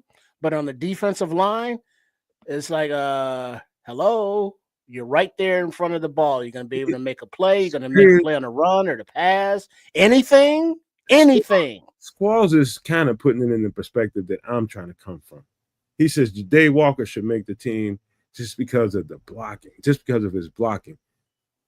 In the same vein, sometimes on a play, you, especially as a defensive lineman, you might get asked, okay, take this technique, go all the way upfield, and just make sure you push this guy behind the line of scrimmage on this play.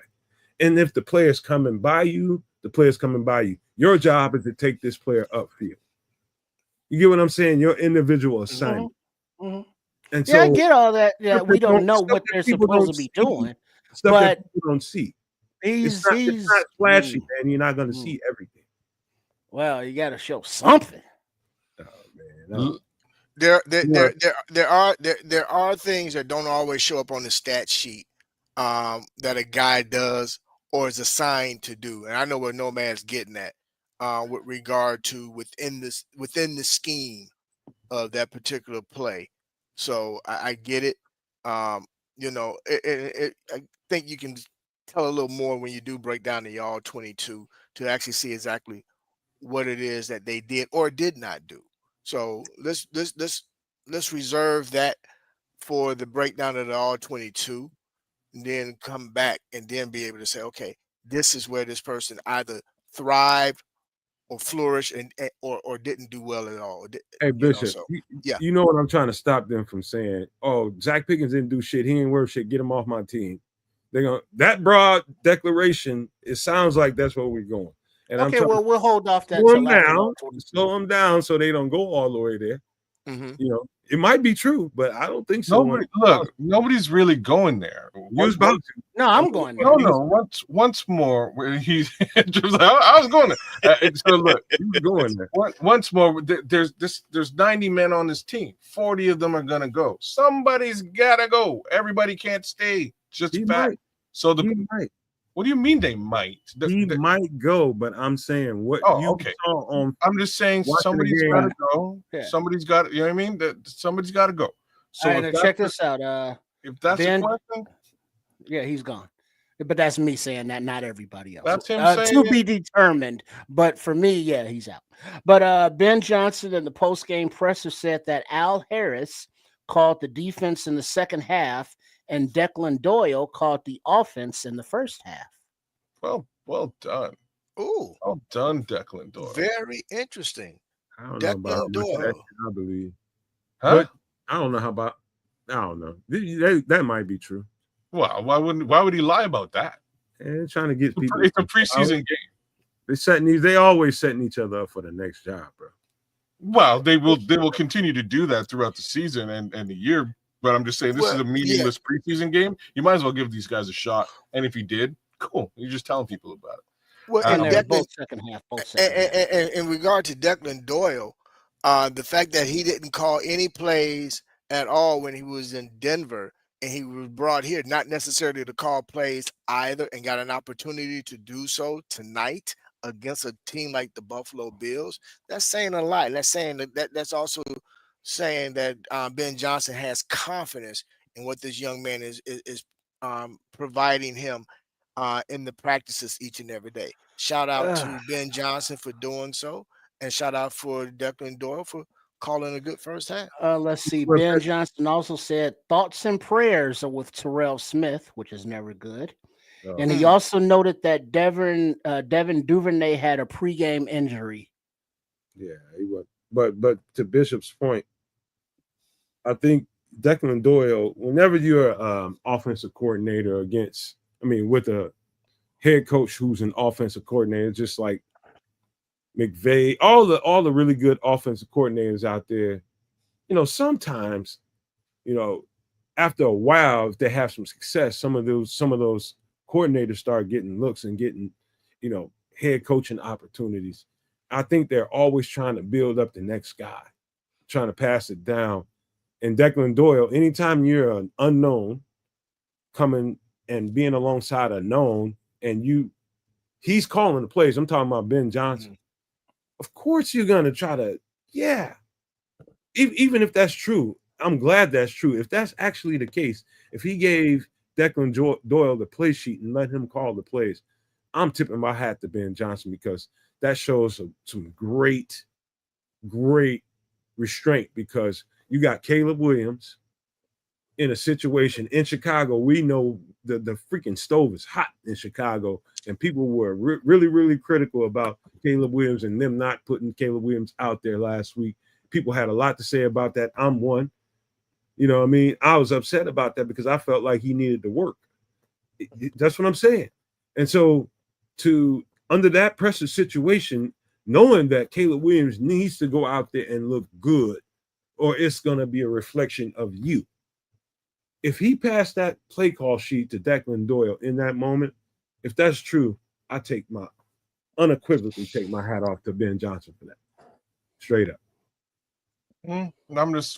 I'll just say this, like, Matt Nagy had a lot of problems managing a football game when he was staring at a clipboard and calling plays. There was a bit of an issue doing both at the same time, at least for him. Ben Johnson's coming from a similar path, right? He's that offensive coordinator, but he's a head coach now. So it makes the most sense to me to actually empower your guy and get him in there doing something so that you can focus on the entire game. Things we didn't notice today, just flubs and mismanagement of football. The game was managed effectively. Use of the clock. That's what I'm talking about. Timeouts, all of that. No, I get it, kids. Like I said, to me, and I'm, and I know I've been saying this all off season. My biggest concern is there was a couple of things. One, I wanted to see that the team first establish an identity. I think we now see a team that is establishing an identity, but more importantly, a team that is being coached and coached well. And tonight, we saw that. We got a great demonstration of that tonight. And that's something that we have not seen in quite a while. Sometimes that's all the identity you need. You know what I mean? Yeah. Be a well-coached football team. I think that in itself, to a certain degree, is a bloody identity. I would say this now. I contrast what we just saw out there in the preseason, and I'm speeding us up because what the last preseason game is going to be, you probably won't even see Caleb. It's going to be a lot of Tyson Bagent. It's going to be a lot of, reserves playing for their last chance to play in the NFL. It might be a handful of guys out there, a couple handfuls of guys that might not play in the NFL ever again. They need every opportunity, every rep. That's what the last preseason game is pretty much for. If you don't think your offense is where it needs to be, then you put your starters out there for maybe a couple of series. But 9 times out of 10, Caleb Williams won't see the field at all. Now, fast forward past that game to week 1 with the Vikings. Mm-hmm. Whatever Caleb saw out there today is like a bowl of oatmeal next to a pot of gumbo. What he's going to see with Brian Flores, it's going to speed up. It's going to go to hyperspeed on him. And so that's why I want, Bears fans to keep things in perspective. This is a preseason game. It looked really, really good. And I'm fast forwarding past this Kansas City game because it's irrelevant. Outside of the players that need to have a good showing. Mm-hmm. Those players need to have a good showing. But I'm talking about get to game 1 against Minnesota. I think we're at their house, right? Or are we at home? I think we're at home. We're at home. Okay. Monday Night Football, baby. That's going to be a different beast. That game is going to be 50 times more fast than this was. I'm talking about defensively, the way that defense is going to come after him. You better have some answers for Caleb early and often. You got to have built-in shit for Caleb to, And I've seen Ben Johnson call a game plan at Detroit, playing Minnesota. I saw Jared Goff dice those motherfuckers. And I saw all game plan have everything to do with it. It's about how he set up ways for Jared Goff to win. He's going to have to do the same thing with Caleb. It's just a second-year quarterback versus a quarterback that's been there for a minute. The shit's going to get a lot faster for Caleb. I'm just saying. Well, that fourth game is going to be that's going to be a motherfucker. I'm just telling you. No, I actually kind of agree with where your head is. I will give a little bit of I'll give Caleb a little bit of benefit of the doubt. And the reason being is that he saw Brian Flores' defense twice already. And the first time was not fun. But the second time, and let's be honest about it, even into the third and fourth quarter of the first game, he started to kind of figure it out a little bit. So working with Ben Johnson, hopefully, I think they're going to do very well against Brian Flores' defense. I'm also going to say that the Dennis Allen version of the 4-3 probably looks a little bit closer, right? With some of these exotic blitzes that DA could be dialing up in practice, right? It probably looks a lot closer to that Brian Flores defense than anything Caleb would have been practicing against before, given the vanilla version of the 4-3 that Matt Eberflus calls a hits principle, right? Yes, can I throw 2 cents in there before you finish? Yeah, man. That is the run game that Detroit was able to feature against Minnesota. Mm-hmm. I was talking about how well Jared Goff diced up that defense. None of that shit would have been possible without the proper run game. Mm. I'm still questioning whether or not we've got the guys inside that building to do it. I don't give a shit what we saw today. I'm telling you, I'm still nervous about that. You should be, bro. You're definitely preaching to the choir on this particular topic. I'm the same guy who was screaming Ashton Genty from the top of a mountain at some point this offseason. But here we are with the guys we have. So We're going to have to find, like, what I liked today was that he ran the damn football regardless as to who was there or what the situation was. I like that. And I expect to see that in September and throughout the season. The question is, do we really have the dogs to do the job? I think we do on the line. Go ahead. Let me throw my 3 cents in on this. Yeah. With regard to the running game, I'm going to say this. If we didn't have what we feel we need in the building, I believe some changes would have been made. I think they're comfortable with who they have in the building. And I say that, I wouldn't say that we didn't have Eric Bieniemy. Let me just say that. But the fact that we have Eric Bieniemy, who is a great evaluator when it comes to running backs and the work that he's been putting in with the running backs. And the reason why I say that is what we saw tonight from guys who are no more than on this team, especially going to be backups, and what they displayed tonight.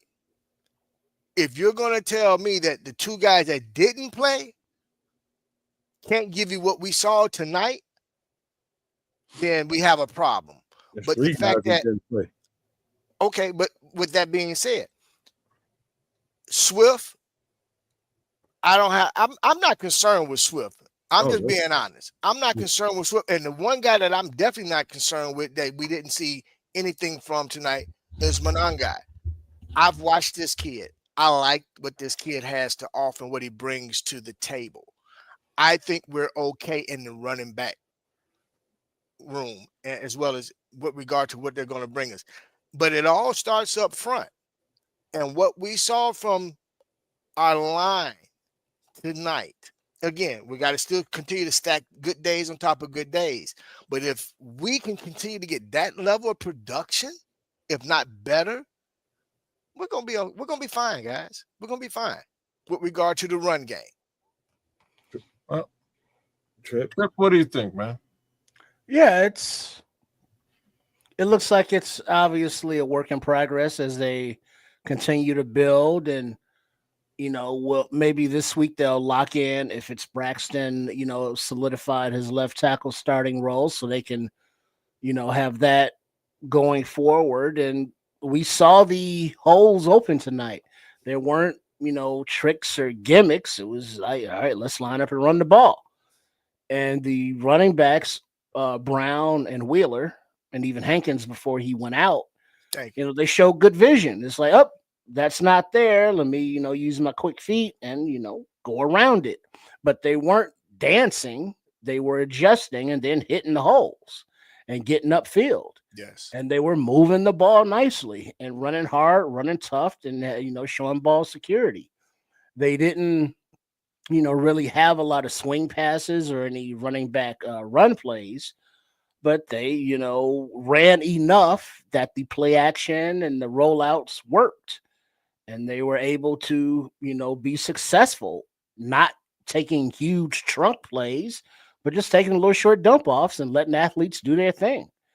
And something else that also needs to be mentioned is the whole no block, no rock concept, because those wide receivers was out there blocking, from Luther Burton 3 to Jahdae Walker, Tyler Scott when he was out there, Alexander, Torrey, all of them.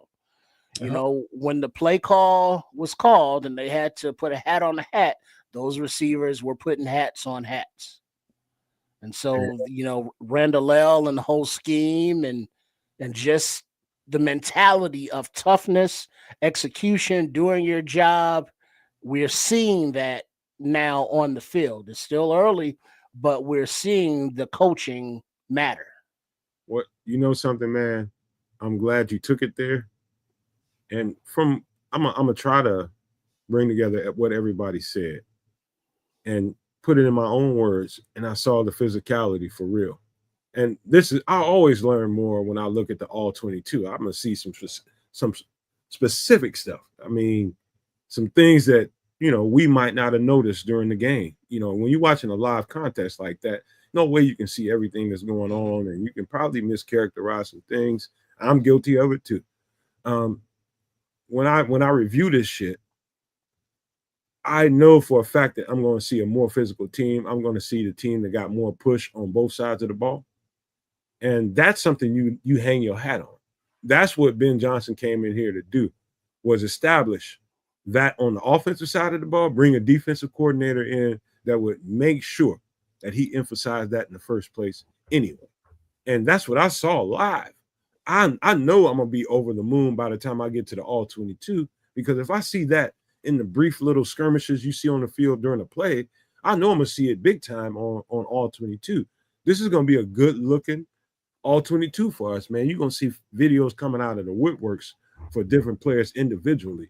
But I'm telling you, man, there's something about the tone and the tenor that this head coach, that defensive coordinator, all of those position coaches, everybody that poured into this whole thing, they established something.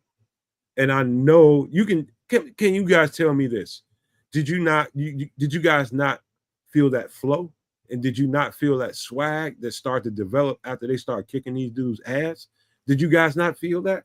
I started seeing Andrew Billings dancing and shit out there. You know what I mean? That's his big ass dancing told me a lot. These motherfuckers had their way with the Buffalo Bills, and they feel like they can do that against pretty much anybody. When you got a team that feels that way and that has that kind of mentality, and they're really a team that's gonna come out of nowhere. They're up and coming. We ain't nobody in the grand scheme of things. But when you can put on a display like that and have the team flow like that, have that kind of personality come out of a team, I think this is some good shit to build on. And I'm talking about ain't no telling how far this can go if this quarterback can maintain and build on what he just did. Stack that. If he can stack that and keep going and keep getting confidence from it, dog, ain't no telling what we can fucking do. That was my hot take, man. Shit, hot take. That was a good one. You know, telling what we can do is a good segue into what Samo's saying here. You know, big up to Samo. Bears make a statement on national TV and put the league on notice. The monsters of the Midway are back, baby. And so now you're going to have the national media trying to break down what's wrong with Caleb Williams, what's wrong with the Chicago Bears, you know, as we've seen. But now maybe they flip it, and now they're back in love, and it's going to be a love fest for this week. You know, it's like, oh, now we see, you know, the generational talent. We see Ben Johnson, the number one coaching prospect, doing his thing. We see this, we see that, until, you know, it's not popular anymore. So I mean, there's not a lot that the national media can, you know, bitch about this week. I mean, they didn't put anything out there negative like that, which is I'm loving that about them. You know, I'm going to say this. First of all, shout out to Samo. You know, for me, what I was looking for was a team that had some pride. What we saw last year, preseason and regular season, was guys that got pushed around, beat up, punched in the mouth, and oftentimes curled up. That we didn't see that tonight. We saw guys that, as the game went on, start feeling like they could really start imposing their will. Again, this is a preseason game. We're not trying to get ahead of our skis on this. But to what Samo stated in the chat, there is something that's being established here. And the fact that they put it on display on a Sunday night preseason game. Only team playing at this time. So all eyes was on the Chicago Bears. And yeah, they put it on notice. We're coming. And that's all you can ask for. You know, and I think these guys needed a game like this, more so the players, because now they have that confidence, man. You know, it says a lot, man, when you're playing, when you're looking across the field and you're seeing some guys who was just in the playoffs, contending for a Super Bowl, and these are the guys that you're facing in a preseason game, and you go out and you put that type of game out on the field. So you make a statement like that. Again, it's a preseason game, but still, professional guys making professional money, playing a professional sport, and they did that tonight. Bishop, let me ask you a question before you Yes, sir.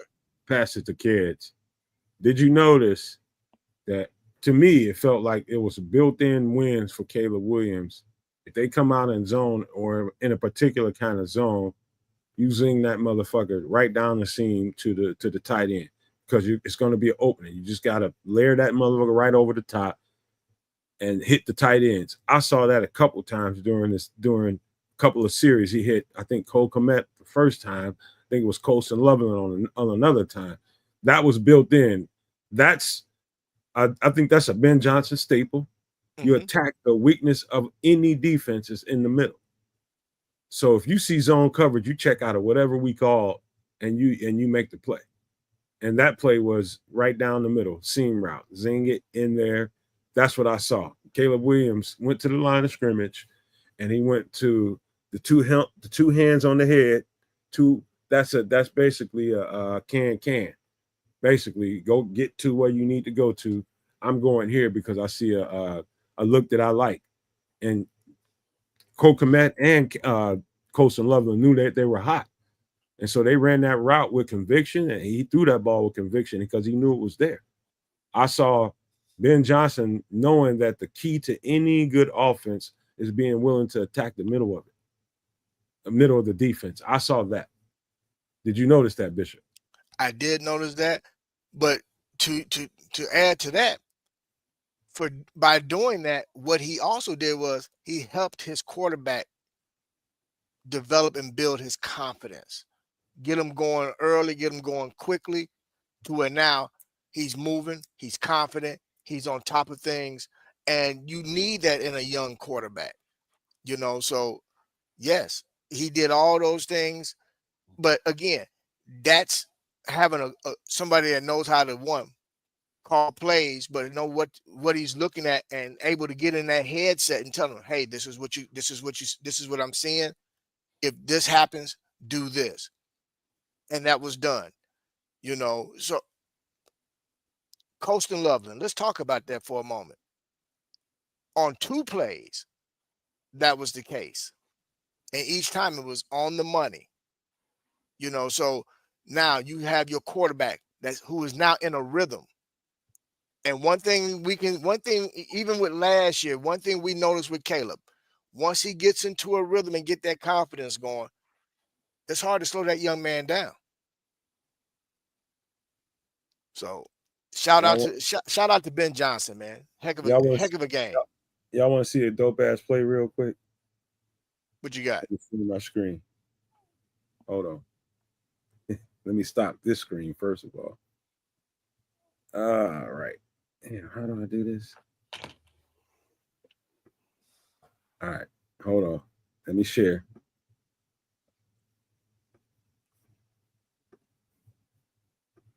It's your boy Big Bill. Can y'all see this? Andrew Billings there to bring down White. And coming up here for the Bills early on, second quarter. Off the ball. Steps up to throw. Andrew Billings there to bring down White. And make it. That's a big boy, man. Yeah. Nice job there by Billings. He just wins one on. Love it, man. That's the shit I'm talking about. That's when you start. That's when you know a team's starting to feel it. They starting to feel themselves, man. They feel like they got what they need as far as personnel goes. They feel like they got what they need as far as coaching goes. And they feel like what they saw today and what they felt today, they can put some shit together. All right. So, okay. So I'm laughing at what Samuel just said in the chat because I think that's what's. I think it's not. I think this is the furthest thing from a hot take. And another thing he says, I like Rome, and I know he's going to be a dog, but I think that Luther Burden will eventually be the #1 wide receiver once he gets acclimated to the NFL. So this is not big news. I don't know if you guys could see his swagger out there today, because I sure as hell could. Jay Grizz, what it do, Jay Grizz? Look, y'all need to go check out them blocks now. So remember when Luther Burden was missing in action and everybody was worried about his contract and whether he was a diva? Remember them folks were saying he was a diva, right? Yeah. Yo, I never seen a diva block like this. That's what I'm gonna say. So I believe on both of the rushing touchdowns today, Luther Burden comes flying in on a wham block, boom, leveling folks, allowing that rush to get to the end zone. That's schemed. You know what I mean? That this is Ben Johnson saying you need to go and knock this man's head off. Right. B, we might get in the end zone because of those, that blocking prowess. He's a sizable wide receiver coming flying in at full speed, taking you out. And his ability to actually get up the field and catch a smooth ass pass is unquestioned. So I'm right there with Sam on that one. I'm gonna dial the world back though a little bit and just say I'm glad everybody's getting to feel it. They're feeling it. I am gonna say that this team did not play the first team for the most part. So I think some of this from the Bills side of the fence was expected by the Bills. I think the Bills went into this game with specific things that they needed to address and manage and see, as opposed to putting points on the board. It'd be great to put points up, but hard to do it without Josh Allen, without Keon Coleman, without Curtis Samuel. Like, most of their starters were out. Bosa didn't play. There's a laundry list of folks who didn't come out there today. Resulted in a nothing burger for them, and that's fine. Perhaps again they're looking to see specific things. So I don't want us to get too gassed up on this. This is just where I'm at. Don't get too gassed up. But the upside here is, as far as I'm concerned, the things that I went into this game to see, I saw. I saw a working scheme, like the schematics, the bunch formations. I saw all that in small case scenario, but I saw it working. I saw people being schemed open because of the bunches. I saw crossers. I saw drags. People are getting open. I saw the offensive line doing what it needed to do.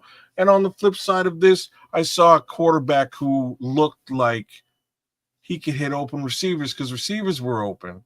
Wasn't throwing the football into ridiculous, millimeter windows. He had a little bit of leeway, and he got the ball out on time, with the exception of one time. Look at what Jay Grizz is saying. Jay Grizz is bringing some realism in it. He ain't trying to piss on what we just saw. Everybody's happy about what we just saw, but he's bringing the realistic point of view into what I said. The Bills also play some plain Jane offense and also defense. Yeah. Don't forget that, y'all. We can be excited if we want to be. That's why I was saying. That's why I was saying, though, man. And when I was speaking with regard to, again, this is preseason, but you got an opportunity to work on some things that you really wanted to see.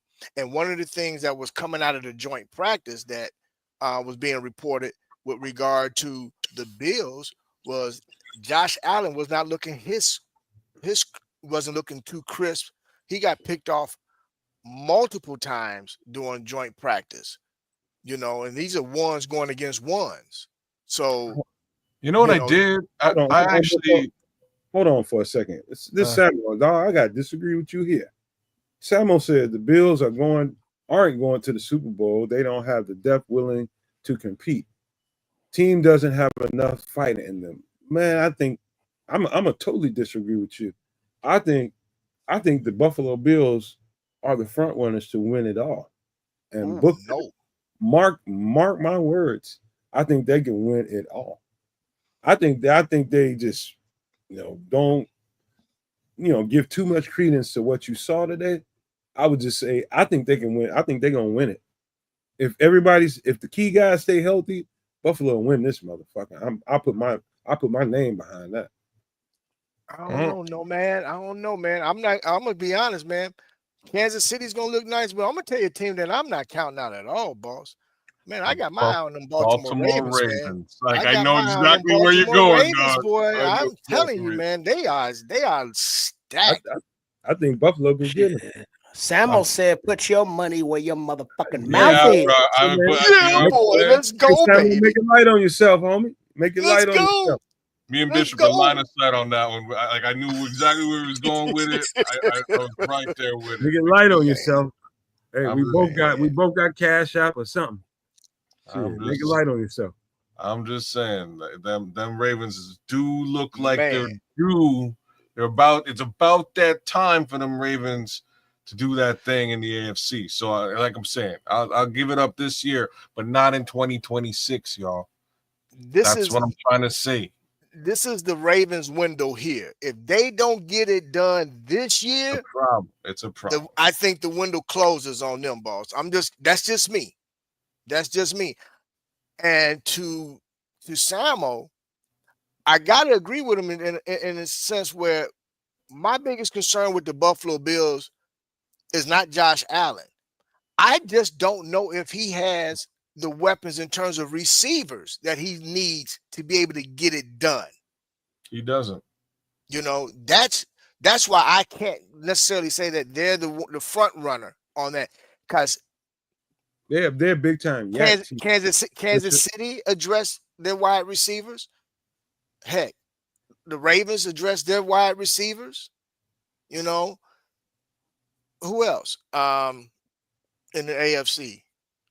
Those two teams alone right there, they addressed what they needed to far as wide receivers. I didn't see that with Buffalo, man.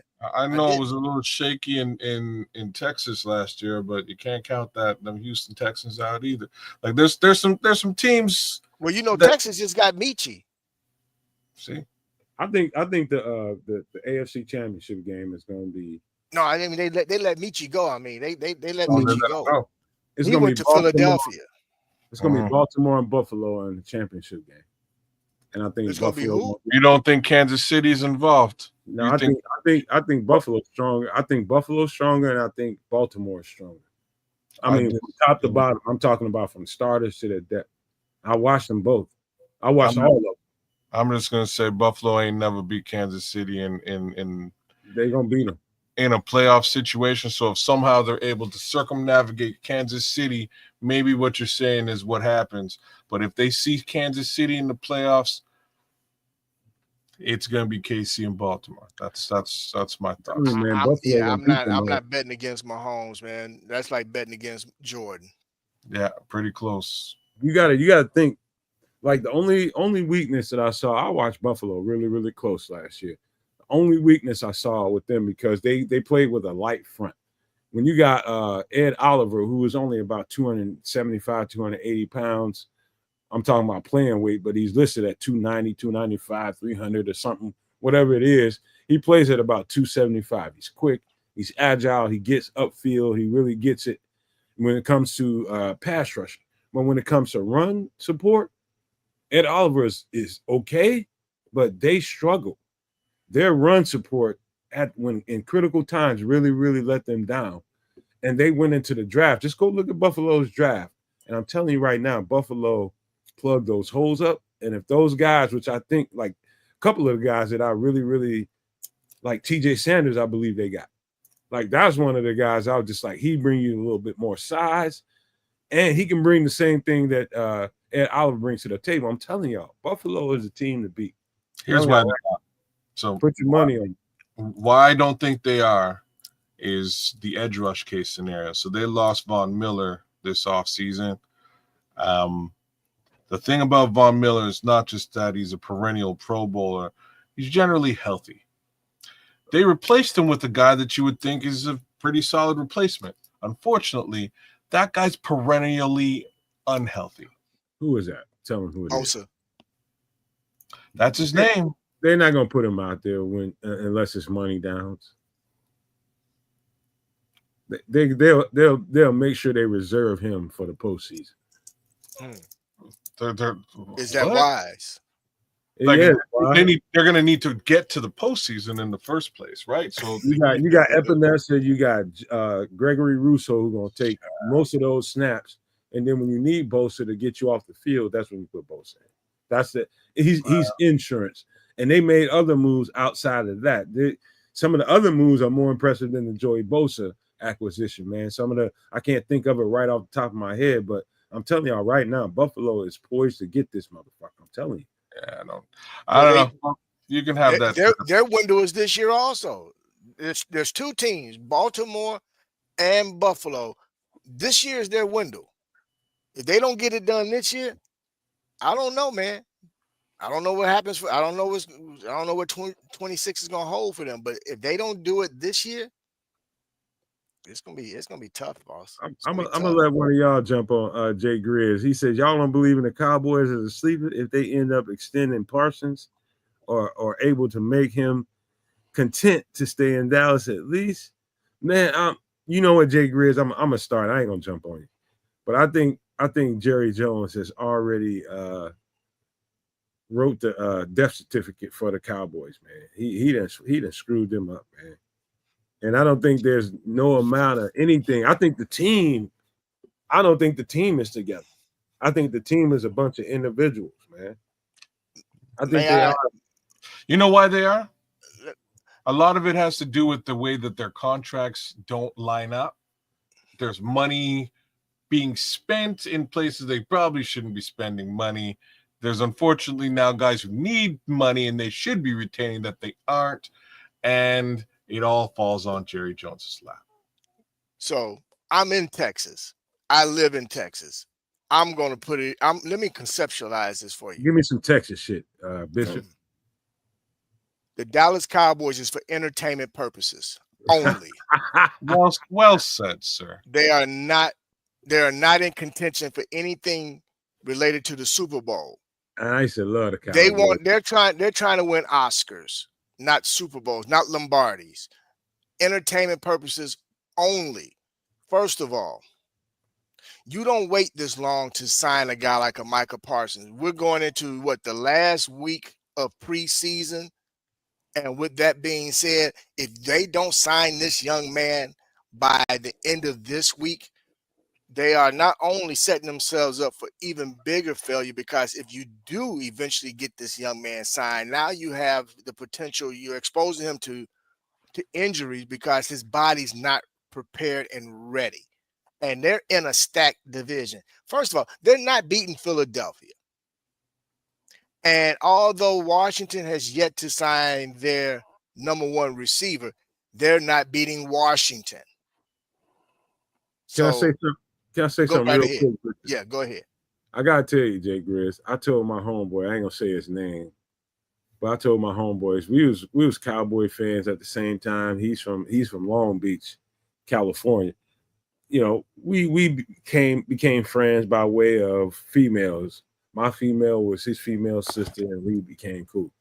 And man, I told him after I gave up on the Cowboys, I totally that was my little side piece. You know, I've always been a Bears fan, but my side piece was the Cowboys. And I told him then, and I'll say it again now, the Cowboys will never be successful as of this point until Jerry Jones is in and I hate to be morbid, until he's in a grave. They got to be done. He's got to be out that picture. This is what y'all don't know. Jerry is not the only problem. Steven controls the purse strings, and Steven is tighter than a Steven tight, bro. What are you gonna do without his daddy's word, though? Well, this is the thing. Steven put some muzzle on Jerry. See, y'all don't hear a lot of this. Y'all don't hear a lot of the stuff that's going because you guys are up there, and I'm telling you, man, I hear it every day. We hear it every day on the news. Steven Jackson is worse than Jerry. Jerry is the hype man. He's the Flavor Flav. Okay. And Steven is the guy that handles everything. Steven is the one that put the kibosh. He's the one that's been putting the kibosh on all the extensions, got these boys literally tap dancing and spraying windows to get their doggone contract extensions, boss. It ain't Jerry. Jerry is the front man. Jerry is the one he likes the microphone. Steven don't particularly care for the microphone. Jerry loves the microphone. And Steven controls the purse strings. And Steven does not like giving up money. Period. That's why I said they're for entertainment purposes only. All right. Let me, since you You're brought also in a very tough division. Hold on, Kaz, because there's a couple of questions. Squeegee, he says, what do you think of the Trey Hendrickson news? Would you give up a first rounder and a couple of players for Trey Hendrickson? I'll let you guys just Pac-Man the shit out of this. Go ahead. Maybe. I just keep thinking, considering who we were just talking about, it'd be even better to do that for a 26-year-old edge rusher as opposed to a 30-year-old edge rusher. But that's me being ageist, like I must be following in the footsteps of my guy Triple R.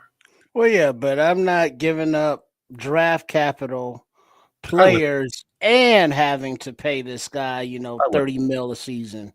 I would. It all depends. Like, here's the reasons why I would. It's just because I know, like, Ryan Poles has basically dodged.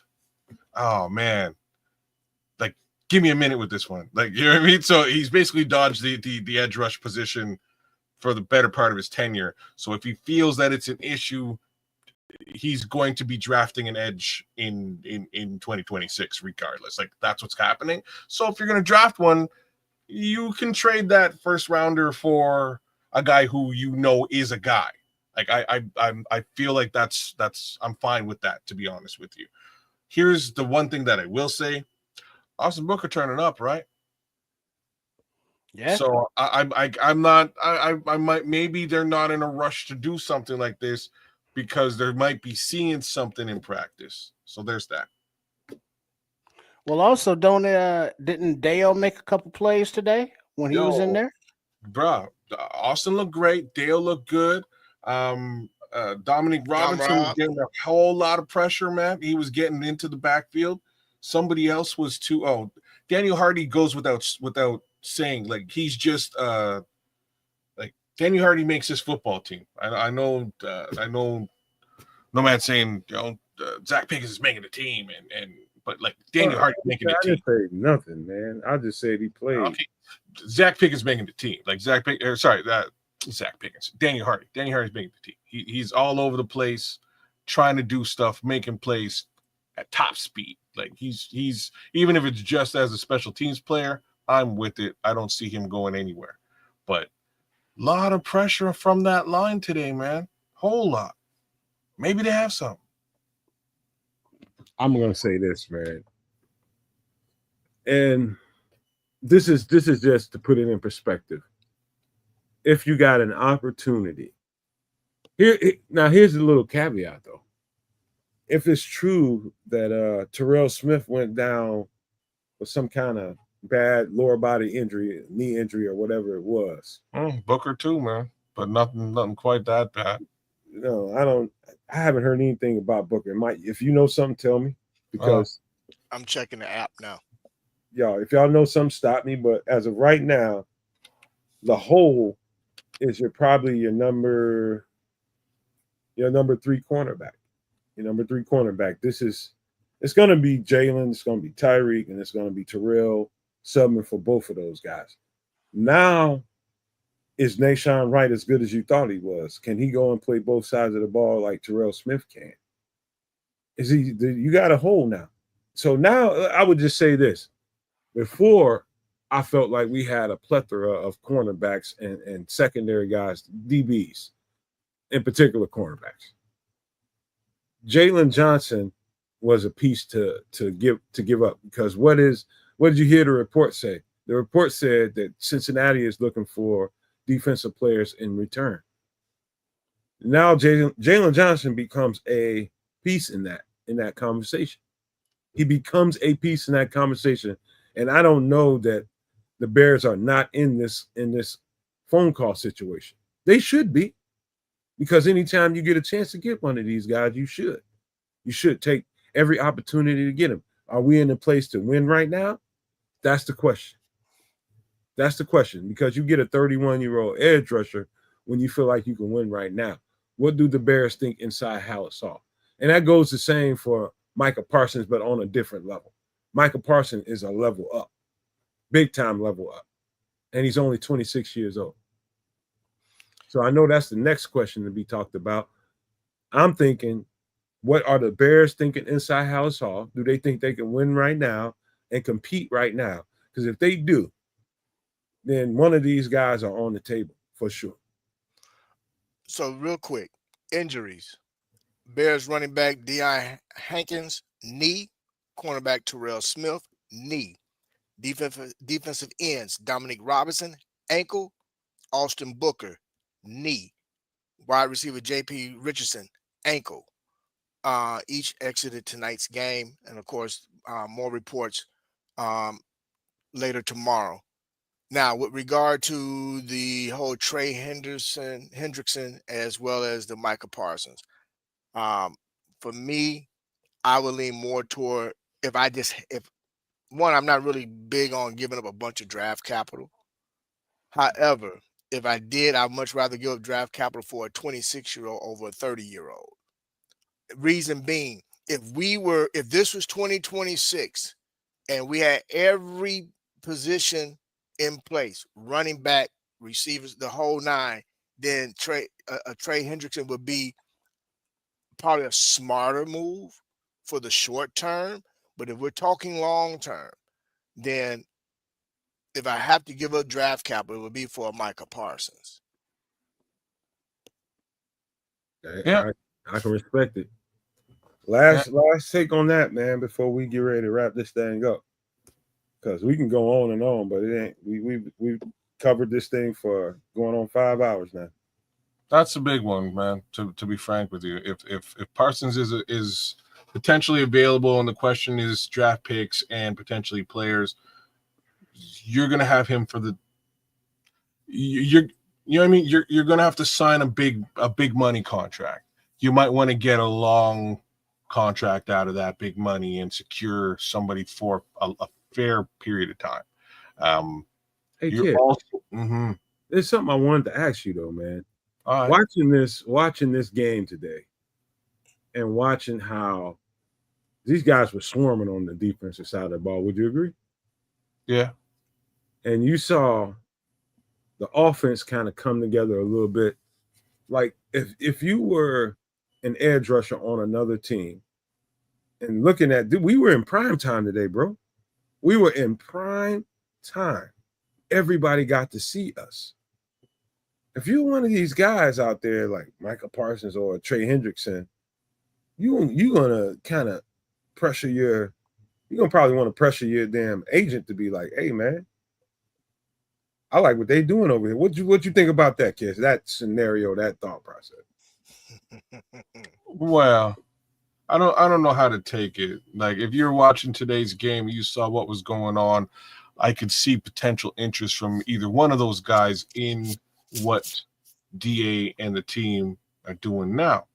But what does that materialize as is really where my brain is. I know ain't nobody trying to take no pay cuts, no team friendly deals. So you know what I mean? Like it would just be a hey, Mr. Agents calling Chicago to see what's up. You guys might be interested in something like this because maybe I can swing it. So it's a very speculative question. I think it would be cool to see. Oh, why Booker playing special teams though? Damn it! Like, you know what I mean? I think there's some. I think those two guys out there. All I'm trying to say is I was walking you into something that I think if I'm one of those two guys or both of them, I'm seeing a young nucleus starting to come together, and I want to get a part. Players want to be a part of something that they see going somewhere. Like Trey Hendrickson feels like we reached our max in Cincinnati. We ain't going nowhere. You don't want to pay nobody, and the whole team ain't together. You ain't did nothing for the defense. I disagree with that take, though. Yeah, well, Dallas, the same thing, man. It's a fractured fucking team. Those guys don't want no more of that shit. And we're one of the young and upcoming kids on the block. We pretty. We getting all the older girls like us. Fuck with us, man. That's all I'm saying. I hear what you're saying. Just the takes on those two teams is a little bit sideways, and it's just because of it. It's just because like both teams are in cap, like funky cap situations. It's just that's where they both are. Everybody got paid. I didn't like. If you were to tell me that both the wide receivers would get paid in Cincinnati 2 years ago, I would have told you you're lying. You know what I mean? Chicago someday, kids. It's just where they are and where we are. Say what? It would be Chicago someday in that funky cap situation. Today we're not. You're right. And if we take on a big money contract for defensive end, we are right. Like that's exactly where we wind up. We already have one. We've got a big money contract in a wide receiver and a tight end. All we're missing is the quarterback now to put a big money contract into. So you got a couple of years to do it. So if you put the money down now, it ain't crazy. You actually wind up over the course of the 4 years potentially getting a Super Bowl if that's what you think you can do. Then you pay the quarterback and you're off to the races again. You got to sort of figure things out. But in Cincinnati, they paid everybody over there. They just can't afford to pay Trey. It ain't like they ain't going to the ball. This is the problem. This is the problem with Cincinnati, man. Cincinnati, the reason why they can't get a deal done is because the owner has this big thing, and this is a clause in everybody's contract except for 3 guys. They do not believe in paying guaranteed money more than 1 year. They don't believe in paying multiple years of guaranteed money. That's why they can't get the deal done with Trey Hendrickson. They have a number that they basically have agreed upon. They cannot agree on the number of years of guaranteed money. That's where the separation's at. Now, with Dallas, it's become personal. Like, again, I hear it. We're hearing it every day down here. It's gotten personal to where, there's personal attacks being put out there. Now, the question I have for everybody here, I know Nomad wants to wrap everything up. What player are you willing to depart with in a trade for Micah Parsons? Because you got to give up. You got to give up one player. You got to at least give up one player. Who are you guys? Okay. I love how quick he jumps to get rid of Jalen Johnson. I'm a cornerback, but I know we got Mr. Player friendly. He's like Jalen Johnson, the best player. Get rid of him. I'm just saying that's I'm a cornerback. That's who they're going to probably ask for. I mean, that's really only person we really have right now. But then also Jalen is making that coin to offset what you need to pay Hendrickson. There's an upside. There's an upside there. That might be the reason why we haven't seen him in the preseason. There's also Cole Kmet. Remember we was wrestling about that? Well, he's not making that much though. Listen, remember we was having that conversation wrestling with that? Yeah. I really deep down feel like that's part of it. There's also, he doesn't have a big contract, but there's also Tyson Bagent. There's also... They're pretty high on that boy Milton, believe it or not. Oh, okay. From a quarterback perspective, they've been. Is Trey Lance still there? No, Trey Lance is with the Chargers, boss. Oh, okay. He's been starting in the preseason for the Chargers and looking good. But they're high on Milton, man. Believe it or not, boss. They are high on Milton. Okay. But quietly paying attention to what the Cleveland Browns are doing, and trying to see what may fall out over there as well. Like I said, Jerry is a marketing genius, and Jerry is looking to fill stands and sell tickets and jerseys. Man. Again, for entertainment purposes. Well, we'll see what it all shakes out as, man. Like I say, if it was me, I'm looking for the younger talent. I have no problems getting rid of a first rounder, considering I'm probably drafting at that position next season. You know, so A Micah Parsons deal would look like a Khalil Mack deal in terms of compensation. Yeah, I was like, man, I tell you something, man. I probably shouldn't even say it, but I'm gonna take you into my weird ass mind of over the years when I've been watching Bears football, and when I've seen the Bears successful, when I've seen them struggle, and some little things, y'all can tell me if it makes any sense. Y'all can call me ridiculous, call me anything you want, but I've noticed that over the years, when we look bigger than the other team, I'm talking about physically more imposing, and I'm talking about in the trenches than the other team. Those are the teams. I mean, when I'm talking about looking physically more imposing than the other ones. I'm watching these guys in the trenches. I was spending most of my time while we was doing the show watching the trenches, and I saw a team that looked more physically imposing than the team across from them. I've seen that for a couple of weeks, and I think that makes a difference. And it might sound this most simplistic thing in the world to you all, but I've noticed that to be something that stuck out for me for successful Bears teams, the team that was more physically imposing. I know I'm not that far off because I just watch a more physically imposing Philadelphia Eagles just dominate everybody. Really good teams because they were more physically imposing. I think we're on our way to a more physically imposing set of trenches on both sides of the ball. Call me crazy, but I saw physically imposing guys having their way with the guys in front of them. Am I the only one? Well, not only that, you got the physically imposing guys having their way, but like Squeegee saying there in the chat, the little stature guys imposing their will and having their way in the name of Zacchaeus. He's out there, he's getting open, he's catching the ball, and he's making things happen after he has the ball in his hands. Yep, Luther Burdens. Yeah. I saw. Check out. Hey, Bishop, do me a favor. Check out Tyler Scott on review.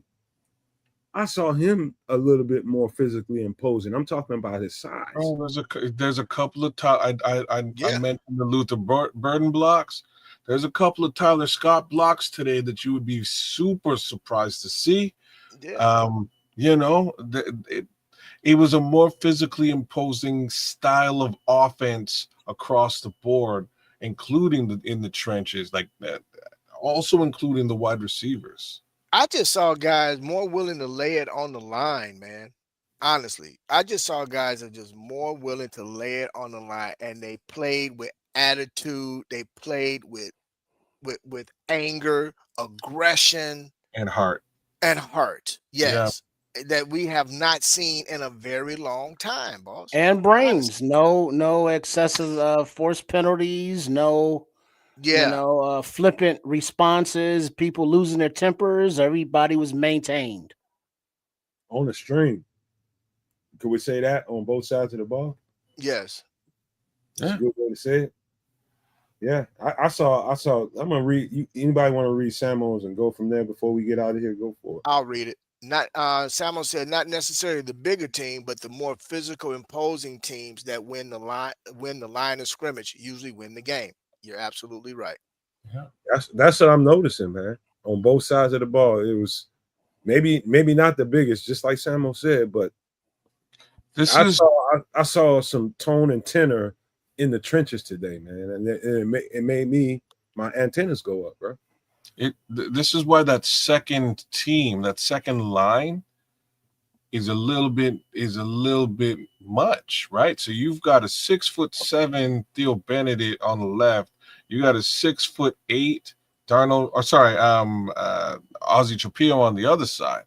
Like, those are two big bookends that you have to deal with, let alone the guys in the middle. That's a big ass line number 2, right? Like, look at the D line. You got fucking big ass Montez Sweat and big ass Dio coming from both sides, crashing down on you, and everybody talking about, oh, we don't have a pass rusher. Those motherfuckers are imposing. Shit, our interior lineman Dexter ain't no little dude himself, man. Make Grady Jarrett look like he a goddamn little Eminem or something. I mean, you know, again, man, the guys are just they playing with heart, man. They playing with like, hey, we are going to make our presence felt and known. Period. We are here, and it's attitude, it's identity, and these guys played with purpose. But I'm gonna tell you, this is the play that, and it was an after play for me that I think can really fit into what we're trying to say. I think this is the bow. Was it the first or second quarter when after that one play, and now mind you, our number one defense only played one series. First and foremost, they only played one series, 3 and out, and they was off the field. But it was that one play where the Buffalo Bill player was in the face of our Bears defender. And this is me. I could be wrong because I was so down on the teams last year and the year before. I didn't see that type of attitude from guys last year. But if they did, to what Trips was saying, made stupid decisions that cost us yardage because they would then get flagged because they're reacting out of anger because they literally got their asses kicked. Mm-hmm. This time we was kicking ass, but we wasn't backing down for kicking ass. I just responded to what Squeegee says. In the 80s, the Bears had a very big physical D line, and Joe Montana and the Niners kicked their butts with a smaller athletic lineman. That was the very first installments of what we now know as the West Coast offense. That's when the learning curve hadn't even started yet. Now we're talking about, when was that, in the early 80s or something like that? That was, we talking about decades later. Now everybody runs the West Coast offenses. Everybody's caught up with that when the smaller, more athletic guys can kick your ass because they were in structure and they knew exactly what they were getting into. Now, you ain't gonna beat nobody with those little motherfuckers. These motherfuckers are like 270, 275, man, and kicking people ass. You ain't beat nobody like that. These motherfuckers are way more athletic and way more physical now. So you can't get away with that structure and that strategy that worked really, really well. Squeegee, you're right. That worked well at that given time with the first installments of the West Coast offense. The Godfather was what's his name? Bill Walsh. Yes, he was the Godfather. And so after that, we've had what? We looking at how many years? 40 years of football to catch up. Yeah, and it's now everybody's running it. Now you can't get away with that as much as you could back then. All right. Any other thoughts on that? Nah, let's call it a night, man. Like, I'll just leave it here, though. Perhaps I'm just putting it out into the ether. We'll see if we can make it materialize. Perhaps we can find the good doctor to have a chat there this week, maybe. Yeah, man. Paging Dr. West. You want to reach out to him? Perhaps I will. Like, if we could get him in, that would be super cool, so we can talk about some of these injuries that we're looking at. There's a couple of them, and perhaps he can give us a little bit of direction as to what they might be looking at with respect to missed time, if any. Yeah, there's some MRIs that's supposed to be done tomorrow, so more reports on the injuries later tomorrow. I wonder how open the Bears are going to be. That'll determine that'll determine how much the doc can say, is if they give some kind of classification to the injuries. And yeah, they have to, the doc, he doesn't have, the straight dope from Hallis Hall. There has to be some kind of exam period. There has to be some kind of diagnosis made and announced before he would even have access. Yeah. Well, there's also the fact that sometimes he's working with these guys and he can't say anything at all. Oh yeah. But on the flip side, we'll wait till some actual details show up, and I'd like to think we should have that information right along, right in time for extra sauce, right? So, by all means, come join us on Wednesday night, and we'll sauce it up once again. I thought this was a fantastic game. I hope everybody enjoyed it. Shout out to my guy Triple R for a beautifully called episode. Yes, That was good, man. That was good, Trips, man. Bravo. You my boy, man. Yeah. Well done, Yes, Trip sir. Crusoe. Well done. Trips, you made me want to jump in, boss. You was calling such a guy. I said, man, I got to jump in on this. Trips is doing his thing, man. I might have wants in on the fantasy football league Superflex. We gonna do it up one more again real soon. Just ironing out the finer details, but definitely I'll keep you in mind. You will be in for sure, Sam. And that goes for the rest of y'all. By all means, if you're fantasy football fans, check me out at Kedza Canuck right here on YouTube.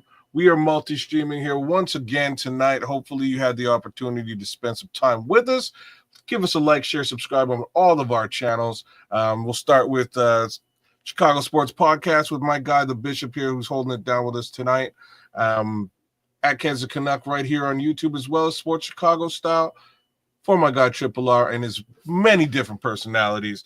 And by all means, I assume you're here. Give us a little bit of love, like, share, subscribe right here on the Nomad Network as well. That being said, let's go with the Bishop, man. Since you're right beside me, Bishop. Bishop, tell him the truth. Who you're rolling with, man? Well, first and foremost, man, I want to thank you guys, man, for allowing me to jump in with you guys, man. Anytime we get a chance to chop it up, I truly, truly, truly enjoy myself, man. Right. Tonight was definitely that. Again, you can find me at CS Podcast, better known as Chicago Sports Podcast. My man D Nice, every Thursday night at 6 p.m. More importantly, my man Triple R, you made my night enjoyable, boss. I really enjoy listening to you, boss. You call a hell of a game. Nomad, as always, my brother, always love. Thank you very much. Kez the Canuck, my man. I gotta hit you up, man, because I've never done fantasy, man. I might be a little tempted this year, boss. You're doing it, fantasy girl. But other than that, man, I just want to say thank you guys, man. It was a pleasure to everybody out there. Thank you very much for tuning in. If you still with us, hold on, Bishop. He gonna bust up in there with fantasy. You gotta get in there with some guys. It's just a fantasy. Living in a magazine. You're gonna bust up in there. You do it right now. Well, I was going more fantasy girl. Come into my world. I can't follow either one of those up, boss. I can't follow either one of those up. Fading in. I can't help myself. I think of you again. The multi-talented Triple R, everybody. I think about you, girl. Man. Fantasy girl, you're coming. You have your ass down now with your big. Well, house music. I got a question for you guys, man. Tyree Cooper and all that. Yeah, go ahead. What kind of sauce y'all? What type of sauce y'all gonna be throwing out there on Wednesday night, man? Is it gonna be hot sauce or mild sauce? Which one? Extra hot, extra mild, extra saucy, extra spicy. Can I get some on the side as well? Oh, you can always get some extra sauce. No diddy. All right, there we go, my man. There it is, Wednesday night. The Nomad Network. How we do, 8 p.m. Central. Your sponsor bailed out. I